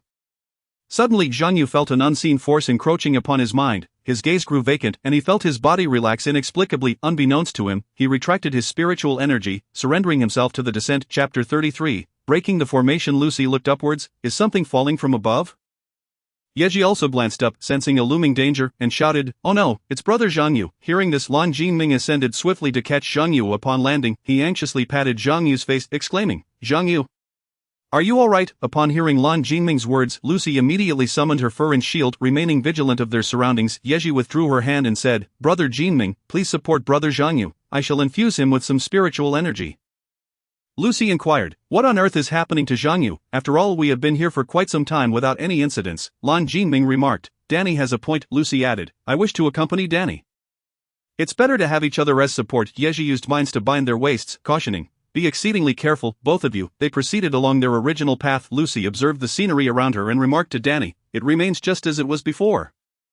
"Not a bit changed," Danny responded. "Do not let your guard down. The fog shows no signs of dissipating." Zhang Yu slowly opened his eyes, feeling his head spin, and gazed at the white mist before him. Still disoriented. Two figures approached him directly. The indistinct silhouettes gradually took on clearer features. Zhang Yu spoke. "I'm awake." Lan Jinming crouched beside him and asked, "How do you feel now?" Zhang Yu shook his head, replying, "Aside from a slight dizziness, I am otherwise well." He then scanned his surroundings and inquired, "Where are Danny and Lucy?" Yeji gestured with her right hand, saying, "They went to check the way back." Zhang Yu shook his head, stating, "That is futile. If we retrace our steps, there is a significant chance we will get lost. Moreover, the compass is already broken." Lan Jinming remarked, "I wonder if Ahu knows how to leave this place. Since it is a maze, there must be a way to unravel it." Yeji noted, "This is the first time we have encountered such a formation. How shall we break it?" Lan Jinming replied, "My master once told me that there are 3 methods to dismantle such formations. The first is to navigate according to the formation's rules without damaging it, thereby safely exiting this place. The second is to identify the formation's core and destroy it, causing the magic to collapse of its own accord. The third option is to charge through with sheer force, meaning that as long as we possess sufficient mental fortitude and willpower to endure the agony inflicted by the formation, we can directly exit this array." Yeji remarked, "Thus, there are 3 approaches. The first approach is to explore the route, the second is to dismantle this formation, the third is to simply fly out." Zhang Yu stated, "The first approach is too slow. If we make even a single misstep, we could be trapped here for eternity. The third approach carries some risk. After a brief stay up there, I felt." Yeji interjected, "Identifying the eye of the formation also requires time." Zhang Yu replied, "You must trust us, as well as yourself." Yeji nodded in agreement. At that moment, footsteps echoed from a distance, followed by a voice proclaiming, "We have returned." Yeji exclaimed, "It is Danny and Lucy who have come back." Danny and Lucy approached them, and Danny inquired, "How are you faring now?" Zhang Yu smiled and responded, "Apologies, I am feeling much better now." Lucy patted Zhang Yu's shoulder and said, "What did you encounter up there? Your sudden fall startled us." Zhang Yu shook his head, saying, "Aside from a vast expanse of white mist, I saw nothing else. For some reason, I felt unwell and then lost consciousness." Lucy remarked, "How peculiar." Lan Jinming asked, "Danny, Lucy, what did you observe on your way back?" Lucy replied, "Everything remained unchanged except for the increased mist." Suddenly Danny's eyes appeared to catch sight of something as he pointed behind Zhang Yu and said, "Don't you think that mound looks rather strange?" Yeji, upon hearing this, broke out in a cold sweat and exclaimed in horror, "You must be mistaken." She immediately distanced herself from the area, hiding behind the others, and said, "It couldn't be that a zombie is about to emerge from within. Could it?" Zhang Yu turned around to examine the mound behind him and remarked, "It seems no different at all. It merely resembles an ordinary grave." Lan Jinming circled the mound and informed them, "The gravestone is missing." "What?" the 4 exclaimed in terror. Lucy asked, "Could there possibly be someone still residing in this place?" Yeji suggested, "Did a magical beast take it?" Lan Jinming shook his head and stated, "There should be traces on the ground. Yet now, it is impossible to discern where the original gravestone lay." Danny pondered, "Could it have vanished when we entered?" Lan Jinming countered, "No, if we had all descended together, that would have been a possibility." "Could it be?" Zhang Yu slowly remarked, "This gravestone should not only serve as the entrance below but also as the key to activating this maze. The key to activation should occur on the 2nd day of the 12th lunar month when the maze will automatically commence." Seeing the 4 in a state of confusion, Zhang Yu patiently elaborated on his thoughts. "Indeed, it is as such," remarked Lan Jinming. Ruth then stated, "Thus, we must identify the focal point of the formation and subsequently dismantle it." Zhanya nodded in agreement, saying, yes, this tomb may indeed hold significant clues. Yez interjected, without a gravestone, it cannot truly be termed a tomb. It is merely a mound of earth. The disappearance of the gravestone is the key to activating the formation.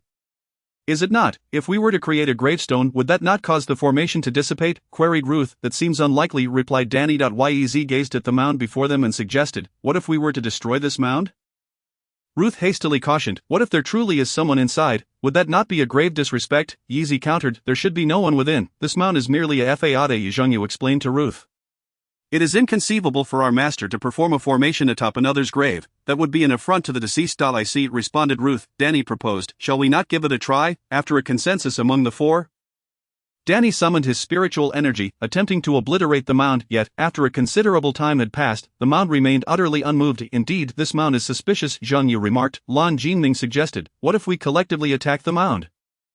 Agreed, came the response. In unison, the five directed their assaults at the mound. Before long, the mound crumbled, scattering debris across the ground. Concealed beneath the mound were the spiritual stones sustaining the formation. Yez ensnared the spiritual stones with vines. But the moment the vines made contact, they ignited in flames. Observing this, Yi swiftly severed the vines inside. It appears we must destroy it to escape. Lan Jinming chuckled. Such items that sustain formations are typically non-reusable. Yi replied, I understand. I merely wish to struggle a bit. Zhang Yu stated. Lan Jinming, it is up to you. Understood. Lan Jinming nodded, channeling his spiritual energy to launch a water orb at the spiritual stones. Upon shattering the stones, the surrounding mist gradually dissipated until it vanished entirely. Ruth exclaimed with delight, we have succeeded. We can finally leave this place, Zhang Yu affirmed. Indeed, let us first ascend from this mountain range. The four harnessed their spiritual energy and swiftly flew towards the exit inside a wooden cabin within the mountains. The water spirit master opened the door and announced, the mist has cleared. The gold spirit master fiddled with the scattered silver coins on the table, remarking, I did not expect them to dismantle the formation so swiftly. The peak master, resting his chin on his hand, lamented, I had thought placing the focal point there was utterly flawless. I intended for them to meander about for a few days. As the maze holds many delightful surprises, the wood spirit master chuckled. Who would have thought their reasoning would be so unique, much like your own? The earth spirit master declared. Well then, since they have departed this place, we should take our leave as well. The water spirit master closed the door, turning to them and stating, leave, having used my space without compensation. Do not think you can depart so easily. Chapter 34, Return to the town. After a considerable amount of time, Ruth transitioned from a state of vitality to one of despondency, ultimately lamenting, I am somewhat fatigued from flying. How much longer must we endure? Zhang Yu offered solace, saying, let us persevere a little longer. It should be neared. I recall there being a wooden cabin ahead. Lan Jinming, noticing a stark contrast of green in the distance, pointed and declared, look, we have arrived. The five of them immediately descended in the direction indicated by Lan Jinming. Upon reaching the wooden cabin, Ruth excitedly dashed forward, but just as she was 2 steps away from the door, her head collided with an unseen object, causing her to stumble back and fall to the ground. Ouch, that hurts, Ruth exclaimed, rubbing her forehead. What was that? Are you alright? Danny inquired. Ruth shook her head, replying, I'm fine. Yez approached cautiously, extending her hand to feel around, and upon encountering an invisible barrier, she halted and began to trace the surface of the transparent wall. After a moment, she concluded, a barrier. Lan Jinming reached out to touch the formation, pondering. There is a sense of familiarity to this. Suddenly, he realized the sensation had vanished and he stumbled forward. The 4 onlookers were momentarily taken aback.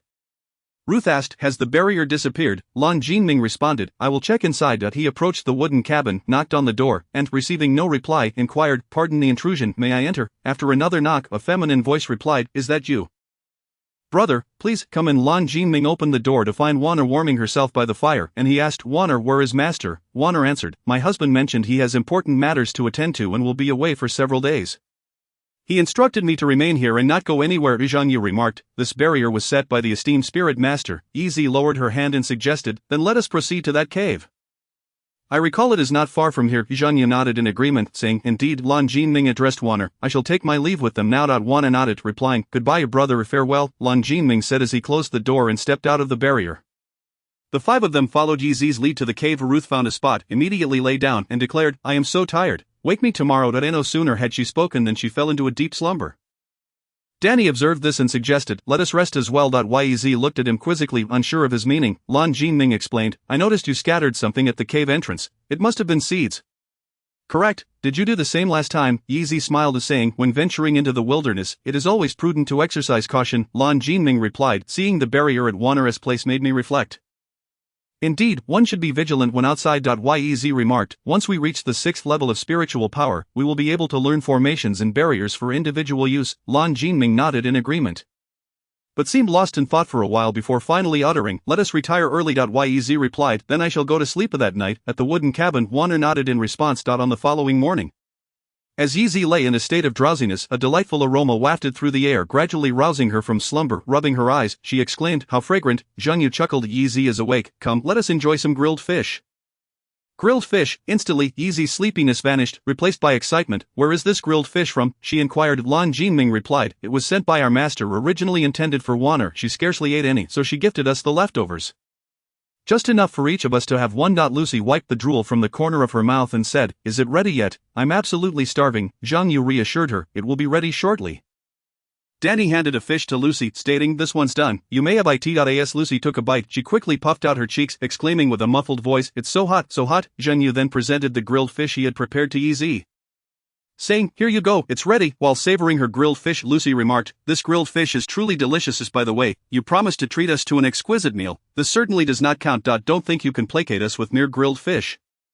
Zhang Yu chuckled heartily, I assure you, that will not be the case. We'll make sure you are thoroughly satisfied. Danny inquired, how much longer do we have to travel? Zhang Yu estimated, about a day's journey. I believe. After finishing breakfast, the 5 of them set off. Danny gazed at the picturesque scenery below, the mountains and waters merging into a unique artistic landscape, and couldn't help but exclaim, I wonder when I shall behold such beauty again. Lucy added, therefore, I must enjoy myself thoroughly while I am here. Yez asked, when will you be leaving this place? Zhang Yu teased, is your master not joking with you? That cursed place is not for the faint of heart. Yezi replied, I also wish to visit Chiyun Peak, but alas, my training period draws to a close. Zhang Yu assured her, I guarantee that after one visit, you will not wish to return. Why are they mentioning me? Oh well, perhaps it was destined for our paths to cross. Lucy mused. Oh, is that so? Yezi laughed, that's wonderful. I promise to ensure you have an exceptionally enjoyable time. As Lan Jinming gazed at the towering city walls ahead, he remarked, we are nearing the town. To avoid being seen by mortals, let us descend and enter discreetly. Agreed. Zhang Yu replied, lowering his gaze at his attire, scratching his head awkwardly. Unfortunately, I have no belongings left. All my luggage was burned. I am left with only this outfit and my storage pouch. Lan Jinming grinned, I have spare clothing, though I cannot say if it will fit you. Zhang Yu inquired. Really? Yezi recounted the events to the 2. Zhang Yu scratched his head again. Thank you, Lan Jinming. Lan Jinming replied, no need for thanks. Lucy asked, why did you not store your belongings in the pouch but kept them separate? Zhang Yu explained, I took my luggage out while staying at the inn. Lan Jinming concluded, well then, let us proceed inside. Upon passing through the city gate, the town was illuminated brightly by night, with numerous red lanterns adorning the streets. At that moment, the town appeared as radiant as daylight. The townsfolk meandered through the bustling marketplace, captivated by performances and engaging in games. Along the way, the quintet marveled at the vibrant scenery. Yez exclaimed, could it be? Has the new year already arrived? Yez continued, so that is how it is. A woman interjected, you are indeed fortunate to arrive at such a moment. I wish you joy in your revelry. Ruth gazed around, lost in wonder, and remarked, how beautiful. Danny echoed, indeed. Zhang Yu shook his head and stated, these are mere mortals. This performance is simply sleight of hand. Ruth, astonished, asked, can ordinary people really manipulate fire? Zhang Yu replied, it is indeed sleight of hand. Ruth mused, how marvelous. Given the chance, I too would like to learn. A passerby, overhearing Ruth's words, chuckled, if the young lady wishes to learn, do remember not to practice indoors. Why is that? Ruth inquired. The passerby recounted, not long ago a tavern suddenly caught fire, and it was said that a man emerged engulfed in flames. I was nearby and witnessed this spectacle. It startled us greatly. Later, it was rumored that a person had accidentally set fire to the place while practicing sleight of hand. Zhang Yu remained in a state of bewilderment, and Lan Jinming handed him a handkerchief, saying, I fear you may spontaneously combust here. Ha! The other 3 could not contain their laughter. Before long, Danny was awestruck by a sight before him. Reflected in his eyes were enormous trees resembling houses. He pointed at the majestic trees and exclaimed, this is so incredible. Yezi smiled and pointed at one colossal tree, saying, I remember that used to be an inn. Why don't we rest there tonight and have dinner? Ruth asked, is that true? Then let us hurry inside. Yezi led them into the botanical inn. Inside, apart from the doors and windows, the furnishings melded seamlessly with the inn's botanical theme. The innkeeper, noticing guests had arrived, hurried over to greet them, saying, esteemed guests, would you like to stay at our humble establishment? Zhang Yu nodded and replied, please prepare 5 rooms and allow us to dine here. The innkeeper responded, I apologize, but we currently have only 4 rooms available. Zhang Yu chuckled awkwardly for a moment and said, very well, we shall take 4 rooms. The innkeeper replied, certainly, please follow me upstairs. Chapter 35, A stroll in the market. Zhang Yu and his companions ascended to the 2nd floor with the innkeeper. Each entering their respective rooms, after organizing their belongings, they descended. Ruth urged, hurry, hurry, I'm famished, let us order quickly. Yi Zi laughed and reassured, no need to rush. Zhang Yu instructed innkeeper, please take our order. The innkeeper called from a distance. Certainly, he then approached them, bowing slightly, and asked, what would you like to eat? Yi Zi replied, please bring us 4 plates of your signature dishes, along with a soup. Lan Jinming added, I cannot handle spicy food. Zhang Yu said, then 2 plates of spicy dishes and 2 plates that are not. Lan Jinming suggested, with the ladies present, we shall refrain from drinking, let us have a pot of tea instead. Zhang Yu nodded in agreement. The attentive waiter noted down the order with a smile, saying, dear guest, please hold on for a moment. Having said that, he dashed off to the kitchen. Shortly thereafter, he emerged, setting down cups and bowls before them.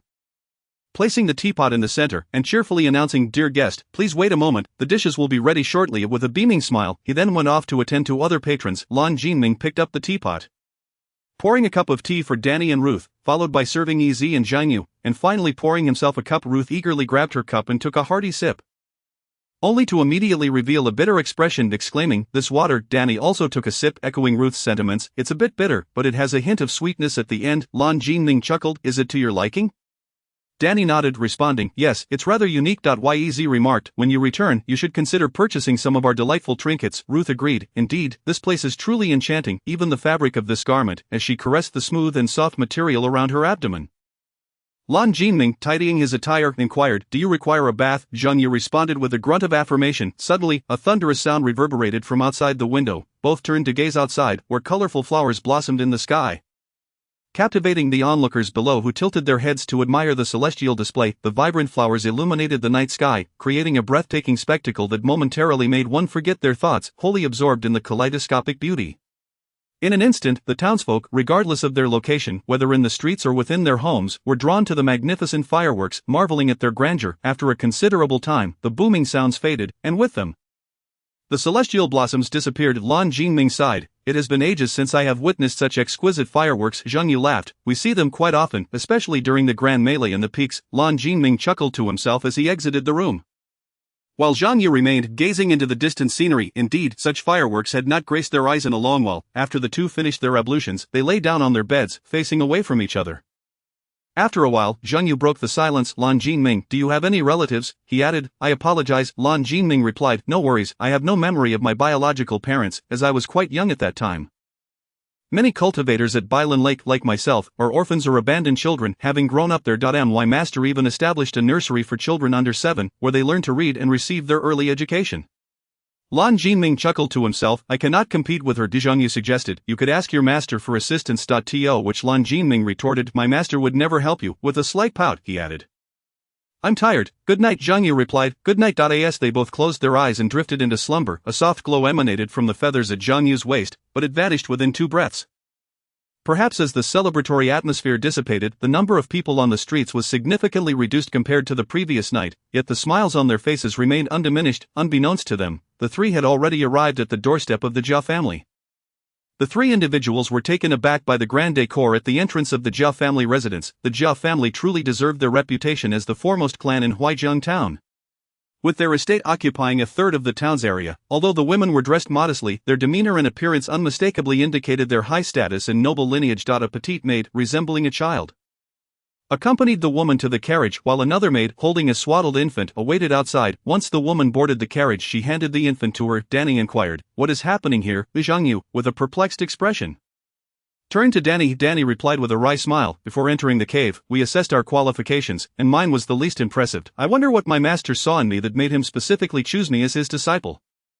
Zhang Yu pondered, perhaps the Earth Spirit Master has recognized certain virtues within you, but why would that old witch want me as her pupil? Could it be that my aptitude is remarkable? No, within the peak, while the majority are not exceptional, some senior brothers and sisters can reach level 3 within 2 years, and among them, Brother Guo attained level 4 in the same period, a talent rarely seen in a century. Moreover, I recall my grandfather once mentioned that I am a child of fire. Something feels awry. Zhang Yu nodded in acknowledgement. Indeed, the trio continued their stroll when a young gentleman passed by Zhang Yu, causing him to startle and abruptly turn to look at him. Lan Jinming remarked, though that individual appears to be an ordinary person, he exudes an unsettling aura. Danny concurred, suggesting, shall we follow him discreetly to see what he intends to do? Lan Jinming responded, that may contravene the principles of a gentleman. Zhang Yu chuckled, we are merely wandering here, and it is coincidental that we find ourselves behind him. Lan Jinming agreed, Zhang Yu has a valid point. Let us proceed. The three subtly turned away, continuing their exploration. To avoid drawing the gentleman's attention, they occasionally lingered at stalls, with two selecting items to purchase while one kept a watchful eye on him.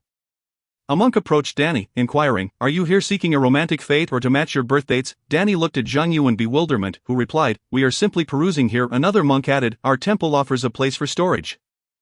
Any items purchased by the young master can be placed there." The monk promptly fell silent, returning to his duties. After the two placed their belongings, they ventured inside. The temple was bustling with incense offerings.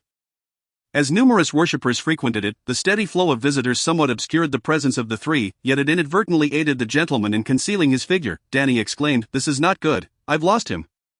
Zhang Yu reassured him, "Do not fret, he ultimately headed in that direction, let us follow that path. We may yet encounter him." As the trio proceeded along that route, they arrived at a grand hall, where a massive Buddha statue stood at its center. A woman was kneeling before it, reverently bowing 3 times. To her left, a maid held an infant, watching the woman in prayer. Upon entering the hall, the three recognized that the woman was indeed the one who had just exited the Zhao residence. After the woman finished her prayers, she rose and paid her respects to the monks surrounding her.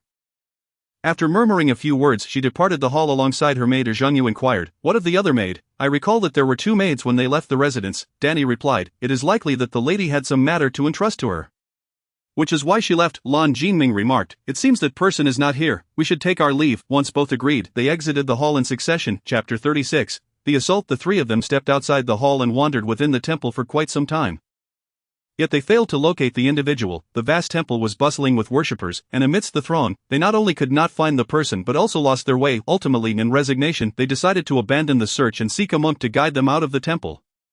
Just as they were about to exit, the maid from the Zhao residence brushed past Lan Jinming, causing him to freeze momentarily, stunned in place. "Were it not for your youthful appearance, I might have thought you were." Zhang Yu asked, "Thought what?" Danny, blushing, turned away and muttered, "Nothing." Inwardly lamenting the unfortunate influence of the story his master had shown him along the way, sitting on a stool by the bedside, Zhang Yu said, "We conversed for a while last night, perhaps a little too late. I apologize, I will be more mindful in the future." Danny, however, disregarded him. After a brief pause, he said, "What shall we do now? We have yet to find that person, and Lan Jinming has fainted again. It is getting rather late. Lucy and the others must have returned to the inn by now," Zhang Yu suggested. "Why not return to the inn first? I will wait here until Lan Jinming awakens before returning." "Very well." Danny exited the lodging, leaving the temple and wandering into an empty area. After ensuring there was no one around, he tapped into his spiritual energy and burrowed underground. This method was not one he had intended to employ. Using it depleted both his spiritual energy and physical strength. Furthermore, the Earth Spirit had warned him that given his current grasp of this technique, its improper usage could pose dangers, thus rendering it unsuitable for combat. Yez surveyed the surroundings, seeing no one else, and asked, "What of the others?" Danny replied, "Lan Jinming has fainted. Zhang Yu will return once he awakens." Yezi expressed concern, "Is brother Jinming alright?" Danny reassured her, "He is fine. The monks in the temple suggested he may have simply been fatigued and will recover after some rest." Danny recounted the events to both of them. Yezi noted, "This situation is rather suspicious. You mentioned that person vanished the moment they entered the temple. Either that individual belongs to the temple, or they discovered you and managed to evade you." Lucy remarked, "I believe that person noticed you and deliberately lured you into the temple." Danny countered, "I find nothing particularly remarkable or strange about this temple." Yez proposed, "After we finish our meal, let us go check it out. Perhaps Zhang Yu and the others are still at the temple, and we can bring them some food." Indeed, Lucy nodded in agreement. Yi Chen, Sunny, and Xiaoruoshui were present when suddenly a figure passed by Zhang Yu and entered the hall. Zhang Yu felt a surge of alarm. It was that suspicious individual. He observed as the person knelt in reverence within the hall before rising and departing. Zhang Yu, cautious, followed closely behind. The two ascended a small hillside, and Zhang Yu noticed the figure abruptly turned, launching an attack toward him. "Lan Jinming? Has he mistaken me for Lan Jinming? Is it because I am clad in his garments?" Zhang Yu inquired.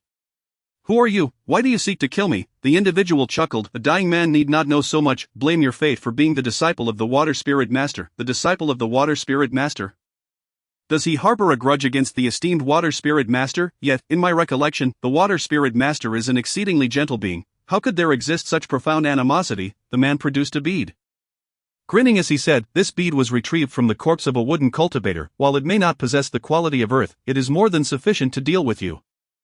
Today marks your demise." In an instant, the area transformed into a fiery inferno. The man was taken aback, exclaiming, "What is happening? Why are you wielding fire? You are not Lan Jinming. Who are you?" Zhang Yu replied, "You have yet to answer my question." Casting a furtive glance around, Zhang Yu felt a rising panic. this fire continues to blaze, and if it persists, this mountain will be stripped bare. How odd, Lan Jinming has never encountered the power of the speed.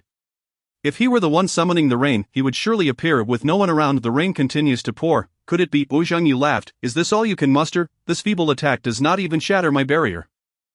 The Eternal God Emperor's work directory, the man retorted. The treasure of yours is that feather, isn't it? Indeed, it is a fine item, having endured for so long. Your spiritual energy must be running low once I slay you.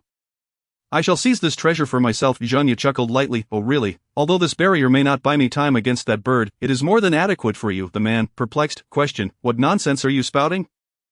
Zhangyu harnessed his fire seed's spiritual energy, and the flames, previously extinguished by the rain, ignited once more, growing fiercer despite the rain's influence. Moreover, the light drizzle had unknowingly transformed into a torrential downpour. Repelling the barrage of fireballs surrounding them, the man had yet to recover from the terror of impending death, gasping for air, and after a while, he bitterly smiled. It seems you have come to my aid. I am at a loss for how to repay your kindness, the person behind him interjected. I do not require your body as payment. Chapter 37. A letter. The man laughed maniacally. You possess a fine sense of humor.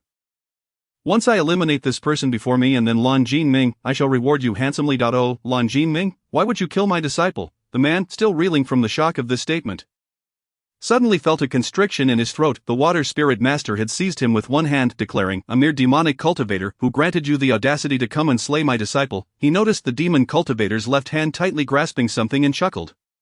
Is it merely due to a small bead that you presume to threaten me? The demon cultivator, aware of his inability to escape the grasp of the water spirit lord, chuckled and remarked, although I have failed to complete my mission, we shall not relent so easily. With that, he summoned his spiritual power. The water spirit lord cursed under his breath, realizing he could not prevent the demon from taking his own life.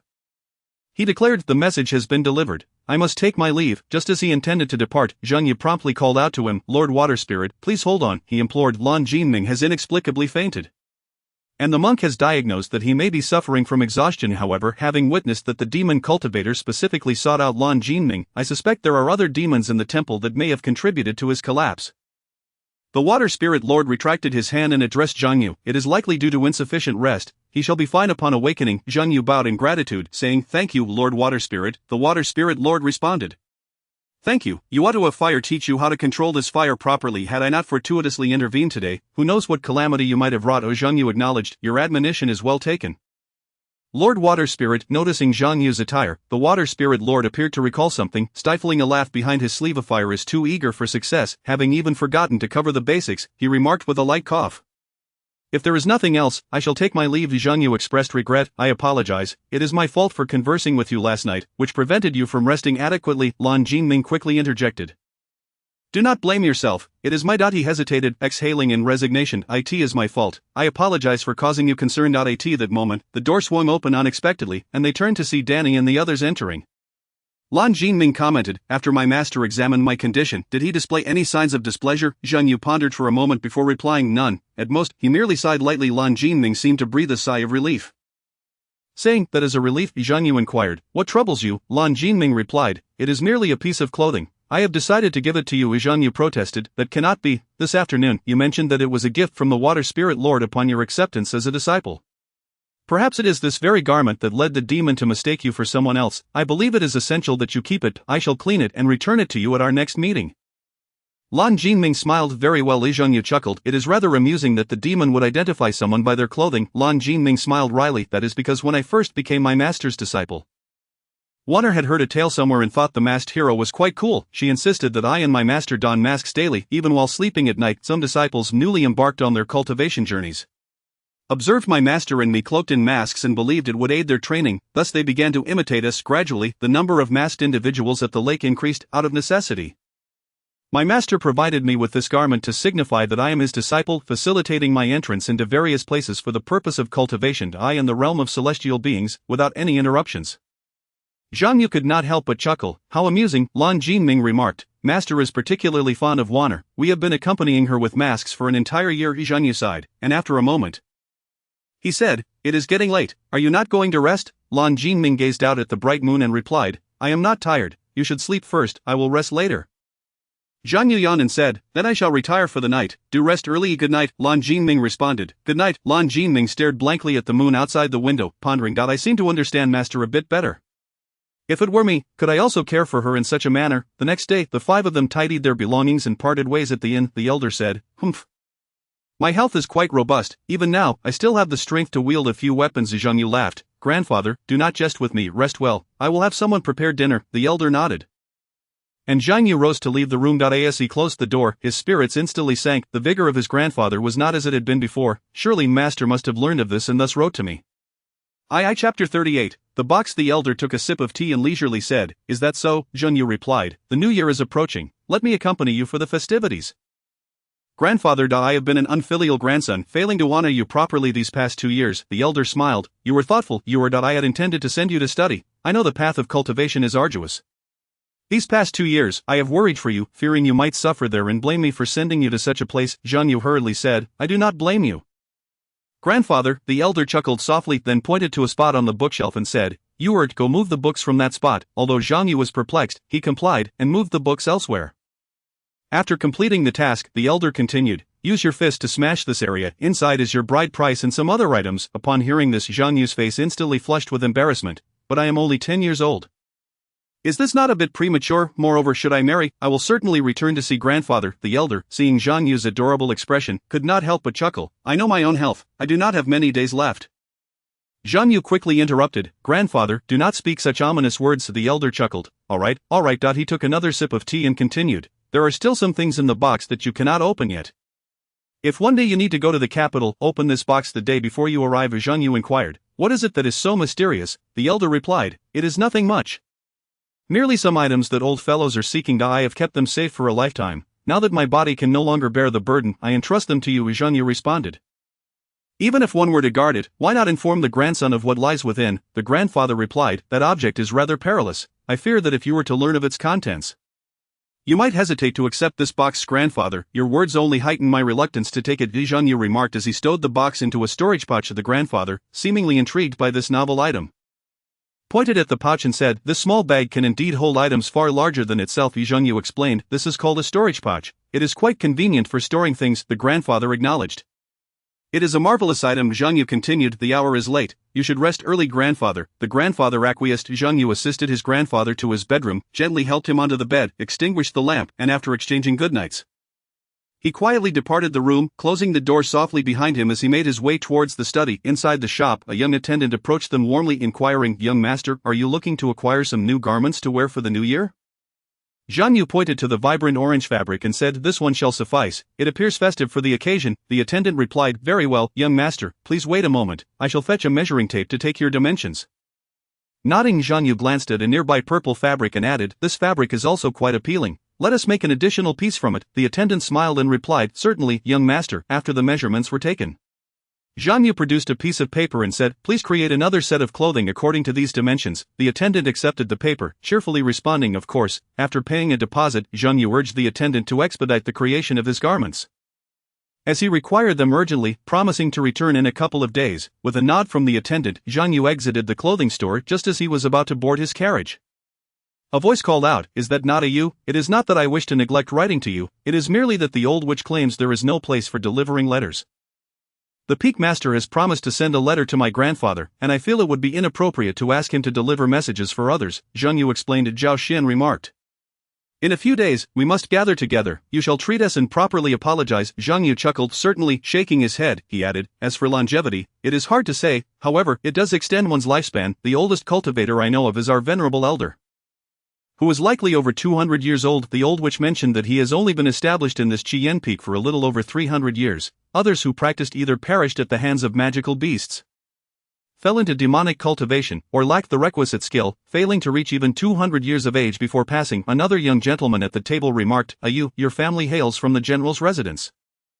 Surely it is easier for you to enter officialdom than for us. Have you considered studying to pursue an official career?" Another gentleman chimed in, "Xian is currently studying, although you may be starting late. With your intellect, it surely won't be long before you ascend to a high position." Zhang Yu laughed. "Lin, do refrain from teasing me. I find it impossible." Sun Lin couldn't help but chuckle a few times. Zhao Xian propped his chin on his hand and remarked, "In truth, I somewhat envy you. His quest to eradicate evil and uphold justice exudes the aura of a true hero." Zhang Yu silently agreed. Acknowledging the sentiment, Sun Lin inquired, "You, how long will you be staying this time?" Zhang Yu replied, "Perhaps until after the new year, though I am not certain of the specifics." Zhao Xian added, "It is a rare occasion for the four of us brothers to gather." "It would be a pity not to reminisce," Chang Sheng interjected. Starting from the luck attribute, Zhang Yu nodded in agreement. The four engaged in conversation at Chuiyu Pavilion for nearly an hour. And as Zhang Yu noticed the sky darkening, they all bid farewell, promising to continue their discussions another day. Xiao Luo and Shibao then sat down slowly to join the grandfather and grandson for a meal. After the sumptuous New Year's Eve dinner, Zhang Yu eagerly rushed outside to set off fireworks. Although he was capable of crafting fireworks himself, it had been quite a while since he had seen such displays. Zhang Yu and his grandfather gazed up at the sky, watching the brilliant fireworks bloom. While they were indeed beautiful, at that moment, Zhang Yu longed to observe his grandfather admiring them, but he said with a smile, "Grandfather, your health is not the best, you should rest early. I shall keep the New Year vigil." His grandfather waved his hand dismissively, saying, "I have been on the battlefield, I have faced countless situations. A mere vigil is nothing for me." Zhang Yu insisted, "It is not good for your health, you have just recovered from a serious illness and cannot endure much strain." Ultimately, after much coaxing from Zhang Yu, his grandfather relented and retreated indoors to rest. Chapter 39, A New Day. His grandfather sighed, "I never imagined I could hold out for so long." Zhang Yu hurriedly interrupted, "Grandfather, let us not speak of such gloomy matters during the new year." His grandfather chuckled, "When the time comes for me to pass, you shall lay me to rest in the ancestral grave. You were still young, and I wrote to the Zhao family a few days ago, requesting them to handle my funeral." Zhang Yu exclaimed, "What are you saying?" Yet tears betrayed him and streamed down his cheeks. His grandfather asked, "Have you ever held it against me for sending you to Qilai Peak to cultivate?" Zhang Yu shook his head, replying, "Never. My only regret is that I have not properly accompanied you and fulfilled my filial duties." His grandfather took Zhang Yu's hand and said, "When you were born, the Fire Spirit Lord sought your father and me, wishing to place you at Qiyan Peak. We declined, and the Fire Spirit Lord did not insist, stating he would return after 7 years. However, 5 years later, conflicts erupted at the border, and the Emperor dispatched your father westward to quell the chaos." Zhang Yu was taken aback. His grandfather continued, "The Emperor has long been wary of us. Thus he assigned someone to keep a close watch on us. It is said that the last battle was perilous beyond measure, and Sun Er had already prepared for the worst, entrusting his affairs to that individual and handing over the token of command." His grandfather sighed deeply and slowly added, "I do not wish to speak of it any further. Every time I recall this matter, my heart aches profoundly." Zhang Yu remained silent, quietly observing his grandfather, whose eyes glimmered with unshed tears, revealing an unspoken sorrow. His grandfather declared, "When the sovereign demands the death of his subjects, they have no choice but to comply." Initially, grandfather could hardly fathom that someone who had accompanied him for so many years would betray him and commit such an act. However, one day, the Fire Spirit Master arrived at the estate as promised and engaged me in conversation for quite some time. The Peak Master took a sip of wine, chuckling, "The taste of water-brewed wine is truly unparalleled." The Fire Spirit Master replied, "I fail to discern any difference." The Peak Master countered, "One sip refreshes both body and mind." The Fire Spirit Master, rendered speechless, gazed at her, then remarked, "Considering the time, that rascal Zhang Yu should be returning soon." Looking at the Peak Master, the Fire Spirit Master continued, "Regarding your plan." Before she could finish her thought, the Peak Master shot her a glare, causing the Fire Spirit Master to flinch under the intensity of her gaze. She quickly averted her eyes, pouting, and muttered, "If you won't tell me, then don't, you miser." The Peak Master stated, "Yesterday, Shui conveyed to me that his disciple has managed to cultivate a very spiritual power." The Fire Spirit Master exclaimed, "So soon? He is only 10 years old. Has he used that item?" The Peak Master nodded. The Fire Spirit Master remarked, "How can you use it on his disciple instead of his precious wife?" The Peak Master clarified, "It was originally meant for that little girl, but Shui mentioned that at that time, Wanner secretly gave the elixir to his disciple." The Fire Spirit Master commented, "By the way, the Wood Spirit Master has ceased practicing such elixirs." The Peak Master replied, "Although it was the Wood Spirit Master's first attempt at such an elixir, the materials required are exceedingly rare, and the refining process is both time-consuming and intricate. Hence she has turned her focus to other areas." The Fire Spirit Master, feigning a playful tone, said, "Poor Shui Spirit Master." The Peak Master tapped the Fire Spirit Master on the head, advising, "Live in the present." The Fire Spirit Master rubbed her head and suggested, "Why don't we also try having him practice this technique?" The Peak Master responded, "You may proceed as you see fit." The Bai Ling Lake. Lan Jinming bowed to a significantly taller figure, saying, "Thank you, Elder." The Elder stroked his beard and replied, "It won't be long before you surpass this old man, young rascal. Why not wait a while and go on your own?" Lan Jinming shook his head. "That would not be appropriate. Although I wish to go personally, it would lead to much trouble later. This method is far more advisable." The Elder chuckled, "Truly worthy of being the disciple of the Lake Master. Such a young lad, what brings you here?" a voice inquired from their left. They turned to see Shui Lingzhu approaching and promptly bowed in respect. "Greetings, Master." "Salutations, Lake Master." Shui Lingzhu waved his hand, signaling them to rise. Once they stood straight, Shui Lingzhu addressed Lan Jinming. You've been out for a while, you've become quite courteous. Lan Jinming smiled. Thanks to your guidance, master. Shui Lingzhu saw through his facade but chose to remain silent. Lan Jinming then asked, Master, what business do you have with your disciple? Shui Lingzhu replied, Wanner and I will be away for a couple of days. Should anything arise, seek out Shui, the little snowman, at the Ice Palace. He can also assist with any cultivation difficulties you might encounter in that regard. I in the realm of celestial beings, with a resounding absence of interruptions, Lan Jinming respectfully addressed, Yes. As he lifted his gaze, he found that the water spirit had already vanished without a trace. The elder chuckled, At my advanced age, I have never taken a wife, yet you two disciples are quite amusing. Lan Jinming replied with a smile. This matter is indeed a burden upon you, elder. Within the botanical garden, Yi Zi and several contemporaneous cultivators were diligently concocting a bubbling cauldron of verdant elixir. The potion emitted an unpleasant odor and appeared rather repulsive. Yi Zi wielded a ladle, stirring the mixture, while a fellow cultivator added firewood and herbs. After a brief interval, the concoction was deemed complete. One cultivator, gazing at the brew, instinctively retreated a few paces, pinching his nose, and inquired, Yi Zi, can we truly consume this? Yi Zi reassured, This formula was provided by my master. There should be no issue. A female cultivator questioned, Are you certain this won't be fatal? Yi Zi recalled, When I observed my master preparing it, it bore this very hue. It should be fine. Another cultivator proposed, Who shall be the first to taste it? Yi Zi took the initiative, sipping a bowlful, and seeing her action. The others, disregarding their hesitations, followed suit and drank from their bowls. Soon, all that could be seen were bowls levitating in the air, accompanied by a steaming cauldron of elixir. Success, a voice resonated in the air. The invisibility effect would last only the duration of an incense stick, and it was crucial not to wield spiritual power, otherwise, the clash between spiritual energy and the potion's properties would negate the invisibility. Indeed, now let us gather our props. It is time for our performance. Today's competition is destined for our victory. Let us persevere. On a certain vessel, Captain Lucy and Danny sprawled against the ship's railing. Lucy, dragging a cork, gazed at the boundless sea and lamented, How dreadfully dull. Danny, with a wry smile, remarked, Calculating the time, we are nearly at the port of Ghani. Lucy replied, Once we arrive, we must part ways. Danny turned to observe the two spirit lords engrossed in a game of Go. Though they had only recently learned the game, their moves were rapid, rendering their strategies nearly indecipherable. Eventually, the earth spirit chuckled. My skills in Go are evidently superior. The gold spirit, unwilling to concede, retorted, I won the last match. Your victory this time was mere fortune. Let us have another round. Danny, amused by their competitive spirits, chuckled. They've been playing for quite a while and still show no signs of weariness. Danny inquired, Does it truly take this long? Lucy shrugged and remarked, Not at all, but they insist on not making a move until the very last moment. With a resigned sigh, Danny asked, If you were to construct it? How long would it take? Lucy raised 2 fingers. Danny mused, 2 weeks. Lucy shook her head. Danny exclaimed, It wouldn't take 2 years, would it? Lucy laughed, Not at all. 2 months will suffice. However, my master mentioned we need not lift a finger.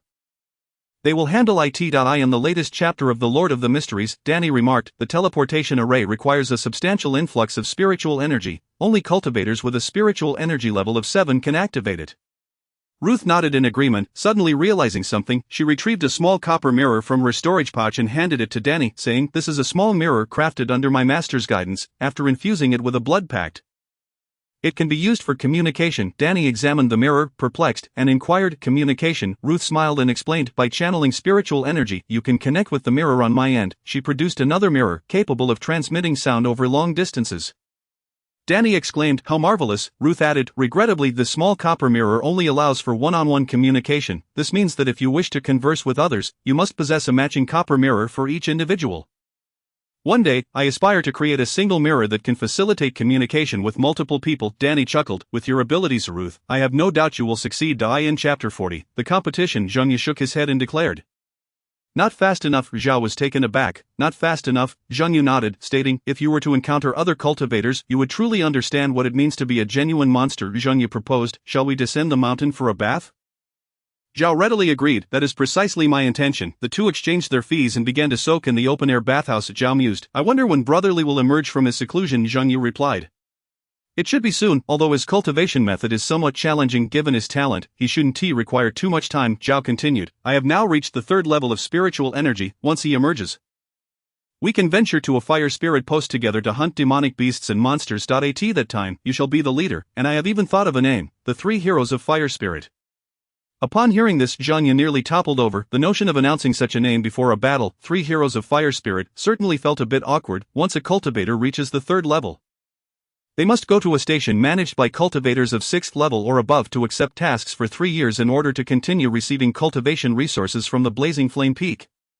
Should one abandon this midway, they would have to proceed to the Wasteland Pavilion, which opens once a year, where the Fire Spirit Master personally extracts and stores the spiritual energy cultivated over these years into precious jade.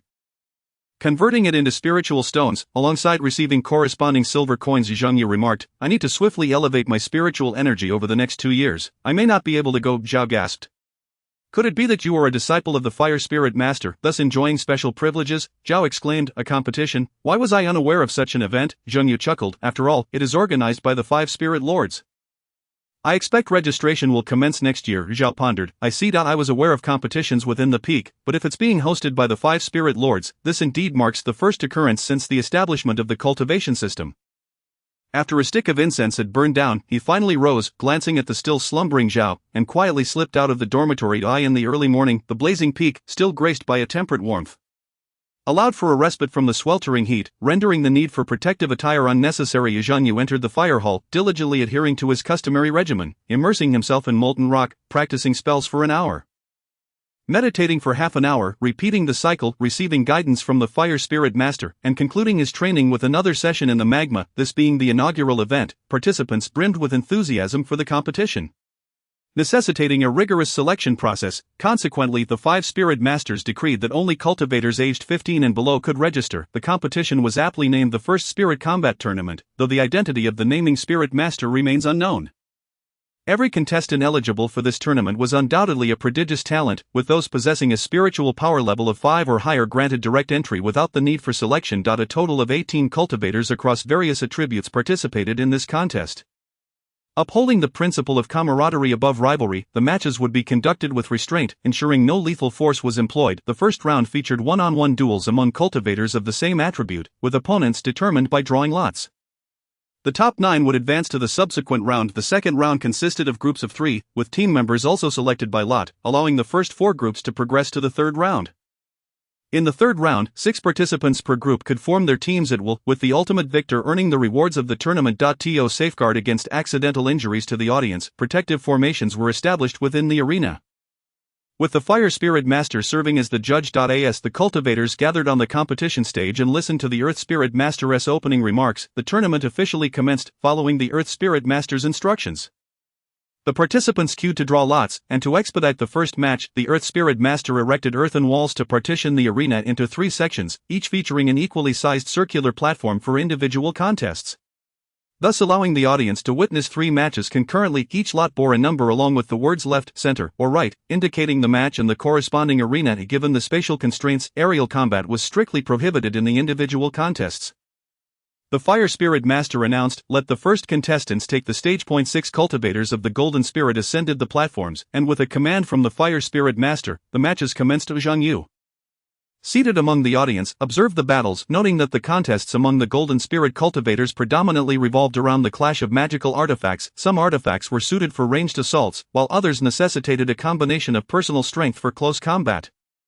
The more capable Golden Spirit cultivators adeptly switched their artifacts to adapt to varying circumstances. As Zhang Yu watched the Golden Spirit duel unfold for an hour without a clear victor, he couldn't help but reflect, the advantages of magical artifacts indeed lend themselves well to prolonged engagements. Myon Yin Yang. Can replicate similar offensive strategies, yet it lacks the capacity for swift weapon transitions. Not to mention the significant spiritual energy expenditure, limiting its effectiveness to the duration of a single incense stick. The last time I witnessed Lucy, her performance was not nearly as spectacular. Zhang Yu noticed a competitor on the central platform discarding a broken artifact from his grasp. It seems that this is the 12th discarded artifact witnessed in this competition, strangely, despite the ferocity of the beasts encountered previously. I have never seen Lucy's weapon fail. The contest continues, yet the audience, disheartened by the prolonged uncertainty of the outcome, dwindles in number. Zhang Yu, having prior engagements, decides to depart and forego further spectating. After a moment of contemplation, he remarks, tomorrow morning's match should be more thrilling. Lucy's duel is scheduled for then. Zhao Yi inquires, how can one ascertain the quality of tomorrow's events when they have yet to transpire? Nevertheless, since Brother Zhang has spoken, I shall place my trust in you. Zhang Yu replies, you shall see for yourself come morning. Li Jiao, noticing the approach of the two, chuckles, everyone has been waiting for you. A few, unable to bear the hunger, have already begun to eat. You must join us, Zhaohui grumbles. This is outrageous. They have started feasting before we even arrived. Li Jiahao retorts, well, they are not part of our table anyway. Zhang Yu comments, it's peculiar that our master arranged for all 24 contestants to enjoy hot pot together, yet she herself does not attend. Zhaohui responds, if she were present, how could we indulge freely? Zhang Yu laughs, that is indeed true. Li Jiahao adds, 2 individuals are still missing. Let us wait a little longer. Chapter 41. Swift, did you know, yesterday's competition lasted for an astonishing 3 hours. I believe it could have stretched even longer. What of today's match? Of course we shall watch. There is a duel featuring the disciple of the esteemed spirit master. Let us observe the distinction between them and the ordinary disciples. Excellent, as Zhang Yu listens to their conversation. His excitement grows, prompting him to quicken his pace in search of an advantageous vantage point. Today, the audience is significantly larger than yesterday, and Zhang Yu swiftly scans the stands, spotting the 3 individuals gathered in one area. Their gaze is fixated on the arena. Zhaohui exclaims in astonishment, truly, the disciple of the spirit master draws a considerable crowd. Li Jiahao affirms, indeed, clearing his throat, the fire spirit master commands silence. Please welcome the contestants to the stage.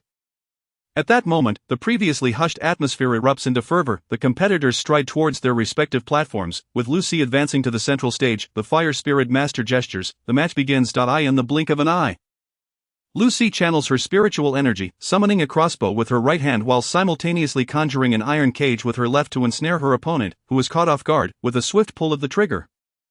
The bolt is released, piercing through the shield summoned by her adversary and embedding itself in their shoulder. The opponent lets out a cry of anguish, collapsing to the ground, drenched in cold sweat. Trembling as they utter, I concede, though the scene is somewhat gruesome, the audience, accustomed to the brutalities of battling ferocious beasts, remains unfazed. As Lucy's match concludes, the arena resounds with applause and cheers. How swift! Li Jiahao exclaims in surprise, noting that the entire contest transpired in a mere 10 breaths. The disparity in spiritual power levels left Zhang Yu marveling at Lucy's strength. During yesterday's competition, he had encountered a notable issue. A gold spirit cultivator could only utilize 1 magical artifact at a time. Even with prompt changes of artifacts, it paled in comparison to the advantages of summoning 2 artifacts simultaneously. As the afternoon competition unfolded, the aftermath of the previous day's events, coupled with the audience's excitement from the morning's thrilling bouts, resulted in a significant decrease in spectators. The water spirit master, cradling the peacefully sleeping Wan'er in one arm while dragging Sai with the other, lamented, next time out if there is to be another such contest, it would be prudent to impose a time limit for the gold spirit cultivators matches. The gold spirit master chuckled, my cultivators are all exceptional. Hence, it is difficult to discern a clear victor. The wood spirit master rolled her eyes and remarked, I believe it would be better to opt for other forms of competition, or perhaps they should resolve the first match directly on their own turf before proceeding. The gold spirit master sighed in exasperation, don't single me out for special treatment, Earth, you ought to arbitrate this matter. The earth spirit master rubbed his temples, indicating a headache, and replied, I concur with Wood's perspective. The gold spirit master, adopting a playful tone, whined, good brother, do not abandon me. The peak master shot him a disdainful glance. How revolting. Unfazed, the gold spirit master made a face at the peak master and resumed watching the competition. After 2 days and nights of contests, the gold spirit cultivators matches finally drew to a close. The following day's wood spirit competition was set for alchemy, given that most wood spirit cultivators were not adept in combat. The Earth Spirit Master dismantled the earthen walls, merging 3 platforms into a single grand stage, with herbal materials and formulas provided uniformly by the Wood Spirit Master, while the Gold Spirit Master supplied the alchemical furnaces, and the Fire Spirit Master provided the ignition sources. Contestants took their positions according to the draw. Let the competition commence, announced the Fire Spirit Master. Every cultivator present swiftly opened their formulas and gathered the necessary herbs. Deep in contemplation, alchemy tested not only one's mastery over the flames but also their familiarity with the herbs. Some of the materials in the arena were newly cultivated by the Wood Spirit Master, unseen by anyone before, causing a wave of distress among the cultivators as they sought to discern the properties of the unfamiliar herbs with their spiritual energy. After thorough exploration, they began to toss the herbs into the furnace to commence their alchemical processes. Yi Zi merely glanced at the formula before employing her spiritual energy to extract the herbs and cast them into the furnace, although wood spirit cultivators could not directly control the flames. As long as they had a source of ignition, they could channel spiritual energy to stoke the flames. The more energy supplied, the greater the fire's intensity, thus achieving an indirect control over the flames.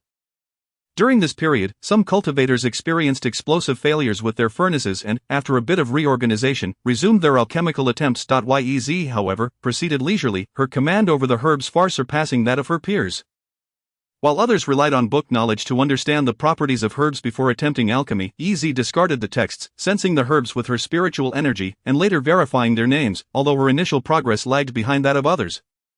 Over time, she matched their pace, thus, while the majority of the competitors faced explosive setbacks, Yi remained unscathed. After the incense had burned for a time, she successfully produced her elixir, releasing a refreshing fragrance that soothed the hearts of all present. Yi placed the elixir in a box on the table, handed it to the fire spirit master, and exited the stage. The audience erupted in cheers, as if to bid farewell to Yi's departure. As Wanner caught a whiff of the fragrant aroma, she paused from her sugary hawthorn skewers, her gaze fixated on the elixir floating before the wood spirit master. Observing her reaction, the water spirit master inquired. What sort of elixir is this, and what effects does it possess? The wood spirit master blinked mischievously and replied, it is the raw material for hawthorn skewers. Wanner sniffed the sugary treat in her hand, but found no trace of that scent. The water spirit master remarked, enough with the jesting. The wood spirit master continued, it's called the disease-curing elixir, a concoction I have recently developed. Some magical beasts, while passing through the village, can bring about plagues. With this elixir ailments are swiftly remedied. The earth spirit master interjected, is it truly so miraculous? The wood spirit master proudly asserted, certainly, for ordinary plagues, one merely needs to grind this elixir into powder and pour it into the well. The earth spirit master chuckled, then I shall need to place an order for this elixir. Very well, replied the wood spirit master. In the afternoon, during the water spirit cultivators tournament, the earth spirit master partitioned the arena into 3 sections while the fire spirit master presided over the event. In the first match, Lan Jinming approached the stage amidst a chorus of cheers. The fire spirit master announced the commencement of the battle. Both Lan Jinming and his opponent remained unmoved. The opponent clasped his hands together and said, I am aware of your prowess and know I cannot defeat you. I kindly ask you to hold back during our match, lest you be as merciless as that golden spirit cultivator, who has yet to leave his bed even now. Lan Jinming responded, when have I ever struck with such cruelty? The opponent, filled with regret, explained, yesterday, the disciple of the golden spirit master nearly severed the arm of that cultivator in their match. And I fear. Lan Jinming rested his chin upon his hand, saying, I have heard whispers. It is said that Lu Si has been confined by her master for several days, only to emerge for the second round. The opponent clasped his hands in supplication. Then I implore you to be gentle, Lan Jinming assured him. I shall exercise discretion. With both combatants prepared to engage, the opponent unleashed a water dragon cannon, which surged rapidly toward Lan Jinming, drawing upon his spiritual energy. The atmosphere around him turned frigid. Just as the water dragon was about to strike, it solidified into ice, then shattered, sending a cloud of icy mist that obscured the view within the arena. Apart from a few spirit masters, none outside could discern the unfolding events. Ultimately, Lan Jinming executed a water projectile that sent his opponent flying out of the arena. The audience, despite the swirling mist concealing Lan Jinming's condition, erupted in cheers as the match concluded in less than the time it takes for an incense stick to burn. When the mist finally dissipated, Lan Jinming had already vanished from sight. Zhang Yu, observing this, fell into contemplation. He had only utilized a single move against magical beasts, yet had not created such a ruckus. What was his intent now? Half an hour later, the match concluded, and the next group ascended the stage to compete.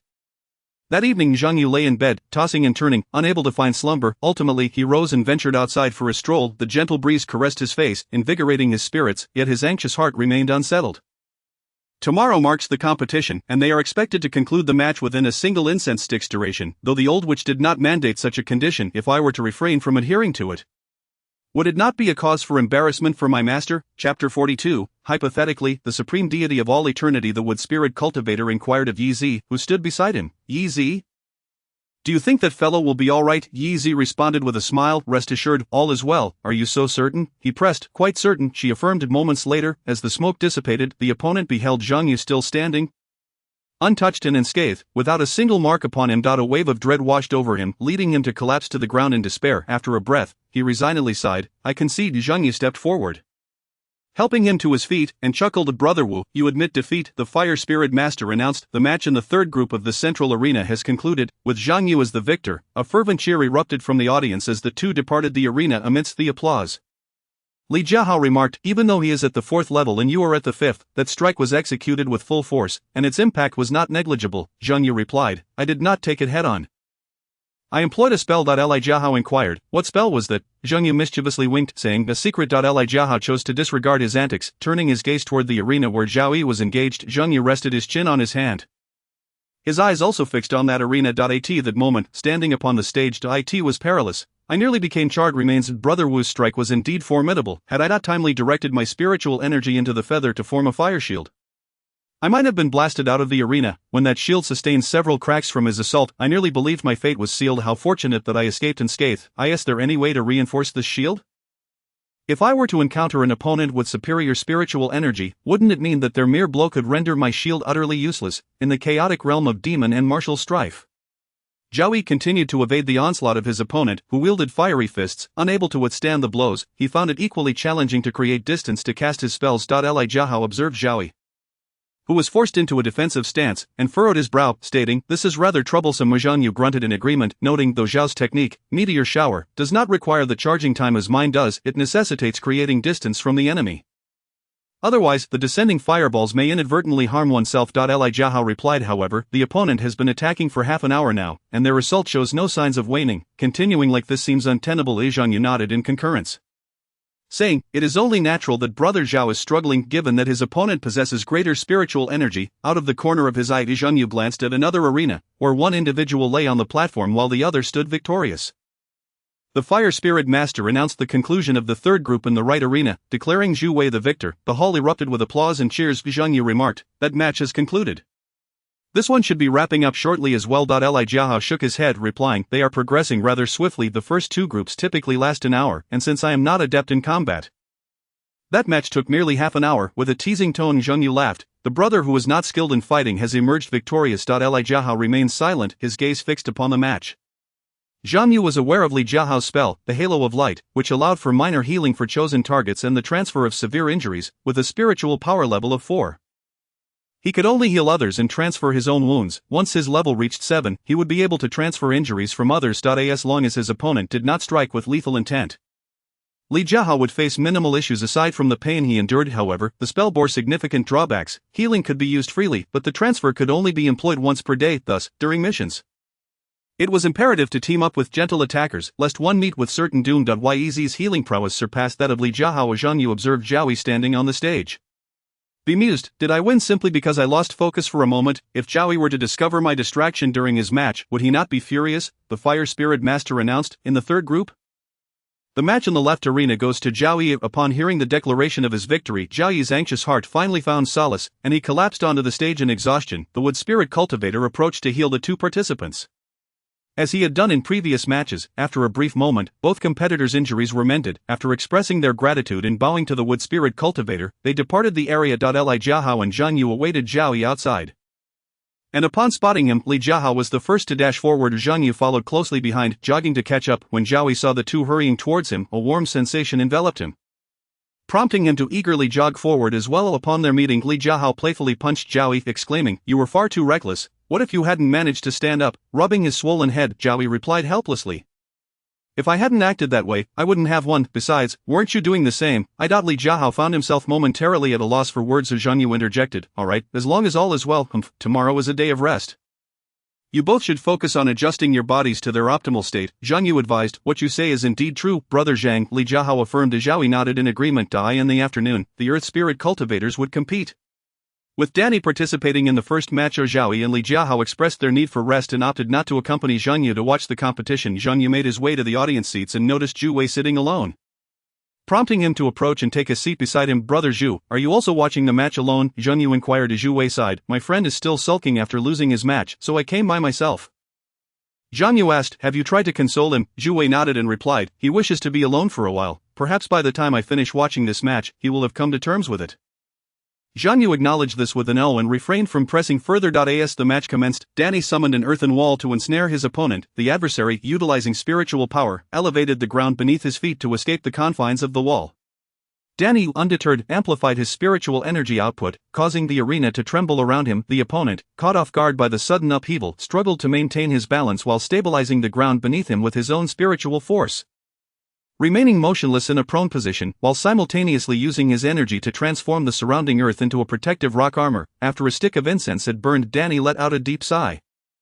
Ceasing his tremors, observing the stillness of his opponent, the latter slowly straightened his body, preparing to depart from the scene. Before the other could react, Danny amplified his spiritual energy and exerted control over the earth beneath him, raising a wall of soil that propelled his adversary outward. Following the announcement of Danny's victory by the Fire Spirit Master, cheers erupted throughout the arena. Zhang Yu privately remarked on how much effort Danny had expended to prolong his opponent's stay on stage. Was it a request from the other? Impressive, Zhu Wei commented. If I encounter any one of these formidable beings in the upcoming match, I fear it will be quite a challenge. Zhang Yu chuckled. Perhaps you might even team up with them. Zhu Wei waved his hand dismissively, saying, my luck has always been poor. Zhang Yu replied, no, a momentary setback does not signify a lifetime of misfortune. In the next round, one group will have a bye. Perhaps a master will be among those who are free, or your group will have a bye. They walked. Zhu Wei appeared distracted, occasionally kicking stones by the roadside, unable to contain himself.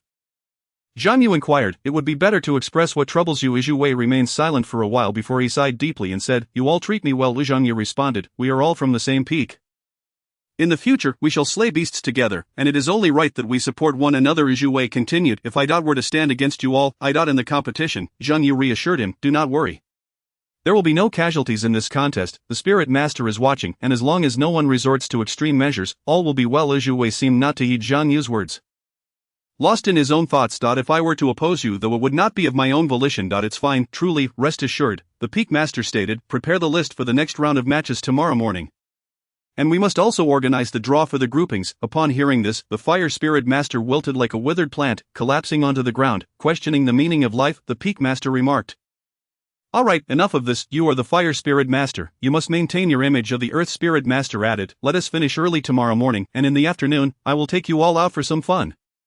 The Fire Spirit Master asked, really? The Earth Spirit Master nodded, affirming, indeed. The Water Spirit Master chimed in, if we are to go out tomorrow afternoon, we must finalize the draw list tonight. The Wood Spirit Master sighed.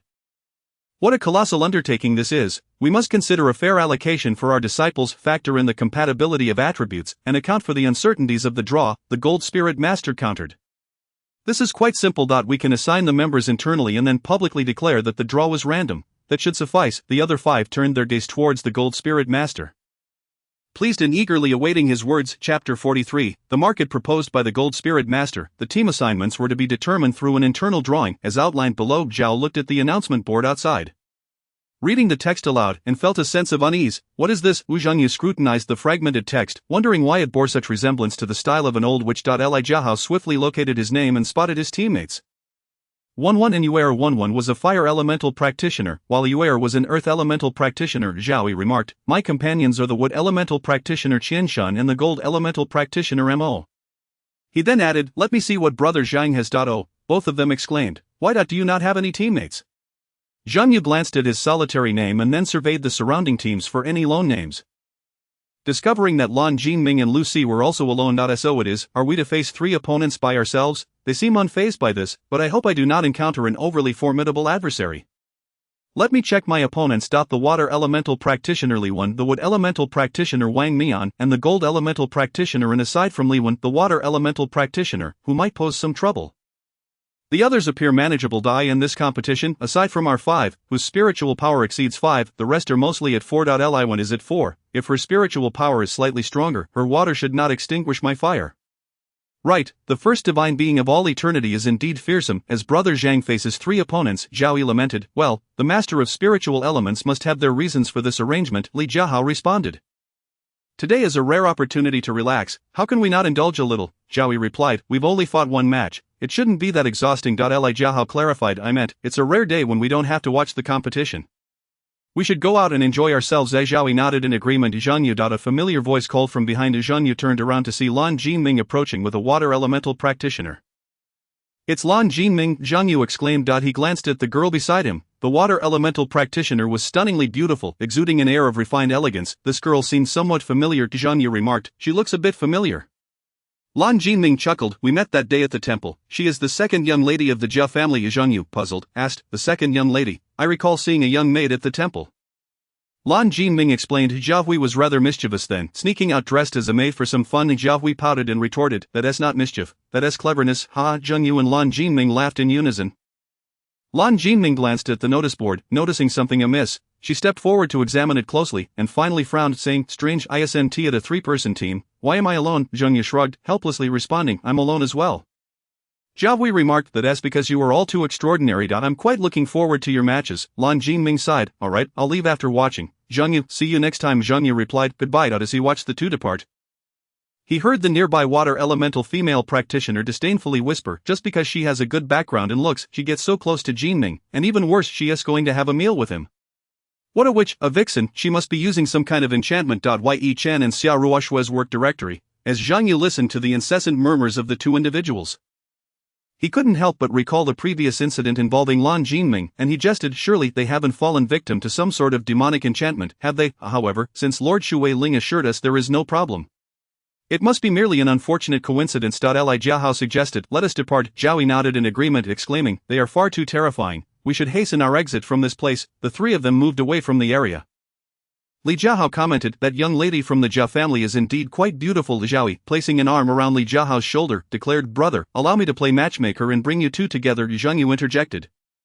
Do not jest, Lan Jinming is likely to take offense and retaliate. Zhao Yi scoffed, I doubt he is a good person, considering the multitude of troublesome romantic entanglements he possesses. Zhang Yu lightly tapped Zhao Yi on the head, admonishing, do not speak ill of others behind their backs. Li Jiahao inquired, when did you first meet him? Zhang Yu replied, about 3 years at Go.At. That time I had descended the mountain for training and encountered disciples of various spirit lords, and since our objectives aligned, we decided to travel together. Li Jiahao nodded, choosing not to press further. The trio arrived at the marketplace, which was vastly different from the one in their homeland. Goods were laid out upon blankets, and earth spirit cultivators sat on the ground, hawking their wares. The merchants in this marketplace were all earth spirit cultivators, partly due to the conspicuous uniforms worn by the visitors, and partly out of concern that their foreign guests might be taken advantage of by the locals.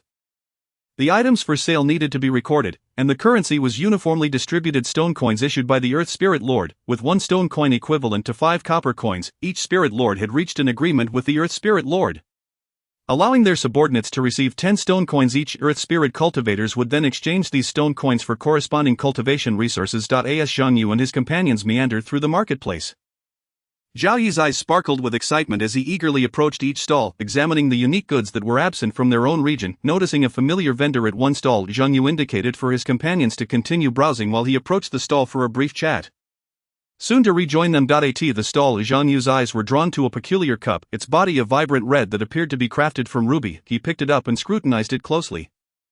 The vendor, sensing interest, inquired, quite unique, how much is it? For stone coins, came the reply. Upon hearing this, Zhang Yu immediately set the cup down, preparing to leave. The seller hurriedly called out, I was joking, 2 will suffice. Zhang Yu paid for the item, smiling as he remarked, even Danny is in need of resources. Danny shook his head, saying, just trying to earn a few stone coins for personal use. Zhang Yu pondered, what if I assist you as well?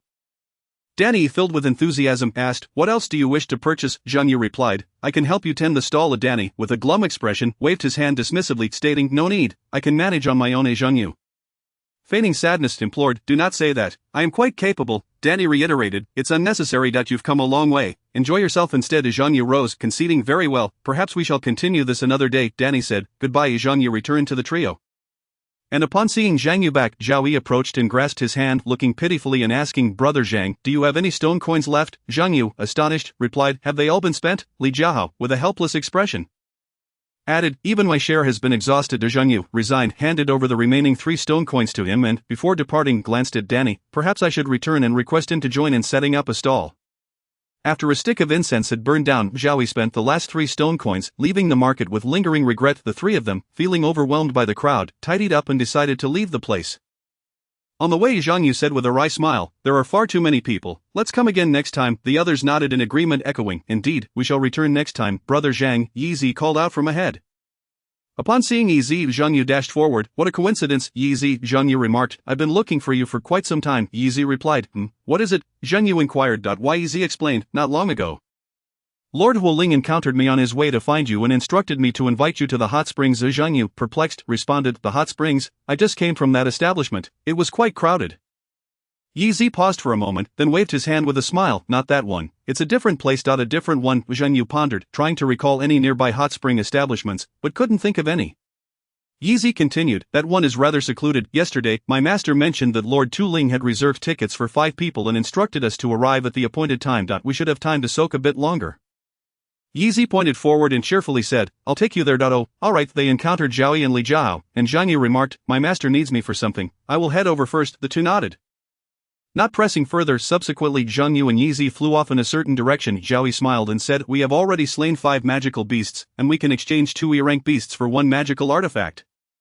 If we hunt one more, we can help Brother Zhang acquire a magical artifact. Li Jiahao nodded in agreement. Although one could only cultivate a single technique, one could possess multiple magical artifacts. The combination of artifacts with one's own technique could significantly enhance one's combat prowess. However, most magical artifacts were crafted by metal spirit cultivators, with only a few adept cultivators able to forge artifacts suitable for themselves. Artifacts produced by metal spirit cultivators were relatively quick and convenient to create. Thus all spirit lords would procure artifacts from the metal spirit lords for internal use. However, the crafting process required time and materials, resulting in most cultivators, aside from the metal spirit cultivators themselves, owning only one magical artifact. Should other cultivators wish to acquire a second artifact, they would need to seek materials themselves and forge it, with the basic methods relying on task merit for exchange or purchasing from other cultivators. Zhao sighed and said, however, there is a regulation within the sect that allows each person to claim only one magical artifact. If Brother Zhang wishes to obtain an artifact, he must rely on his own efforts. Every time we discover E-rank magical beasts causing trouble, we almost always mobilize everyone, and each time, there are casualties. Li Jiahao remarked. With his prowess, hunting B-rank magical beasts should pose no significant challenge. Zhao Yishao replied, indeed. Chapter 44, Hot Springs. Zhang Yu said, apologies for keeping you waiting. Lan Jinming responded, it is not your fault, we arrived far too early. My master instructed me to come ahead of time, only to find the place completely deserted upon my arrival. Zhang Yu replied, I see. Danny, stretching lazily, said, well then, now that everyone is here, let's go in and enjoy the hot springs. I've been exhausted from setting up shop all day. Lan Jinming nodded, acknowledging that accompanying a lady on a shopping spree is no trivial task. The three entered through the right door, while Yi Zilusi entered through the left, though separated by a mere wall. Both sides were equipped with soundproofing arrays, rendering them oblivious to the happenings within each other's quarters. Zhang Yu sat by the shore, and upon noticing that he had yet to join them, Lan Jinming urged, this hot spring is quite pleasant, do hurry down. Zhang Yu sipped his tea and replied, no rush, I shall descend after finishing this tea, which is rather delightful. Really? Lan Jinming stood up, went ashore to pour himself a cup, took a sip, and smiled. Indeed, it is. Danny remarked, I lack the appreciation for such things. Zhang Yu chuckled, I am but a simpleton, lacking the discernment of Lan Jinming. Lan Jinming took another sip and inquired, by the way, who provided this tea? I recall there being none in this place. Zhang Yu explained, it was given by a little seed from outside. The Earth Spirit Master interjected, I asked him to bring it for you. The three turned to see the gold water, and Earth Spirit Masters entering, bowing and greeting. The Earth Spirit Master waved his hand dismissively, there's no need for such formality, we are here merely to soak. The Water Spirit Master nodded, relax today, and be prepared for tomorrow's competition. Yes, they responded in unison. After Zhang Yu and Lan Jinming followed the three Spirit Masters inside, they too descended into the water. The Gold Spirit Master exclaimed, ah, how delightful. He then wrapped his arm around the Earth Spirit Master's shoulder, adding, it is far more enjoyable when everyone is together. I've come alone several times and found it rather dull. The Earth Spirit Master replied, indeed, no one to engage in banter with you. That is true. The Gold Spirit Master grinned, turning to the Water Spirit Master, especially when that little brat from water is absent. The Water Spirit Master clarified, her name is Waner. The Gold Spirit Master nodded helplessly, yes, I understand. Lan Jinming inquired, Master, did Waner not accompany you? The Water Spirit Master responded, I sent her back. The environment here is harsh, and she lacks cultivation, making it rather difficult for her to endure. The Earth Spirit Master suggested, she could. The Water Spirit Master shook his head, no. The Gold Spirit Master teased, it's not like you're unwilling to part with your precious one in such a dreadful place. The Earth Spirit Master sighed, truly, it is a hardship for you all. The Gold Spirit Master quickly added, no, this place is actually quite interesting. The Water Spirit Lord let out a resigned sigh and remarked, this competition is essentially a bait, inquired the Earth Spirit Lord. It has been 5 years in the making, replied Zhang Yu. Water Spirit Lord, what do you mean by that? Asked the Gold Spirit Lord. Allow me to elucidate, the Gold Spirit Lord said, sipping tea and clearing his throat. We intend to use a treasure personally crafted by me to attract various cultivators to sign up for the competition. Meanwhile, the Fire Spirit Lord waved his hand dismissively, saying, I did not anticipate such a large number of applicants. To alleviate our workload, we have thus imposed age restrictions. The Wood Spirit Lord nodded in agreement, stating, it is astonishing that merely 3 centuries after we permitted human cultivation, we are already beset by numerous issues. The Fire Spirit Lord remarked, the spirit beasts you initially created have all encountered problems which remain unresolved to this day, let alone the humans. The Wood Spirit Lord made a playful face and laughed, spirit beasts can assist us with our tasks. Indeed, the Fire Spirit Lord retorted, but those laboring beasts have grievances and have transformed into demonic beasts. The Wood Spirit Lord chuckled, that was simply due to their focus on cultivating their forms without paying much attention. The Fire Spirit Lord scoffed, yes, Yi queried, Master, what do you mean by form? The Wood Spirit Lord explained, we originally existed as a mass of spiritual energy, never intending to take on physical forms. However, upon observing the intriguing lives in the human world, we gathered rare materials and, after a period of nurturing, fashioned forms capable of withstanding our spiritual power. I believe it took roughly a millennium. If I were to labor without supervision for 1,000 years, I would feel the same. Remarked Louis.yez interjected, the topic is straying. The Wood Spirit Lord concluded, in any case, you should conserve your strength for the final confrontation with the demonic cultivators. Yez stated, so the demonic cultivators will seize the treasures?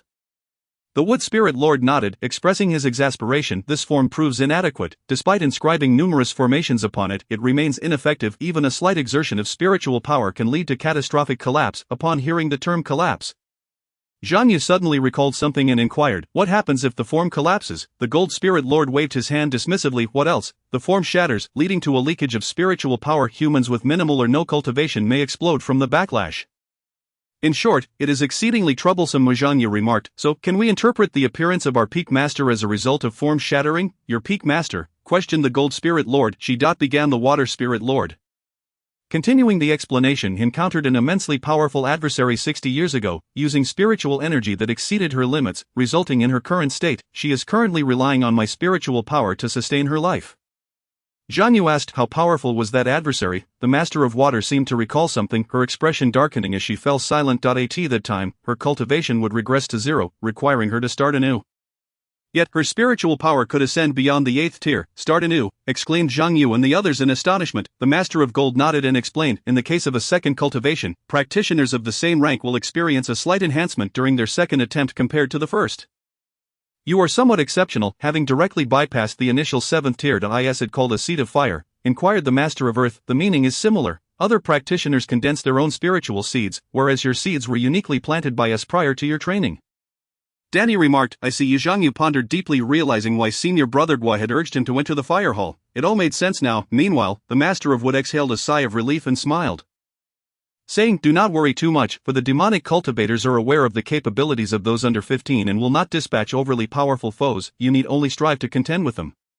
At worst, the Master of Wood glanced at the Master of Fire, a knowing smile gracing her lips. The Master of Fire will intervene. She is indeed formidable. The Master of Fire rolled her eyes. Chang Shang remarked, from the auspicious words, the latest chapter. Yez asked, isn't your physical form limited to the first tier of spiritual power, level 7? The Master of Wood chuckled, this esteemed Master of Fire possesses a unique trait, boasting a second tier spiritual power level of 30. To this day, very few demonic cultivators reach such a level. Luc gasped, that's incredible. The Master of Fire proudly declared, a century ago, I was even mightier, with a spiritual power level of 60 back then. Luc was astonished. What happened? The Master of Fire replied, I expended some spiritual power to alter my physique. To this day, I feel a bit of regret over that. The Master of Wood playfully draped her arm around the Master of Fire's neck, laughing, we entrust our safety to you. The Master of Fire pouted and said, no, I'll let the Peak Master handle it. The Master of Wood countered, how many blows can she land? At that rate, it feels like a mere push would send her flying. This competition would undoubtedly be challenging. On the field, Li Jiahao activated his spiritual power, casting a halo over a designated area, within which One could receive the spiritual energy and damage amplification provided by Li Jiahao. As One absorbed the spiritual energy, he channeled his own power, striking the ground with a palm, causing several fiery columns to erupt as if from a volcanic eruption. The opposing water elemental cultivator used their power to extinguish the flames in their vicinity. However, due to Li Jiahao's energy supply, the ground remained primed for reignition. Observing the grim situation, the opposing gold elemental cultivator summoned a sword to launch a surprise attack. Noticing this, Yao unleashed his power, encasing the three of them in stone armor. Although the armor appeared cumbersome, the enhancement from spiritual energy rendered it weightless upon them. Yao charged forward, intending to engage in close combat with the opposing cultivator. The opposing wood elemental practitioner summoned vines that ensnared Yao. One delivered a powerful punch to the ground, causing the fire columns to strike Yao, incinerating the vines that bound him in an instant. Yao broke free from his constraints and aimed to deliver a punch that would send the opposing wood elemental cultivator flying off the stage. At that moment, the golden spirit cultivator summoned a shield to fend off the impending blow. He raised the shield in a defensive posture, believing that Yor's attack was imminent. Just as he anticipated, a chilling scream echoed from afar. He turned sharply to see the water spirit cultivator, who was engaged in repelling One's assault, being sent flying by Yor's punch, landing outside the arena. With no water spirit cultivator to guard against the fiery onslaught, One's flames erupted instantaneously, rendering the unsuspecting wood spirit cultivator unconscious and severely injuring the golden spirit cultivator. Li Jiahao ceased channeling his spiritual energy and collapsed to the ground simultaneously with One. The golden spirit cultivator's shield had been damaged by the earlier fire blast, and he discarded it. Struggling to rise, however, before he could regain his footing, Yor delivered a flying kick, propelling him out of the arena. The fire spirit lord announced, One, Yor, and Li Jiahao are victorious. The arena erupted in cheers. While the wood spirit cultivators responsible for healing rushed in to attend to the injured both on and off the stage. As they awaited the conclusion of the opposing match, preparations could begin for the next group contest. Chapter 45, The subsequent matches proved to be equally thrilling, showcasing the intricate interplay between different elemental powers, far surpassing the excitement of contests limited to a single elemental force. Although Zhao Yi did not emerge victorious in his match, the opposing team suffered heavily, with only Zhu Wei managing to remain upright by the end of the contest. As the Fire Spirit Lord declared victory, Zhu Wei faltered and collapsed onto the stage, awaiting treatment from the Wood Spirit Cultivators. Yez's match, without a doubt, was a display of overwhelming dominance, despite the opposition fielding two Fire Spirit Cultivators, one offensive and one supportive, alongside a Wood Spirit Cultivator. Yeezy's vines ensnared all three adversaries, seizing the moment when the two Fire Spirit Cultivators broke free. She coordinated with her Water Spirit ally to eject the Fire Cultivators from the arena, subsequently amplifying her spiritual energy to hurl the Earth Spirit Cultivator out as well. The audience erupted in excitement, having never witnessed a 1-against-3 contest before. The Fire Spirit Lord remarked, as this cultivator has brought forth another contender without any teammates. We have decided that the remaining two cultivators without allies shall take the field, forming a trio. The crowd gasped in astonishment, and the opponents on stage instinctively recoiled at the proclamation. The Fire Spirit Lord theatrically declared, however. With a snap of her fingers, the Earth Spirit Lord received her signal and summoned his power to sink the stone wall that divided the two groups into the ground. The Fire Spirit Lord continued, this match will now involve 5 groups competing simultaneously. Alongside the group that is left out, determining the victor of this encounter. The arena erupted in cheers, and the opponents, initially contemplating surrender, straightened their postures upon hearing this announcement, although 3 individuals might struggle against these formidable opponents. A brawl involving 12 could possibly tip the scales in their favor. After all, 3 heads are better than 1. Celestial Will and Heroes last night, while enjoying a soak in the hot springs. Zhang Yu couldn't help but ask the Golden Spirit Lord, Lord Golden Spirit, when Lan Jinming and I take the stage, will it truly be a 1-against-3 situation? The Golden Spirit Lord replied, certainly not. As the distribution of participants will result in one group being left out, should the 3 of you enter together, alongside the remaining 4 groups, such an issue can be effectively avoided. The Earth Spirit Lord nodded in agreement. Signifying his concurrence, Lan Jinming remarked, this, the Water Spirit Master stated, during your competition, you must refrain from utilizing the techniques inherent to your spiritual seeds. Furthermore, as in the previous matches, you are to limit your spiritual power to the 5th level. Zhang Yu interjected, does that not render the competition exceedingly arduous? Danny nodded in agreement. Although Danny had not witnessed Lan Jinming's spiritual seed techniques, he had seen plenty of Zhang Yu's.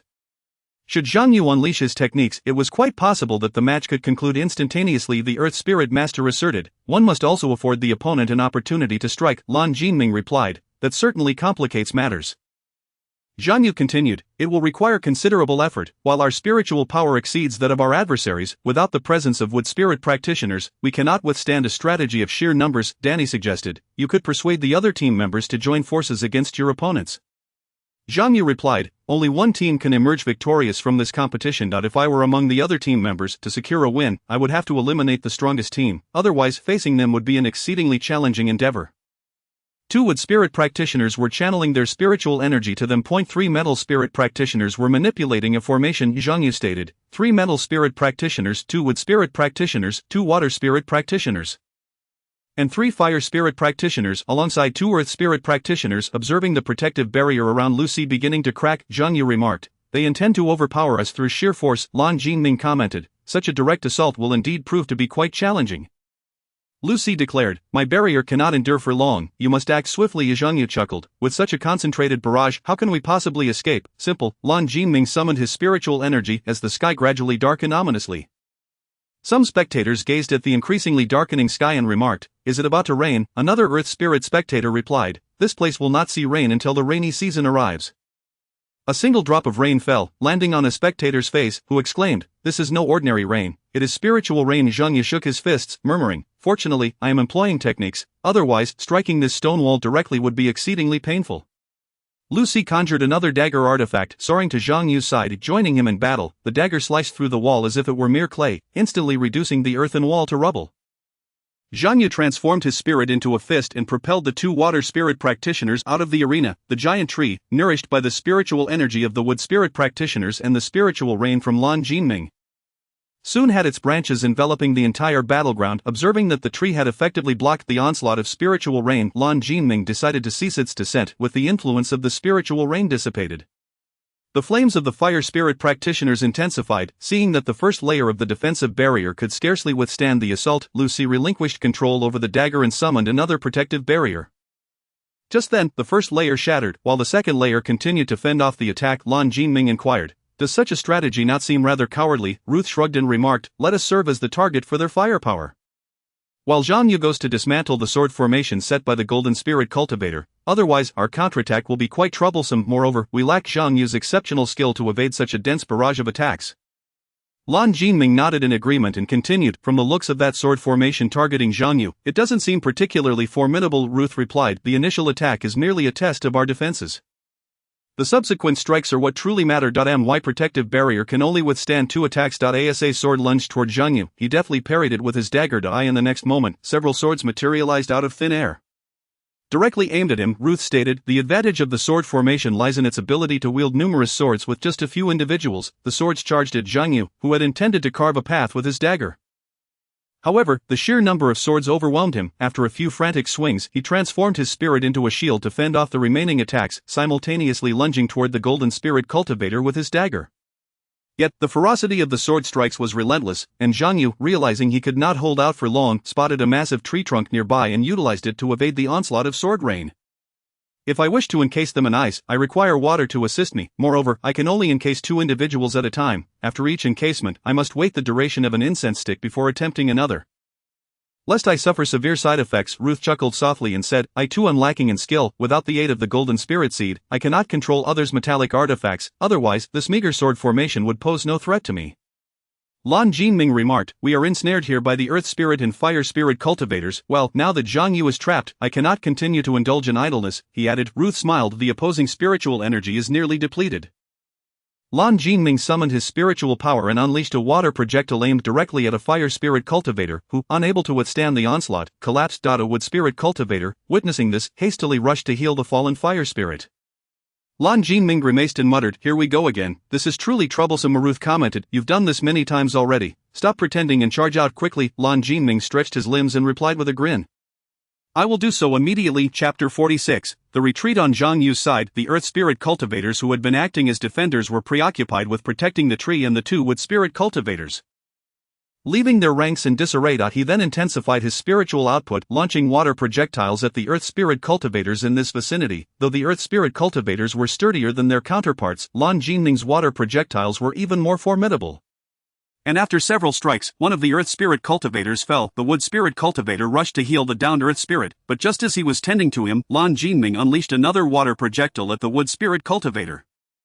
The latter stumbled to the ground, struggling to rise. Observing this, Lan Jinming encased the injured Wood and Earth Spirit cultivators in ice. Without the assistance of the Wood Spirit cultivator, the remaining 2 Fire Spirit cultivators were no match for Lan Jinming.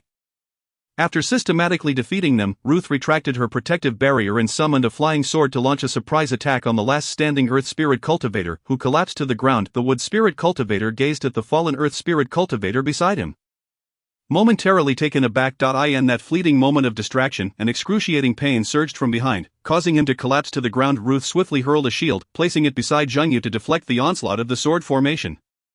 Observing that Lan Jinming had already resolved his side of the conflict, Zhang Yu inquired, "What shall we do about the sword formation over there?" Ruth replied, "I will assist you in breaking through." As the shield before Zhang Yu neared its shattering point, Ruth promptly summoned another shield to replace the previous one. Zhang Yu affirmed, "All right." He then departed from that location, charging forward in tandem with Ruth's shield. The flames cast their glow upon the faces of those outside the arena, revealing a myriad of expressions, some astonished, some in admiration, and others captivated by the sudden spectacular display. The Gold Spirit cultivator, unable to withstand such intense heat, found the speed of the sword formation's attack diminishing. Zhang Yu launched another fireball at the tree, igniting it with even greater ferocity. Subsequently, Lan Jinming unleashed his spiritual power, instantly encasing the rain-soaked Gold Spirit cultivator in ice. Just as the 3 believed victory was at hand, the Earth Spirit cultivator, who had recently endured a water blast, struggled to rise. Upon witnessing this, Ruth used her spiritual energy to propel the dagger in Zhang Yu's hand.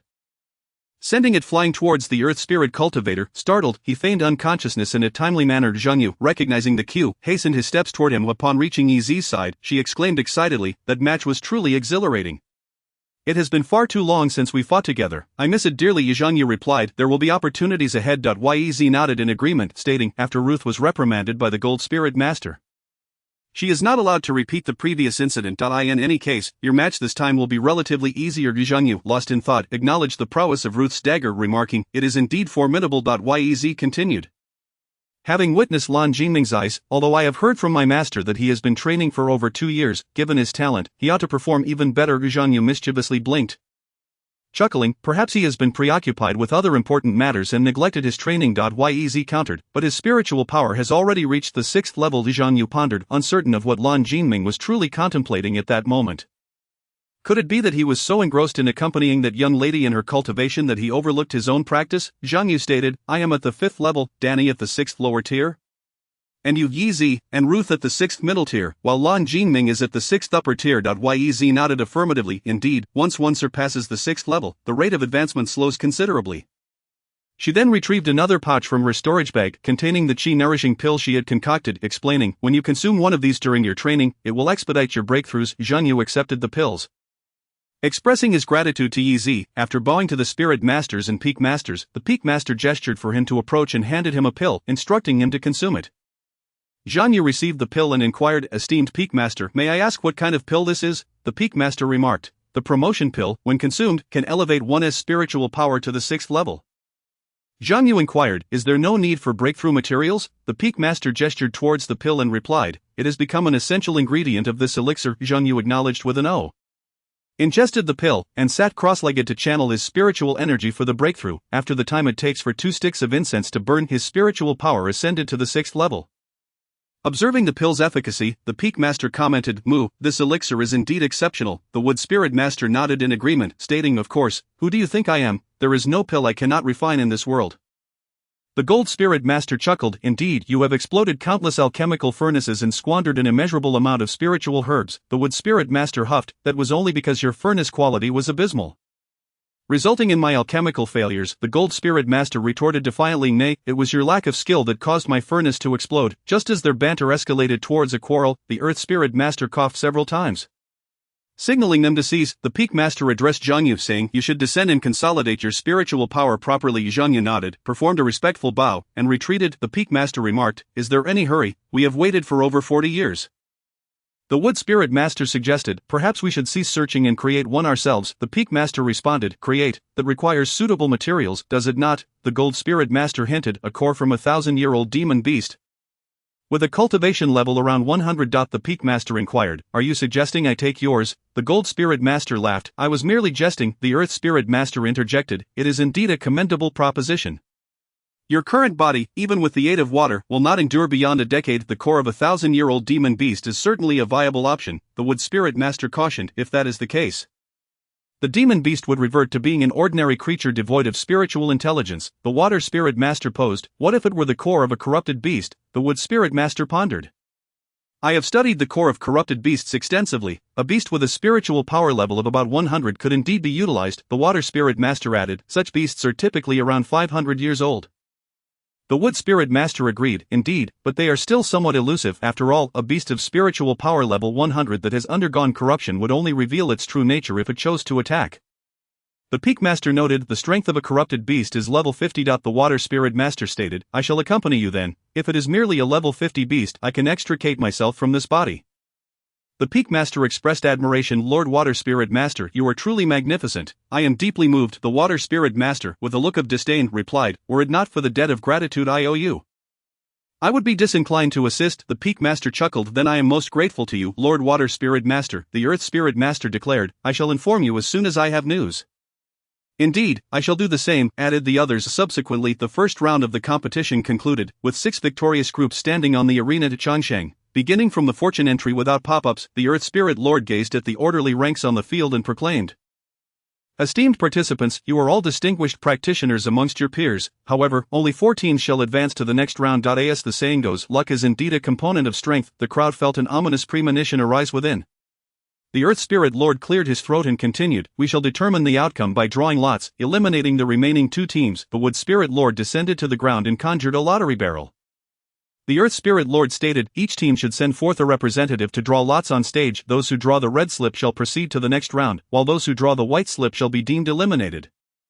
Representatives, please step forward to draw." Zhang Yu looked at Lu Si and Lan Jinming, inquiring, "Which of you will draw lots?" Lan Jinming replied, "You should go." Lu Si nodded in agreement. Zhang Yu responded, "Very well." As he stepped forward to draw, he heard the jubilant exclamations of those who had drawn red slips, precisely 4 in number. Given the previous rounds of competition, it was highly probable they would face each other again, which meant that their opponents would undoubtedly be the losers. Zhang Yu observed the exuberance of the crowd and returned to his team with an expression of embarrassment. Surely their excitement was not warranted to such an extent. Lan Jinming glanced at the white slip in Zhang Yu's hand and chuckled. "At last, we can enjoy a well-deserved rest." Luc patted Lan Jinming on the shoulder and remarked, "Rest is simply out of the question." Zhang Yu shrugged and said, "All right, let us withdraw. Lan Jinming and I shall return to the audience to watch the upcoming matches." Lucy nodded and stated, "My confinement has not yet concluded, so I shall take my leave first." After the trio parted ways, Zhang Yu approached Zhao Yi and took a seat beside him. Upon seeing Zhang Yu's return, Zhao Yi offered consolation. "If fortune favors you a bit more, perhaps you might win this competition." Zhang Yu replied, "The Earth Spirit Lord is correct. Luck is indeed a part of one's strength." Chapter 47. Completion of the match. The participants who had drawn red slips deliberated for a brief incense duration regarding their team compositions. Yez and Danny found themselves in separate teams. Yez's group consisted of 2 water, 3 fire, and 1 wood practitioner, while Danny's comprised 2 earth, 3 metal, and 1 wood practitioner. Once both teams had arranged themselves, the Fire Spirit Lord announced the commencement of the match. Each side stood firm in formation. Yez positioned herself at the rear of her team, followed by the 2 water practitioners in the center, with the 3 fire practitioners at the forefront. Conversely, Danny, alongside another earth practitioner, took the lead, serving as a defensive front, while the 3 metal practitioners assumed a formation akin to a sword array, leaving the lone wood practitioner at the back. Danny unleashed a shockwave directed at the opposing team, while Yez summoned robust vines to lift the practitioners from the ground. Although the vines were rooted in the earth, they remained impervious to the shockwave's influence, retaining their strength. Another earth practitioner pounded the ground like a gorilla, subsequently launching a barrage of rocks. Observing this, the water practitioner activated a water dragon to counter the earthbound assault and launched an offensive. The 2 fire practitioners charged forward, intent on interrupting the spellcasting of the 3 metal practitioners. Danny, quick-witted and agile, summoned the earth walls to obstruct the assault of the fire element cultivator. Observing this, Yez conjured forth a plethora of vines to ensnare Danny, lifting him slightly off the ground. Danny struggled to free himself, yet remained unable to escape. The foremost deity of eternity provided cover for the fire element cultivator, escorting him towards the golden element cultivator. However, it was too late. The golden element cultivator's sword array had already been established, and in an instant, several beams of sword light sliced through the vines binding Danny. The water element cultivator unleashed a long dragon of energy, enveloping half of the long sword before Danny could react. Yez activated a second vine to ensnare him once more. In the spectators' area, Zhao Yi, witnessing Danny's continued immobility, chuckled. "It appears Danny is thoroughly ensnared by Yez." Zhang Yu remarked, "After all, Yez's vines are no ordinary vines." Zhao nodded in agreement and continued, "I wonder if Brotherly can secure the championship." Zhang Yu glanced at Li Jiahao, who stood beside Yez, and replied, "It's uncertain." Zhao inquired, "Why so?" Zhang Yu remained silent, keeping his gaze fixed on the match. Meanwhile, Zhu Wei rose to leave, prompting a nearby cultivator to ask, "Where are you headed?" Zhu Wei awkwardly smiled and replied, "Nature calls." He then hastily exited the competition. The contest continued within the arena. The golden element cultivator, aided by the wood element cultivator's spiritual energy, wielded a sword array of even greater potency than the previous one. The water element cultivator's presence began to falter, while Yez tended to their external injuries. Li Jiahao was not idle either, providing healing to the fire element cultivators. Yez unleashed the remaining vines, attempting to thwart some of the attacks and grant her teammates a moment's respite. Seizing the opportunity while Yez was distracted, Danny inhaled deeply and, with sheer brute force, broke free from his restraints. He then encircled Yez with earth walls, obstructing their lines of sight. Yez used her vines to pull them back out, but Danny elevated the earth walls to continue his obstruction. Li Jiahao sighed ruefully, "It seems we cannot escape." Yez reassured him, "There is no need for haste, those outside will come to our aid." The fire element cultivators, seeing their comrades trapped, did not recklessly charge forward, instead retreating to the earth wall alongside the water element cultivators. However, the onslaught of the sword array soon followed, and the water and fire cultivators behind the earth wall scarcely had time to react before being struck down by the sword array. Yi Zi's vines, too, could not withstand the assault of the sword array. Observing this, Li Jiahao acted without hesitation, shielding Yi Zi and taking several sword strikes himself, collapsing to the ground, gritting his teeth against the excruciating pain.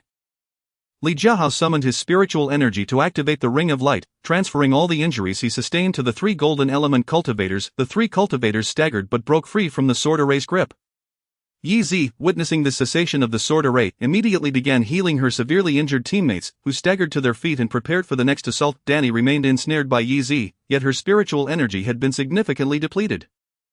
Having just healed 4 individuals and replenished their energy, she was now nearing her limit. The figure in black stated, "You need only report the situation. Upon receiving the news, I shall depart immediately," the cultivator replied. All 5 elemental lords are inside, merely observing the contest. The water lord's and fire lord's disciple, Lan Jinming, along with Zhang Yu, did not make it to the finals and are currently seated among the audience.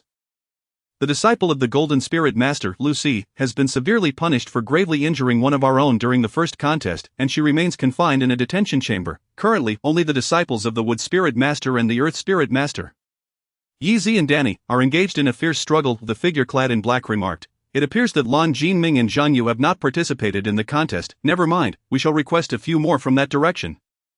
The cultivator responded, "Let us take advantage of their moment of weakness after the match concludes, when their spiritual energy has yet to be restored, and strike before they can react," the figure in black declared. "After this operation concludes, you shall not be lacking in rewards." The cultivator smiled, expressing gratitude. "Then I thank you, esteemed sir." With a wave of his arm, the figure enveloped himself in a shroud of black mist before vanishing from sight.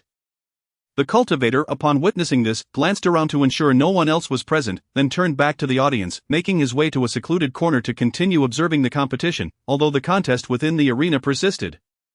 It was evident that both sides had nearly depleted their spiritual energy, and it would not be long before the match reached its conclusion. Yi Zi, summoning the last vestiges of her strength, attempted to ensnare Danny, informing her teammates, "I can only bind him for 10 breaths. Within this time, victory must be secured." Her teammates nodded in understanding and surged forward. The clash of their powers intertwined ferociously, ultimately shattering the defensive shield and toppling 3 golden spirit cultivators. Immediately, the water and fire cultivators directed their attacks toward Danny. Danny smirked and quipped, "Yi Zi's vines are truly tenacious, even with so little spiritual energy left. They still grip so tightly." However, Danny harnessed his remaining energy to forcefully extricate himself from the vines, leaving Yi Zi too weakened to maintain her hold. Stumbling backward, she sank down to recuperate. Danny summoned his energy, causing the ground to tremble. The water and fire cultivators lost their footing and were sent flying. Unleashing the dual dragons of water and fire upon Danny, he constructed an earthen wall to encase himself, effectively warding off the 4 attackers. The 4 outside the wall relentlessly assailed this impenetrable earthen fortress. They encircled the mound for a considerable duration, akin to the burning of 2 incense sticks. Zhang Yu could not help but reflect, having understood the significance of a fortified earthen wall after their previous encounter with the magical beasts. Observing the situation, Lan Jinming stifled a yawn, internally lamenting the tedium of the moment. This was indeed a far cry from the excitement of Lucia's confinement. Inside the earthen mound, Danny employed Earth Escape to reposition himself behind the 4, elevating the stone wall to ensnare them within. Knocking on the earthen wall, he taunted, "Do you concede? My wall is not so easily shattered." The 4 within clearly refused to yield, launching their attacks anew, yet, after depleting their spiritual energy, the wall remained unyielding, devoid of any fissures. Eventually the 4 resigned, uttered, "We concede." By this time, dusk had descended. The fiery clouds had faded, revealing the encroaching darkness of the night. The contest had persisted for nearly an entire afternoon. The Fire Spirit Master, witnessing the concession of Group A, announced, "Congratulations to Group B for their victory. Please send forth a representative to claim the prize." Danny soared onto the field, where those present were still tending to their wounds, while the less injured had already completed their healing. Suddenly, the sky reverberated with a sound unlike the crackle of fireworks. Everyone turned to investigate the source, only to witness a group of over a dozen figures clad in black assaulting the protective barrier. One among them clicked his tongue in disdain, lamenting their incompetence in locating and disrupting the focal point of the formation. A golden spiritual practitioner soared away from the scene towards the confinement chamber. Intending to release Lucy, Zhaoyi inquired, "What is happening?" Zhang Yu replied, "The demon cultivators have arrived." Zhaoyi expressed his astonishment. "Demon cultivators? This is my first encounter with them. I wonder how they compare to magical beasts in terms of power." Zhang Yu cautioned, "That depends on their level. When the time comes, do not attempt to show off. Your life is paramount." Zhaoyi patted his chest, asserting, "I assure you, I won't be a burden." Zhang Yu said nothing. His gaze fixed above the protective barrier could endure for a while, as the 5 great spiritual lords had already summoned the previously prepared teleportation array within the arena. However, activating the array required some time. Though the presence of a spiritual lord would expedite the process. In the blink of an eye, the teleportation array was fully activated. Practitioners entered in order of their spiritual power, with those of lower levels departing first. While the more powerful followed, members who had just concluded their match, aware of their insufficient spiritual power to engage in combat, were the first to be teleported away. However, some timid practitioners, unable to wait in line, rushed forward, resulting in chaos. The protective barrier began to show cracks under the relentless assault of the demon cultivators, while a significant portion of those inside had already been evacuated. One demon cultivator remarked, "This barrier is quite troublesome. Once a fissure appears, those of lower levels should go in first, while the rest continue to assault the barrier." Indeed, the external forces intensified their output, ultimately creating a breach in the barrier, allowing several demon cultivators to infiltrate. Zhang Yu and the other practitioners charged forward to engage in battle with the demons. Although these demon cultivators were not particularly high in rank, the barrier continued to be attacked by those of higher levels. They appeared formidable compared to most of the individuals present. Their objectives were clear, aiming to directly dismantle the focal point of the formation. Yet, some demon cultivators fell victim to the Peak Lord's palm. Reduced to ashes before they could approach it, the Peak Lord declared, "This is dire. I see several level 7 spiritual beings approaching from above. If we do not act soon, even more powerful ones will arrive." The fissures persisted, allowing a continuous influx of demon cultivators to clash violently with the practitioners inside. Some were unable to withstand the barrage and succumbed. Zhang Yu, despite his considerable spiritual power, found himself increasingly challenged. The Peak Lord expressed concern, "We are moving too slowly. I fear the barrier above cannot hold much longer." The Water Lord extended a hand, saying, "Give me your hand. I shall lend you some spiritual power to stabilize your body." The Peak Lord raised her cracked hand to connect with the Water Lord. Though the Water Lord could not heal her newly inflicted wounds, she was able to exert a restraining effect. The Peak Lord's flames extinguished, revealing her true visage, her body marred by an array of fissures. Chapter 48. Repelling the enemy, the Peak Lord conjured a mask, donning it with displeasure, remarking, "I used to look quite appealing before my body became riddled with cracks. Moreover, this water stifles my fire, rendering me exceedingly uncomfortable." The Water Spirit Master remarked, "I cannot ascertain how long my water may endure within you. Do not exert yourself too fiercely. When you find yourself in need, promptly return to me for replenishment." The Peak Master waved his hand dismissively, replying, I understand. Just then, the transmission array in the arena exhibited signs of instability before vanishing entirely. The Peak Master silently cursed his misfortune. Someone had sabotaged the opposing formation. For both sides to connect, each must possess a functioning transmission array simultaneously. Activating one without the other renders the connection void, and now, with the other side compromised, the transmission array became ineffective, halting any further transfers. Meanwhile, a demon cultivator had destroyed the visible formation eye within the arena and was eagerly watching the protective barrier above shatter. However, after a considerable wait, the barrier showed no signs of collapse. One demon cultivator exclaimed in frustration, "This is not the formation eye, it merely serves as a reinforcement for the barrier. Quickly, we must locate the formation eye." Another demon cultivator responded, "No matter, having dismantled the enhancement formation, the barrier will surely shatter within 5 breaths." The battle within the arena raged fiercely, while below Zhu Weihang traversed through the underground passages. Ever since arriving in this place, he sensed that the architecture concealed hidden wonders beneath. After several days of searching, he had finally discovered this location not long ago. He summoned flames to illuminate his path ahead. It was unclear how long he had wandered in this obscurity, and he was evidently anxious, perspiring with trepidation. Before him stood a stone wall, and he approached to feel its surface, attempting to uncover any hidden mechanisms. Yet, despite his efforts, he found nothing. Excitedly, he clenched his fist and curiously peered into the scene beyond. Inside, there was a radiant glow emanating from a collection of luminous night pearls displayed upon a pedestal. Among them stood a maiden, her back turned to Zhu Weihang upon hearing a sound from behind. She turned to see the door opening and shouted, "Who goes there?" Zhu Weihang, startled by her voice and recognizing her beauty, exclaimed, "Are you Lucy?" Lucy furrowed her brow and replied, "Who are you?" Zhu Weihang introduced himself, "I am Zhu Weihang, a fire spirit cultivator." Lucy questioned, "What brings you to this place?" She shrugged, saying, "Who knows? The fact that you entered through the open door indicates you are not a demon cultivator. Please close the door behind you. The method is the same as how you opened it." Zhu Weihang, perplexed, inquired, "Why must I close the door?" Lucy explained, "I am still under confinement. If my master discovers the door ajar, he will surely think I wish to escape, and I cannot imagine how long I would be grounded." Zhu Weihang complied with her request, shutting the door. It then dawned on him, "Wait, this means I am trapped in here too."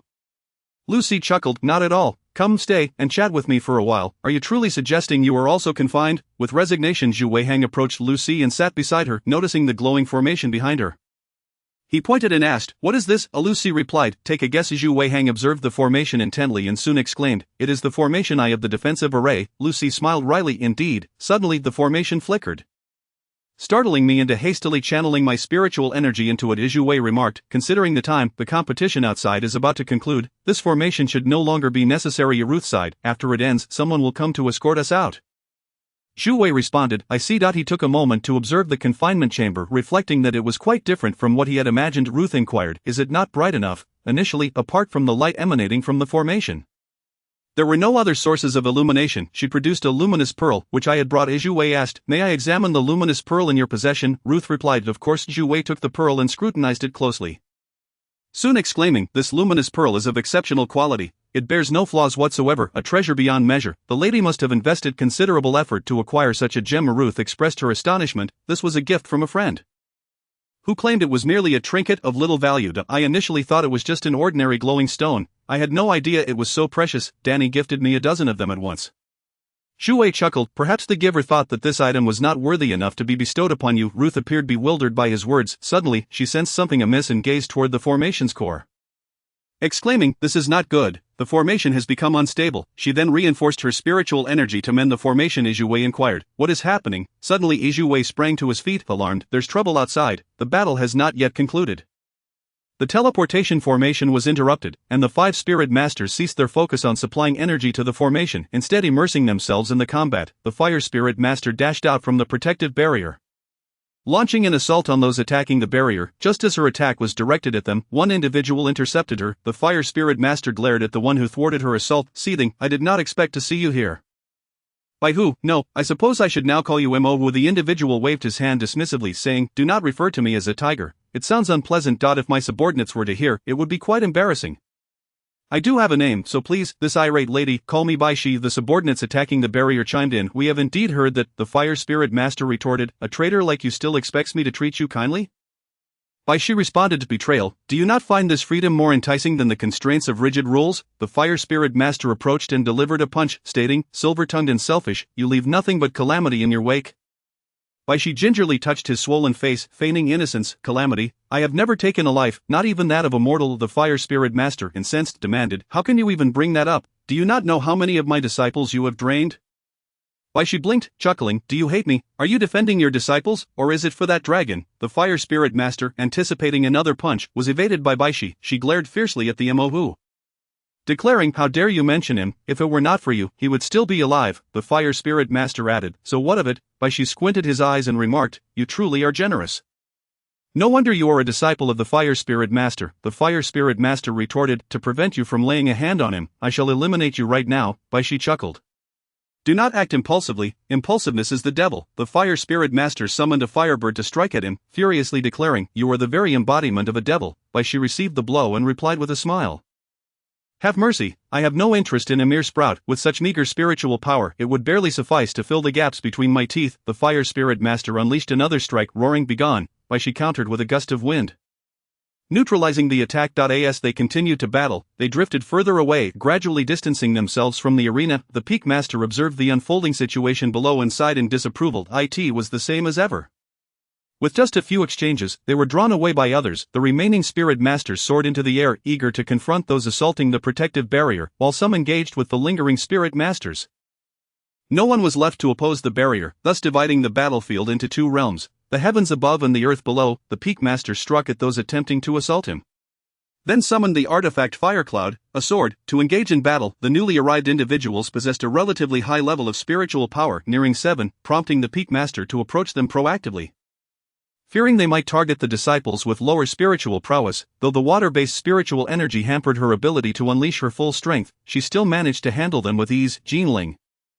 The cultivator nodded and said, although the sword formation has consumed some of my spiritual energy, it is of no great concern. Zhanya repelled a demonic cultivator and smiled, I shall cover you, you initiate the sword formation.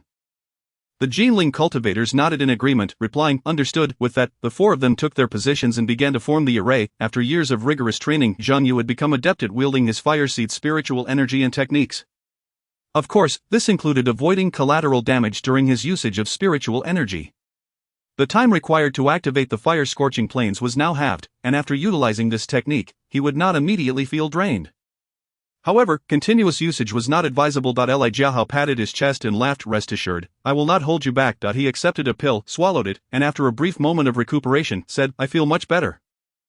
Zhang Yu remarked, in what way do you feel better? I have used this pill before. Li Jiahao replied with a grin, alright, do not worry about me, let us continue to fight and strive to eliminate them swiftly.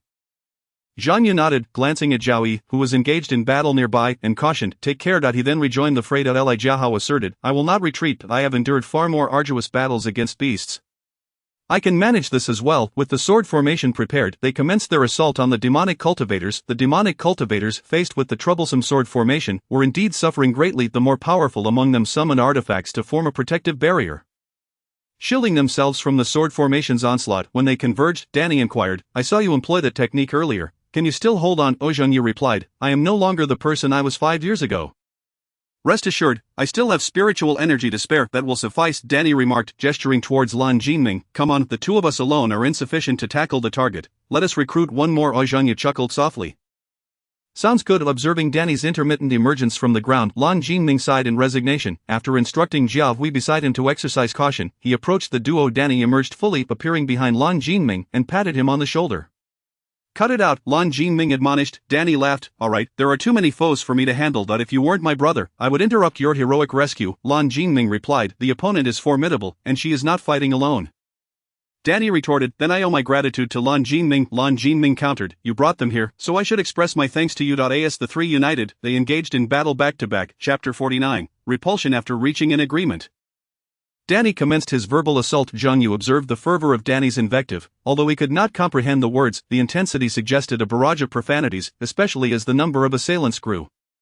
Lan Jinming inhaled deeply, channeling the water element of his technique, conjuring a colossal waterspout that soared into the heavens, which mercilessly tore apart the encroaching demonic cultivators trapped within the torrent. The adversaries struggled to breathe and found it nearly impossible to manipulate their spiritual energy.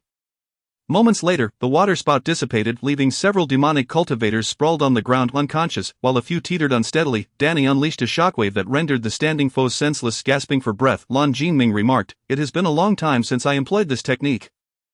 The rapid depletion of spiritual energy is quite disorienting. Zhang Yu inquired, can you still endure? Lan Jinming nodded, responding, I am managing. Zhang Yu affirmed, that is reassuring. Danny interjected, I am not well, my continuous burrowing has utterly exhausted me. After this battle, I shall sleep for 3 days and nights. Zhang Yu jested, groundhog. Lan Jinming struggled to suppress a smile. Danny, hands on his hips, retorted, you seem to have the leisure for humor. Lan Jinming waved his hand dismissively. Remove the jest, I just executed a technique. Zhang Yu transformed his fiery essence into a sword, replying, indeed. He then plunged back into the fray. Lan Jinming, observing the demonic cultivators attempting to rise, scoffed, having been drenched in my waters. Do you truly think you can stand? He promptly summoned his spiritual energy, encasing them in ice. Below the battlefield, Lucy fortified the array with her spiritual energy, ceasing the flow when she sensed no instability. Shu Wei observed Lucy retract her energy and inquired, is it resolved? Lucy shook her head. For the time being, there are no issues. Shu Wei stated, I suspect the battle outside will not conclude soon. Perhaps I should venture out to assist them. Luc replied, by remaining here with me, you are equally aiding their struggle. Shu Wei countered, you are so formidable that you could contend with two of me. My presence here is of little assistance. I should go outside. Who says you are of no help? Ruth adopted a feeble demeanor and remarked, to speak candidly, being here all alone does evoke a modicum of fear. Shu Wei squinted at her, his expression questioning her sincerity. After a brief pause, he conceded, very well, I shall remain above the arena. The spiritual masters were embroiled in a fierce battle. Overcoming 5 level 7 demon cultivators proved to be a rather formidable challenge. Consequently, they resolved to engage in a war of attrition, aiming to deplete the opponent's spiritual energy to in essence. Although I may not be particularly powerful, I possess an abundance of spiritual energy. If I cannot vanquish you, I shall exhaust you instead. The 5 demon cultivators also grasped their intent and unleashed a frenzied assault. Eager to conclude the skirmish swiftly, summoning their magical artifacts, they sought to mount a powerful offensive. The golden spiritual master, observing the use of metallic artifacts, scoffed, you dare employ metal in my presence? Centering himself, he emitted a wave of spiritual energy, rendering all metallic artifacts within its ripple ineffective. Many demon cultivators found themselves at a distinct disadvantage. Unable to utilize their artifacts, some resorted to non-metallic artifacts to continue the fray. Eye in the skies, the demon cultivator wielding a metallic artifact reluctantly stowed it away, opting for a different one. A nearby companion chided. Did I not warn you against using metallic artifacts in front of him? The demon cultivator, caressing his artifact, which shimmered like a gem yet bore numerous cracks, replied with resignation, this artifact is on the verge of breaking. Another companion retorted, then simply sees another one. The demon cultivator countered, I rather like this artifact. Unable to contain themselves, another urged focus on the battle. Indeed, the wood spiritual master unleashed a gust of wind, only to be met with resistance. Expressing his annoyance, truly troublesome, the water spiritual master conjured several ice spikes, noting, 4 against 5 is indeed taxing. The golden spiritual master commanded his artifact to strike at their foes, asserting, alright, hold on, I believe there remains a glimmer of hope. He gestured toward the Earth spiritual master, who was engaged in close combat, chuckling, however, the Earth is not particularly suited for aerial confrontations. The Earth spiritual master, retorted, do you look down upon me? He then unleashed his power, causing a tempest of yellow sand to swirl around them. The wood spiritual master, seeing this, laughed, let me enhance this area. A demon cultivator produced an artifact, declaring, since I cannot utilize this artifact, I shall detonate it. He then channeled a substantial amount of spiritual energy into the artifact, causing it to succumb to the pressure and explode. The shockwave from the detonation dispersed the yellow sand. The water spiritual master retracted his defensive shield, stating, not too shabby. We managed to take one down. The others also sustained considerable injuries, prompting the suggestion, next, let's each target one. The golden spiritual master shook off the sand, grinning, at last, we can expedite this. The wood spiritual master concurred. Indeed, below, the situation improved. Influenced by the golden spiritual master, most demon cultivators were rendered unable to utilize their artifacts. Thus, the once arduous defense had transformed into a stalemate, and it was conceivable that a successful counterattack might soon ensue. Those above recognized that their endurance was waning. Resolutely, they fired a signal flare into the sky. The Earth spiritual master inquired, is that a call for reinforcements? The demon cultivator chuckled, though we may be ridiculed for it, it is worth the effort. While you possess ample spiritual energy, the combatants below do not. As soon as the reinforcements arrive, it shall be your demise. Before the statement could be fully articulated, the Earth Spirit Master was struck by a punch, rendering him unconscious. Observing the radiant glow emanating from the token at his waist, the Gold Spirit Master remarked, they have managed to breach that area. The Water Spirit Master employed ice spikes to fell the last adversary, declaring, proceed to activate the teleportation array. With the arrival of reinforcements, the situation improved significantly. Ultimately, the demonic cultivators within were nearly eradicated. After conferring briefly with those around him, the Gold Spirit Master called out, everyone, swiftly pass through the teleportation array and vacate this place. As he spoke, another wave of demonic cultivators had already ascended above, commencing a new round of assault. The demonic cultivators above scoffed, I thought the protective barrier had vanished, summoning us here, yet, it seems this barrier remains intact. Another demonic cultivator derided, truly pathetic, incapable of handling such a trivial task. A different demonic cultivator added, they have only just arrived at this location. They haven't even had a chance to quench their thirst before being thrust into this conflict, and yet, we are still tasked with breaching this barrier. Presumably the leader of this group of demonic cultivators issued commands, launching an assault on the protective barrier. Below, Lucy sensed a disturbance at the array's focal point and thus utilized her spiritual energy to fortify the formation. Meanwhile, the stone wall trembled as 3 gold spirit cultivators entered. Observing this, Zhu Wei rose to give way to them. The 3 gold spirit cultivators channeled their spiritual energy into the formation and advised Zhu Wei, you must leave this place at once. The reinforcements of the demonic cultivators have arrived. Quickly exit through the teleportation array. As Zhu Wei, puzzled, inquired, what teleportation array? Lucy urged, do not delay any longer. 1 gold spirit cultivator, perspiring profusely, stated, this batch of demonic cultivators appears even stronger than the previous one. Lucy replied, that is merely your overestimation. Another gold spirit cultivator, also sweating, remarked, it is no wonder that you are the disciple of the Gold Spirit Master, though your spiritual energy level may be lower than ours. Your prowess is undeniably formidable. The remaining gold spirit cultivator pointed towards the luminous pearl on the platform, asking, Lucy, is this yours? Lucy confirmed, indeed, it is mine. Would you be so kind as to retrieve it for me? Certainly. The gold spirit cultivator collected the luminous pearl from the platform and placed a spirit stone in its stead. Subsequently, the gold spirit cultivator activated the formation beneath the spirit stone. The spirit stone radiated light, assisting in the activation of the formation. The gold spirit cultivator announced, the teleportation array is now operational. Once the gold spirit master and the others arrive, we shall depart from this place. Lucy remarked, is it truly necessary to be in such haste? Lucy continued, however, the teleportation array, augmented by the spirit stone, can only be utilized for the duration of a single incense stick. After a moment of contemplation, Lucy conceded, that does seem to be the case. As the onslaught of the demonic cultivators intensified, the 4 of them struggled to maintain the array's focal point.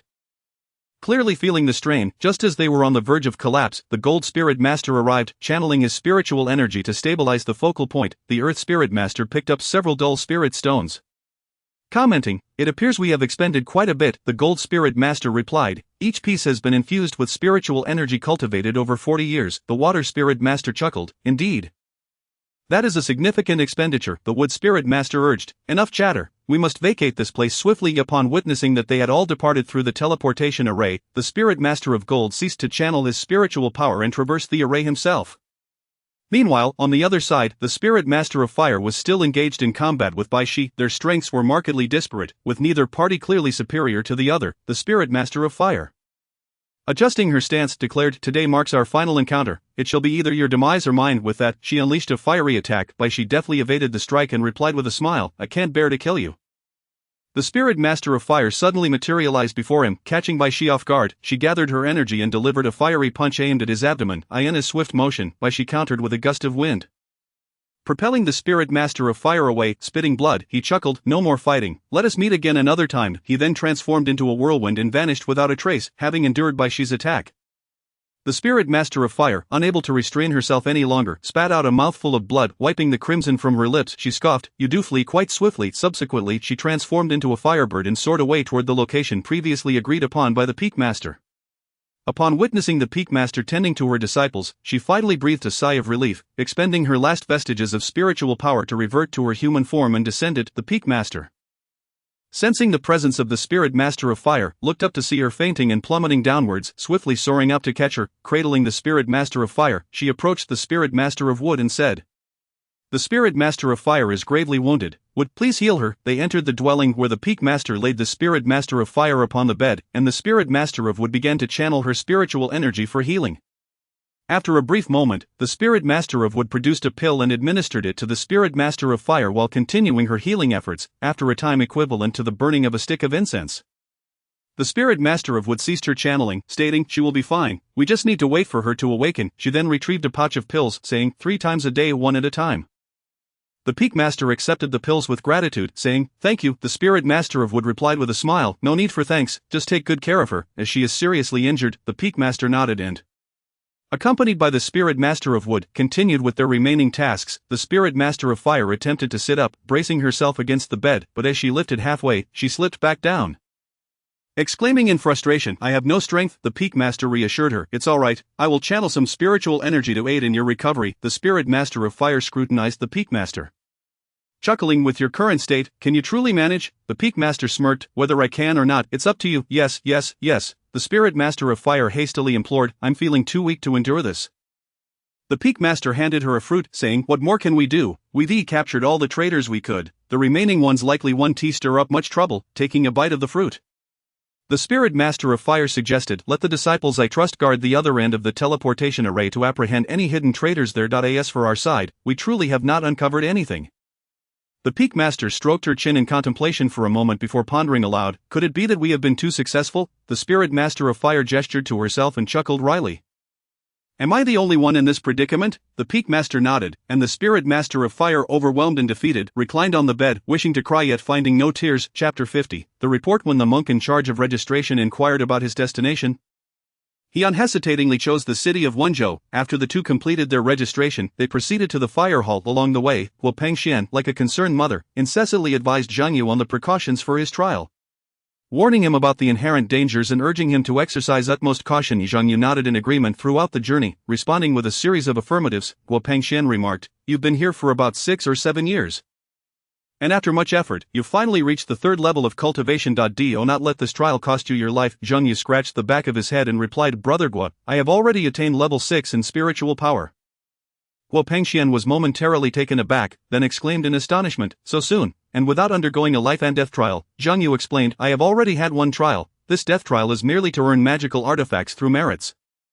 Guo Pengxian expressed his surprise. Typically, cultivators at the 3rd level, without experiencing the insights of life and death, find it nearly impossible to break through to a new level. Zhang Yu scratched his head in uncertainty.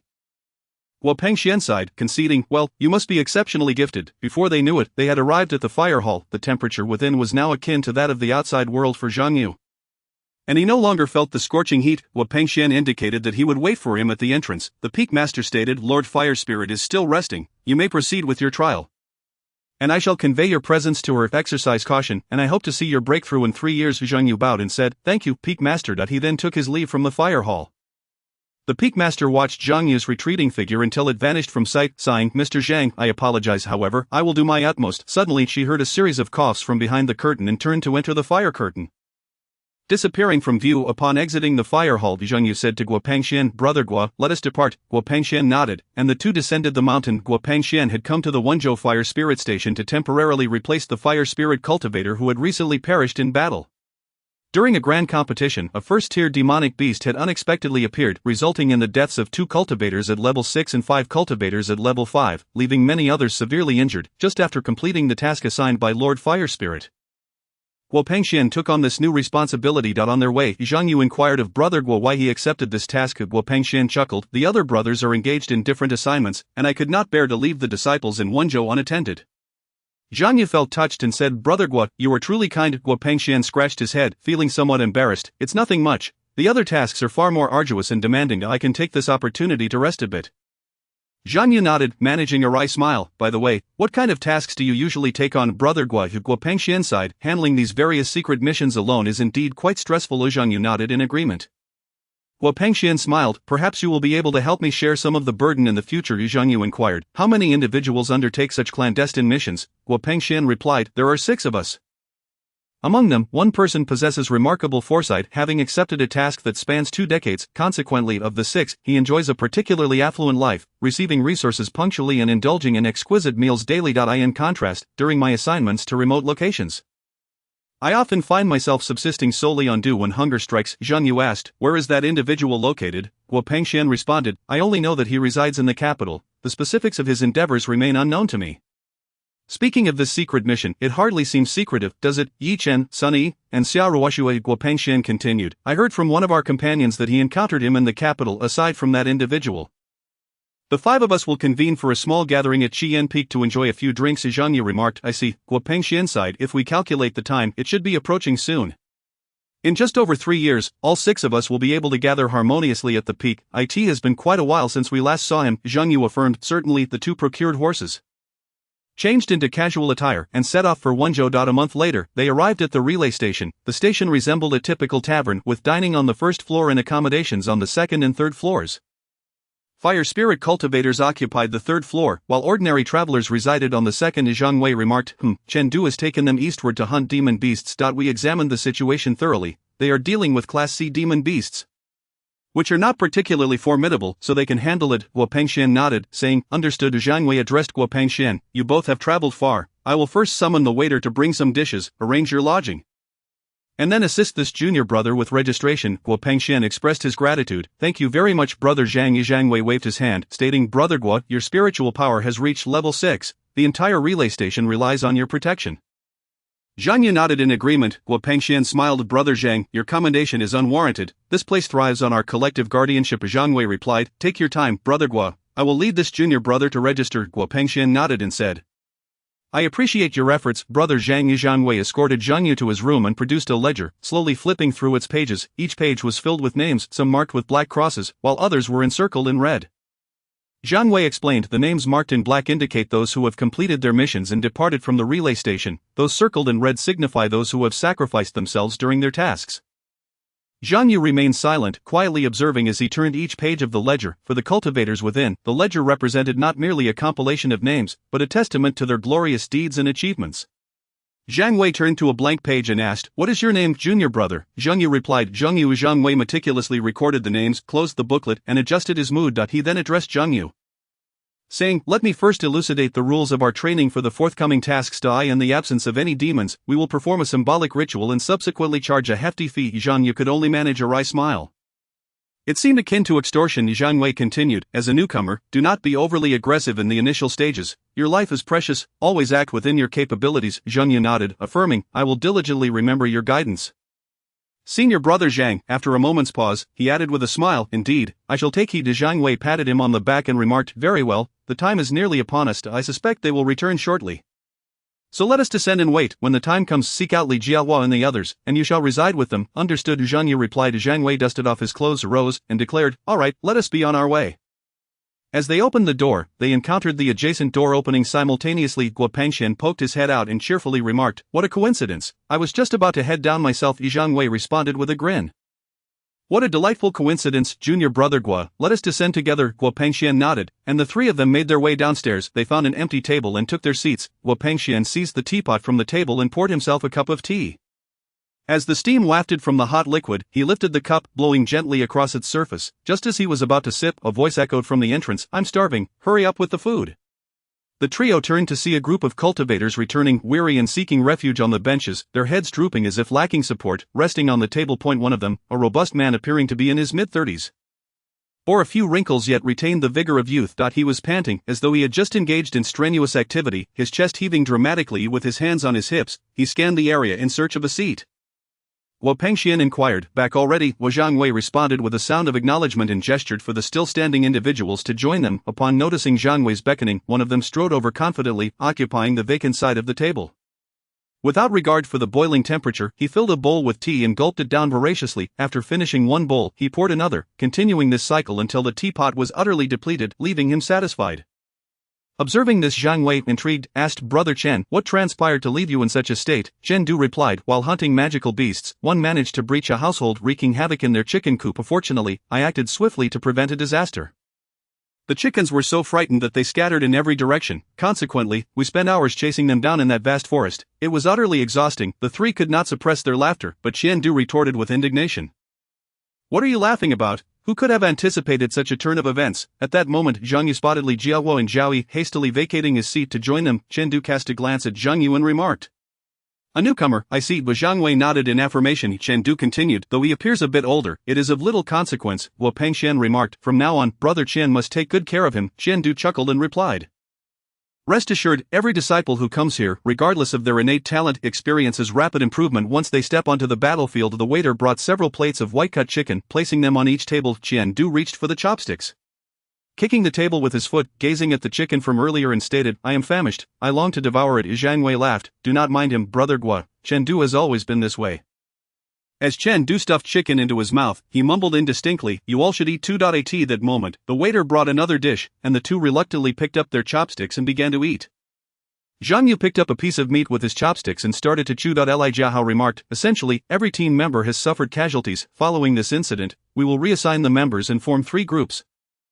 Any surplus will accompany the leading senior brother." Zhang Yu commented, "That sounds excellent." Zhao Yi and Li Jiahao shook their heads vigorously, declaring, "Not at all satisfactory." Chapter 51, Investigation. Zhao Yi stated, "You will understand in due time." Zhang Yu inquired, "Bathing?" Li Jiahao responded, "Wait a moment, we just finished dinner." Zhao Yi, exasperated, sat down on a stool and said, "I smell dreadful, I am both exhausted and sleepy." Zhang Yu laughed, "What kind of magical beast did you slay today?"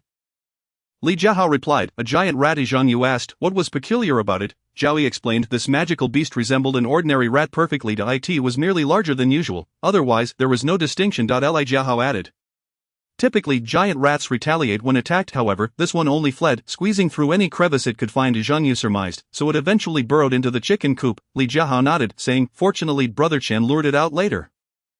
Otherwise, the consequences would have been dire." Zhang Yu questioned, "Is it truly so challenging to slay a mere Class C magical beast?" Li Jiahao nodded again, continuing, "Class B magical beasts are even more formidable, necessitating the mobilization of the entire team upon their appearance, often accompanied by significant casualties." Meanwhile, Guo Pengxian, still unsated, was consuming the remaining rations. Suddenly, he heard a knock at the door and hurriedly tidied up before rushing to open it. Upon seeing Chen Du standing at the entrance, he invited him and Chen Du, appearing somewhat sheepish, stated, "I sincerely apologize for disturbing you at such a late hour." Guo Pengxian inquired, "Brother Chen, is there something you need?"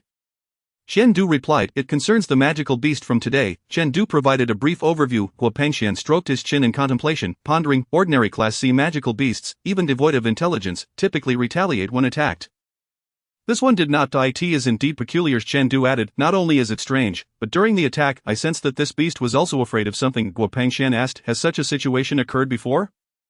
Chen Du shook his head. Guo Pengxian suggested, "How about we send a small group to investigate tomorrow?" Chen Du let out a soft murmur and remarked, "The previous 3 reconnaissance teams suffered heavy casualties, with only a handful remaining, most of whom were gravely injured. Currently, there is but one survivor." Guo Pengxian inquired, "Who is it?" Chen Du replied, "Sun Wei, adept in the agile cultivation technique. This young lady possesses the swiftest speed, yet paradoxically, her combat ability is the weakest." Chen Du continued, "Yesterday, alongside the new arrivals today, none are practitioners of the agile technique." Guo Pengxian responded, "That poses quite a dilemma." Chen Du nodded and said, "I have heard that you Junior brother Gua also practice agility. Guo Pengxian asked, do you wish for my assistance in the investigation? Chen Du affirmed those who cultivate agility not only possess astonishing speed but also possess keen insight. Guo Pengxian agreed, very well, I shall enlist the aid of 2 others, Chen Du instructed, simply seek Zhang Wei for assistance. With that, Chen Du rose and, after taking his leave, exited the room. Zhang Yu tidied his attire, selected an appropriate outfit, and made his way to the bathing area with Zhao Yi and Li Jiahao. The bathing facility was situated outdoors, and at that moment, a line of patrons was orderly queued at the entrance. Zhang Yu remarked, so many people, Zhao Yi explained, after all, many have come out to freshen up at this hour, especially after today's hunt of the magical beasts. Zhao Yi added, if you wish for a warm bath, a slight infusion of spiritual energy will suffice. It is quite quick. Zhang Yu chuckled softly at the simplicity of it all. Although it was summer, a slight chill lingered by the well at night. A gentle breeze rustled through the trees, and the cicadas in the forest continued their incessant serenade. At that moment, although the station lacked guests, it was filled with laughter and vibrant chatter, bustling with activity. Zhang Yu inquired, am I the only one? Sun Wei responded, it is just the 2 of us. Zhang Yu acknowledged, very well, I understand, thank you, senior sister Sunday. Indeed, Sun Wei completed her statement before turning to enter her own room. Li Jiahao remarked, senior sister Sun arrived 2 years before us. By the end of this year, she will have completed her 5-year term, thus concluding her trials. Zhang Yu pushed open the door, exclaiming, how wonderful. The 3 of them entered the room and lay down on the bed in unison. Zhao Yi couldn't help but exclaim, it feels delightful to be on a bed. Indeed, the others echoed. Zhao Yi continued, it has been quite a while since the 3 of us shared a room. Zhang Yu responded, weren't we just together for the competition not long ago? Zhao Yi pouted, that was different. Li Jiahao interjected, by the way, isn't it customary for missions to be undertaken in teams? Why did senior brother Gua summon you individually? Zhao Yi explained, senior sister Sun practices agility, originally belonging to the reconnaissance team. Zhang Yu, feeling drowsy, murmured, perhaps there are reasons of their own, and then fell silent. Zhao Yi commented, he has fallen asleep, but perhaps the journey today has worn him out. Li Jiahao concurred, that is true, let us extinguish the lights and retire for the night. Indeed, once the little bird had taken its flight, he finally felt inclined to move, quickly freshening up before heading downstairs for a meal. Zhang Yu deftly lifted a baozi with his chopsticks, took a bite, and expressed his gratitude, saying, thank you, brother Gua. He then glanced at another empty dish and inquired, has sister Sun already finished her breakfast? Guo Pengxian replied, yes, she started eating as soon as I came down. Now she is waiting for us at the door. With a chuckle, Guo Pengxian added, there is no need to be so dramatic, we have plenty of time. Zhang Yu remarked, I wouldn't want to keep sister Sun waiting for too long. He deliberately slowed his pace of eating, savoring each bite. Guo Pengxian said, I brought you here to learn how to gather intelligence. Zhang Yu responded, but brother Gua, my cultivation isn't focused on speed or agility.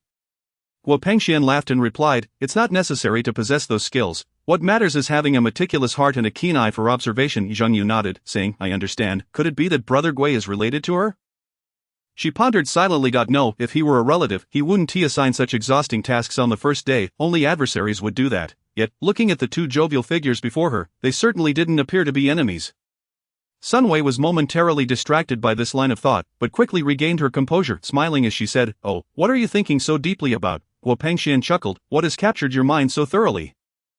Sun Wei replied with a wry smile, nothing much, just wondering when this mission will come to an end. Sun Wei expressed her astonishment upon hearing Guo Pengxian's comment. Zhang Yu hurriedly interjected, brother Gua, please don't tease me. Guo Pengxian laughed, of course. Zhang Yu set down his chopsticks, indicating he had finished eating. Guo Pengxian then stood up and announced it was time to depart. The 2 quickly rose to their feet and proceeded towards the door. Sun Wei turned to her junior brother and asked, what type of cultivation do you practice? Zhang Yu replied, transforming spirit into matter. They arrived at a location where they observed a set of sizable footprints.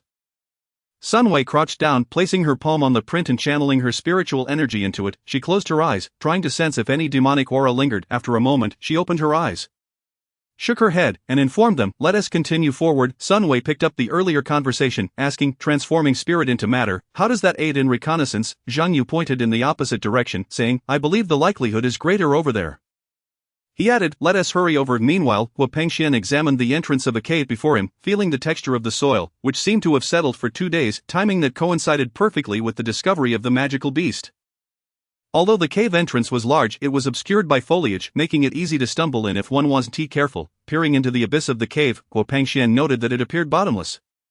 Should an ordinary person fall in, they would likely meet a grim fate. Brother Gua. Zhang Yu approached the cave's edge, bending down to peer inside, remarking, it's too dark, I can't see anything. Guo Pengxian cautioned.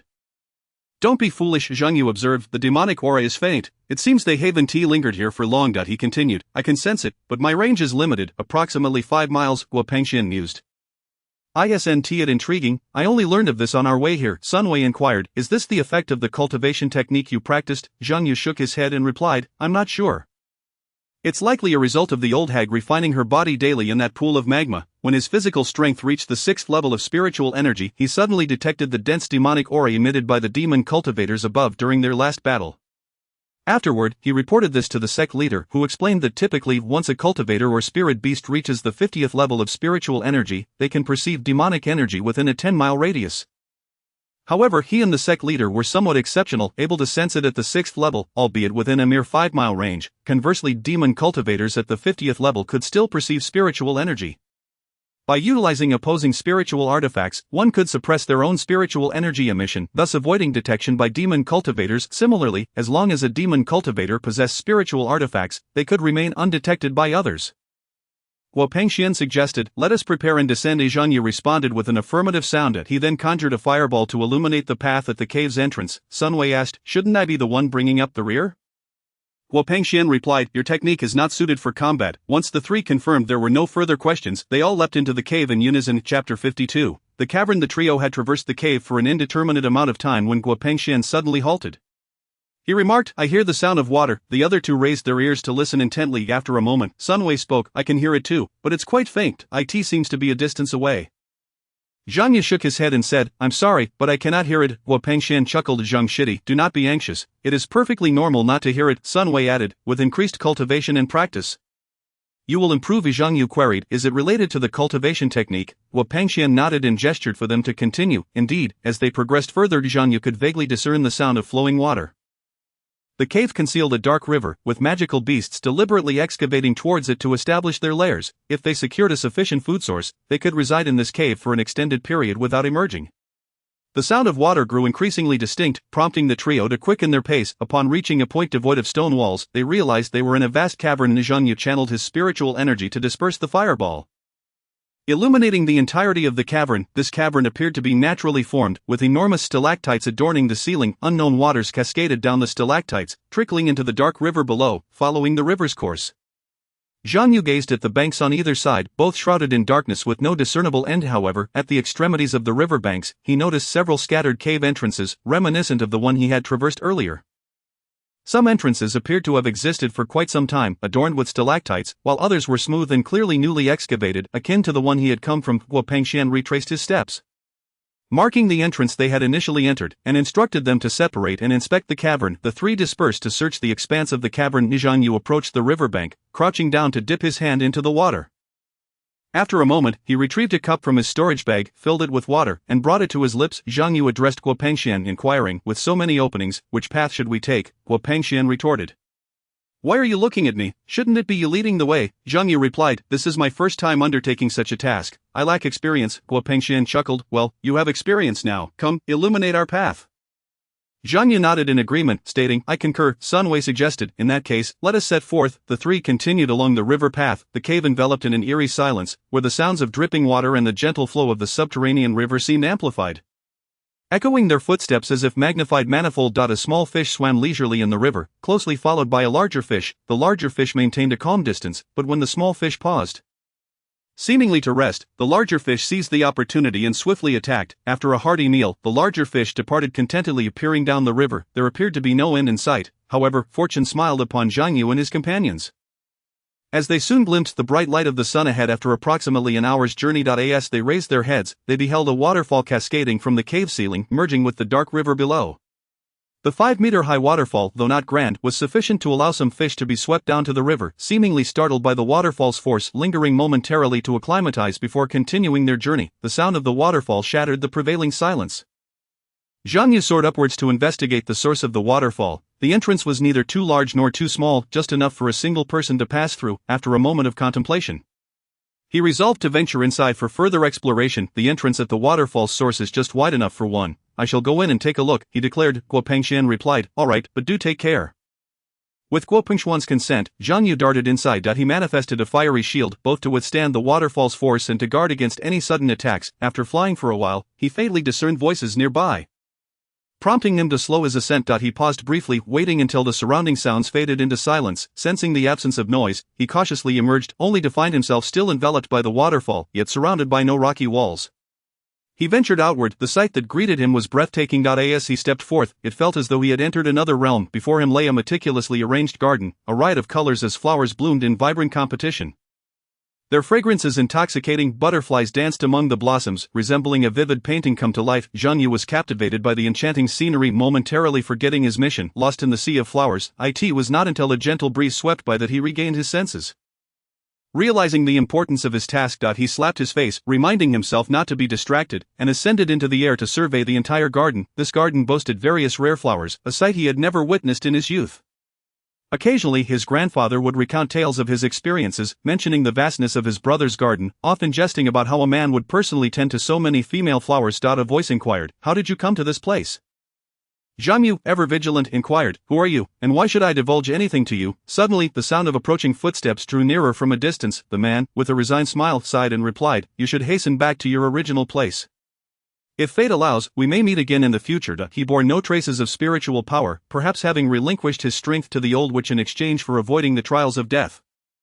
However, judging by his demeanor, it was evident that he held a significant position. He appeared to be of a similar age to Brother Gua, whom I recall to be around 25. If that man hailed from a humble background, his talent could only be described as extraordinary and enviable. I wonder if Brother Gua is acquainted with him. Jean Yu returned to the waterfall, noticing it was deserted on either side, and transforming his flames into a shield. He leaped into the water, carried by the river's current. He was swiftly ejected from its embrace. Recalling his fire shield, he descended beside Guo Pengxian, the eternal divine emperor. Guo Pengxian, upon seeing that Jean Yu was unharmed, inquired about the situation above. Jean Yu recounted his experiences in detail. "What position was the sun in when you exited?" Guo Pengxian asked. "The horizon is already adorned with the hues of dusk. It won't be long before darkness envelopes us," Jean Yu replied. Guo Pengxian suggested, "Let us rest here for a while, partake of some sustenance, and then ascend." "Agreed," Jean Yu replied, and the two sat nearby, igniting a fire. Sunwei approached the riverbank, gazing at her reflection in the water. After a day of travel, her face bore the marks of exhaustion. Despite having undergone lengthy reconnaissance, the previous day's confrontation with the demonic rats had indeed taken its toll. She splashed her face with water, washing away the weariness. As Jean Yu prepared to rise, Guo Pengxian stood first, stating, "Allow me, you should rest." Jean Yu nodded in acknowledgement, observing Guo Pengxian as he entered the river to catch fish. Guo Pengxian was quite experienced in this endeavor. Every time he ventured into the wilderness, if fortune smiled upon him and he encountered a stream, he would catch fish to sate his hunger. With practice came proficiency, and in no time, he skillfully secured 3 fish, performed a simple preparation, and began to roast them using his spiritual power. Soon, the enticing aroma of grilled fish wafted through the air. While Sunwei watched with restrained anticipation, eager to sample the delicacy, Jean Yu, seated nearby, turned to Guo Pengxian and inquired, "How long will it take?" Guo Pengxian pondered briefly before responding, "Approximately half an incense stick's time." "Oh," Jean Yu replied, falling silent as he watched the fish gradually turn golden and crisp over the flames. After a moment, he broached another topic. "Brother Gua, if we are to return, what shall we do about those caves we passed along the way?" Guo Pengxian, reflecting on the caves encountered during their journey, let out a deep sigh and replied, "When the time comes, Sun Shimmy and I shall each take a cave to inspect, while you remain here to provide support." The flickering firelight illuminated Guo Pengxian's focused visage as he skillfully turned the fish, releasing an even more tantalizing aroma. Sunwei sat beside him, her gaze fixed intently on the fish and the flames. With a soft call from Guo Pengxian, the 3 grilled fish were finally ready. He retrieved a small jar from his storage pouch and sprinkled some seasoning over the fish, intensifying the delightful fragrance. He then distributed the grilled fish among them. Sunwei gracefully accepted the offering with both hands, whispering her thanks, and cautiously took a bite. In an instant, a satisfied smile blossomed on her face. As if all her fatigue had dissipated with the delightful flavor, Jean Yu also began to eat. Having gone a day without sustenance, he found that although this fish could not compare to the exquisite delicacies of before, it was indeed a rare treat in this moment. After the trio finished their meal, they tidied up and prepared to set off. Jean Yu suddenly recalled something and said, "Do you have any casual clothes with you?" Sunwei replied, "I brought 1 change of clothes." Guo Pengxian nodded in agreement, saying, "Yes, it would be wise to change into casual attire." Sunwei suggested, "You two turn your heads away. I will change first." Jean Yu and Guo Pengxian tacitly turned their backs to Sunwei, and upon hearing that she was ready, they sequentially adjusted their garments. Sunwei, noticing the robust muscles of the two, couldn't help but blush. Observing this, Jean Yu quickly remarked, "Please, senior sister Sun, turn around." Sunwei's face flushed to the utmost, and she swiftly faced away from them. Guo Pengxian chuckled teasingly, "You two are quite innocent. It's better to be pure." The moonlight filtered through the sparse clouds, casting a dappled glow on the winding path. The stone-paved road shimmered softly, guiding them deeper into this dreamlike scenery. Stacked rockeries and a crystal-clear pond, where a few koi swam leisurely. occasionally leaping from the water to create arcs of silver before silently plunging back and sending delicate ripples across the surface. Chapter 53. Arriving in Xiangtan, those who reside in this mansion are either wealthy or noble.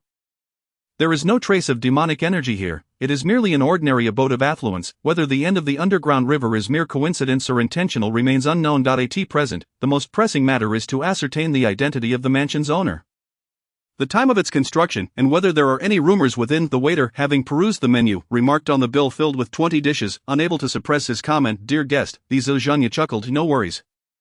We are quite hungry, rest assured nothing will go to waste." The waiter hesitated, and Sunway, growing impatient, urged, "Hurry up. It won't cost you anything." Zhenya noted, "Indeed, there is no other place as warm as this, it is truly a nice spot."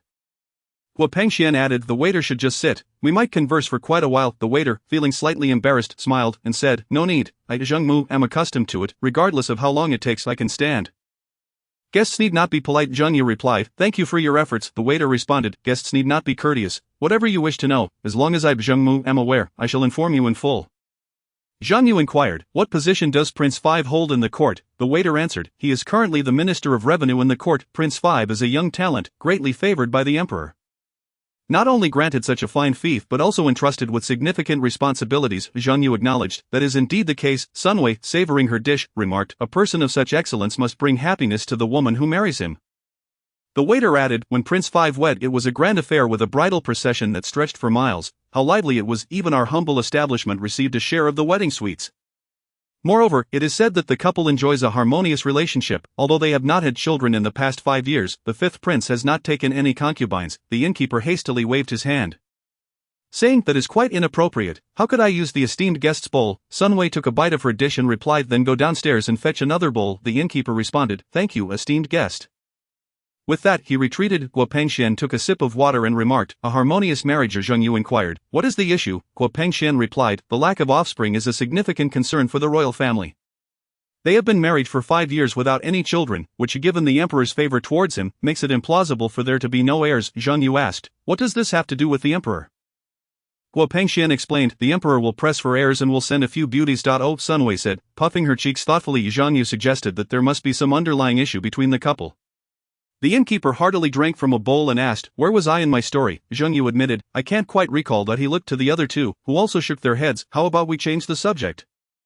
suggested the innkeeper. "That sounds agreeable," Guo Pengxian remarked. On our way here, we passed through the Chunwang mansion, which is truly magnificent, a testament to human craftsmanship. The innkeeper nodded in agreement, stating, "This mansion was built 7 years ago, with my grandfather and father both involved in its construction." He scratched his head helplessly and continued, "I was meant to inherit my father's legacy, but alas, I lack the talent, and my elder brother excels in this field.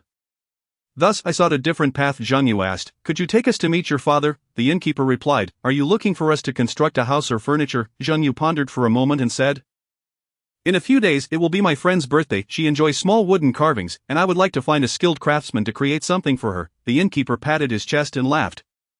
"Then you have come to the right person. My father carves with remarkable skill, bringing his creations to life in exquisite detail. Business has been slow during this season, and due to the sweltering heat, the shopkeeper has allowed us to take a day off every 6 days. Fortuitously, tomorrow happens to be my day off, so I can take you to my home." Zhang Yu smiled and said, "Then I thank you in advance for tomorrow." The innkeeper replied, "No need for such formality. It is getting late, so esteemed guests should rest early." Zhang Yu said, "I will trouble you then." The innkeeper turned with a smile and asked, "Is there anything else you require?" Zhang Yu replied, "We three have traveled for quite some time without a break, and we have only just arrived here today. May I inquire what date it is?" The innkeeper responded, "If the esteemed guest has any further matters, please feel free to command me." As Zhang Yu said, "All right." The innkeeper then left the room and descended the stairs. Once Guo Pengxian noticed the absence of footsteps around them, he nodded, indicating they could converse freely. Guo Pengxian stated, "I remember our departure date was the 1st of July." Zhang Yu remarked, "So we have been in the cave for 2 days." Sunway took a bite of her meal and remarked, "Yet, I do not feel the slightest bit fatigued." Guo Pengxian replied, "Neither do I, and it seems I have only spent a single day in the cave." Zhang Yu said, "It is quite normal not to perceive the passage of time in such a dark and stifling place. However, our bodies cannot deceive us, and the sensations they convey are indeed," Guo Pengxian interjected, "remarkable. The last time I experienced such a feeling was during my rigorous cultivation at Flame Peak, where I practiced tirelessly for 5 consecutive days." Sunway nodded in agreement, stating, "When a cultivator's spiritual energy reaches the 3rd level, they often do not feel particularly hungry in areas rich in spiritual energy. The intense concentration of spiritual energy at Flame Peak allowed us to cultivate without sensing fatigue." Yet in this cave, I can only perceive a hint of demonic energy. Guo Pengxian yawned lazily and said, "It's getting late, Sun Junior sister. Have you had enough to eat?" Sun Wei hurriedly replied, "Almost, but you both have been preoccupied with conversing with the waiter and hardly touched your food." "Aren't you hungry?" Guo Pengxian chuckled. "It is rather fascinating. At this stage, one tends not to feel the need for meals." Sun Wei's eyes sparkled with curiosity as she asked, "Really?" Guo Zhengyu explained, "Senior brother Gui is at the 6th level of spiritual energy for the second time. I heard from the old hag that during a second round of cultivation, one doesn't require much food, as they primarily absorb spiritual energy." Zhengyu continued, "I've eaten a bowl of rice, which is quite sufficient, and besides, I truly have no appetite." Sun Wei inquired, "Could it be that you are coming down with a cold?" Zhengyu shook his head, replying, "I've felt this way since descending the mountain." Guo Pengxian remarked, "Perhaps he simply has a small appetite." In his mind, the majestic outline of the Chunwang mansion gradually came into focus, a marvel crafted from the dedication of countless skilled artisans, with each brick and tile exuding an extraordinary aura. Beneath this splendor, however, he sensed a twinge of unease, a subtle apprehension towards the unknown power. The invisible demonic energy within the Chunwang mansion hinted at a more severe situation than he had imagined. Such a vast amount of demonic energy implied that if it were the work of demonic cultivators, their spiritual energy levels must exceed 40. Yet, during their 2 days in this vicinity, they had not deemed it worthwhile to pay attention to insignificant beings like themselves, or for other reasons. If it were a demonic artifact, it would undoubtedly have been placed there by a demonic cultivator, yet such a formidable artifact would surely bear signs of conflict with demonic beasts. However, throughout their journey, they had encountered no evidence of battle. The waiter Zhang Mu had long awaited their emergence outside, dressed in simple yet tidy attire, his face radiating a warm smile. Upon seeing the three emerge, he promptly stepped forward to lead the way. "Gentlemen, and this lovely lady, please come this way," Zhang Mu cheerfully said. Guo Pengxian replied, "Let us proceed." Very well. The four traversed several narrow alleys paved with blue stone, while Zhang Mu introduced them to the various attractions of Xiangtan.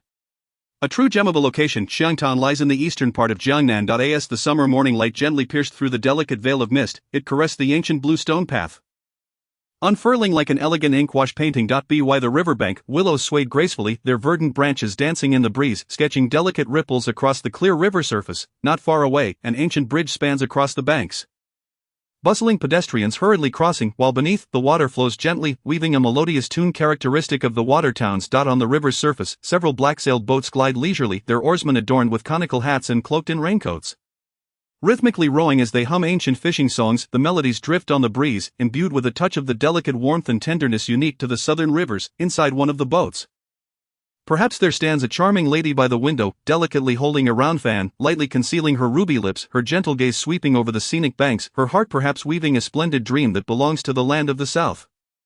As four figures traversed this inkwash painting, they soon halt at the entrance of a modest dwelling. Zhang Mu pointed towards the three individuals beside him, saying, "Father, I have brought some guests who wish to purchase wooden carvings." Zhang's father looked at the three distinguished guests with a smile and inquired, "What do these fine gentlemen wish to create?" Zhang Yu replied, "A phoenix wooden carving." Zhang's father responded, "A phoenix? Such a task should not be taken lightly. Is this gift intended for someone special?" Zhang Yu nodded affirmatively, saying, "Master Zhang, please proceed without concern, there will be no issues." Zhang's father continued to ask, "When will you come to collect it?" Zhang Yu replied, "We shall depart tomorrow, and if you have no urgent orders, may I request that you prioritize mine?" Zhang Mu expressed his surprise, "You are already planning to leave so soon after arriving?" Zhang Yu chuckled, "We are merely passing through this place, stopping for a brief rest before continuing our journey." As Zhang Mu lamented, "Very well then." Zhang's father stated, "In that case, I shall begin crafting your wooden carving. Young master. Moore, please escort the guests inside to wait for a while, serve them some tea, and attend to their needs." Guo Pengxian nodded, and Zhang Mu led the two individuals inside. Zhang's father inquired, "What size of wooden carving do you desire?" He added, "Is redwood suitable for the phoenix?" Zhang Yu nodded in agreement. As he carved, Zhang's father engaged in casual conversation, "This wooden stool here was crafted by your elder brother himself. He works as a carpenter in the neighboring village, his skills are commendable, and his reputation is quite good. His wife is also quite virtuous. However, my child Moore, despite being grown, still lacks a suitable match.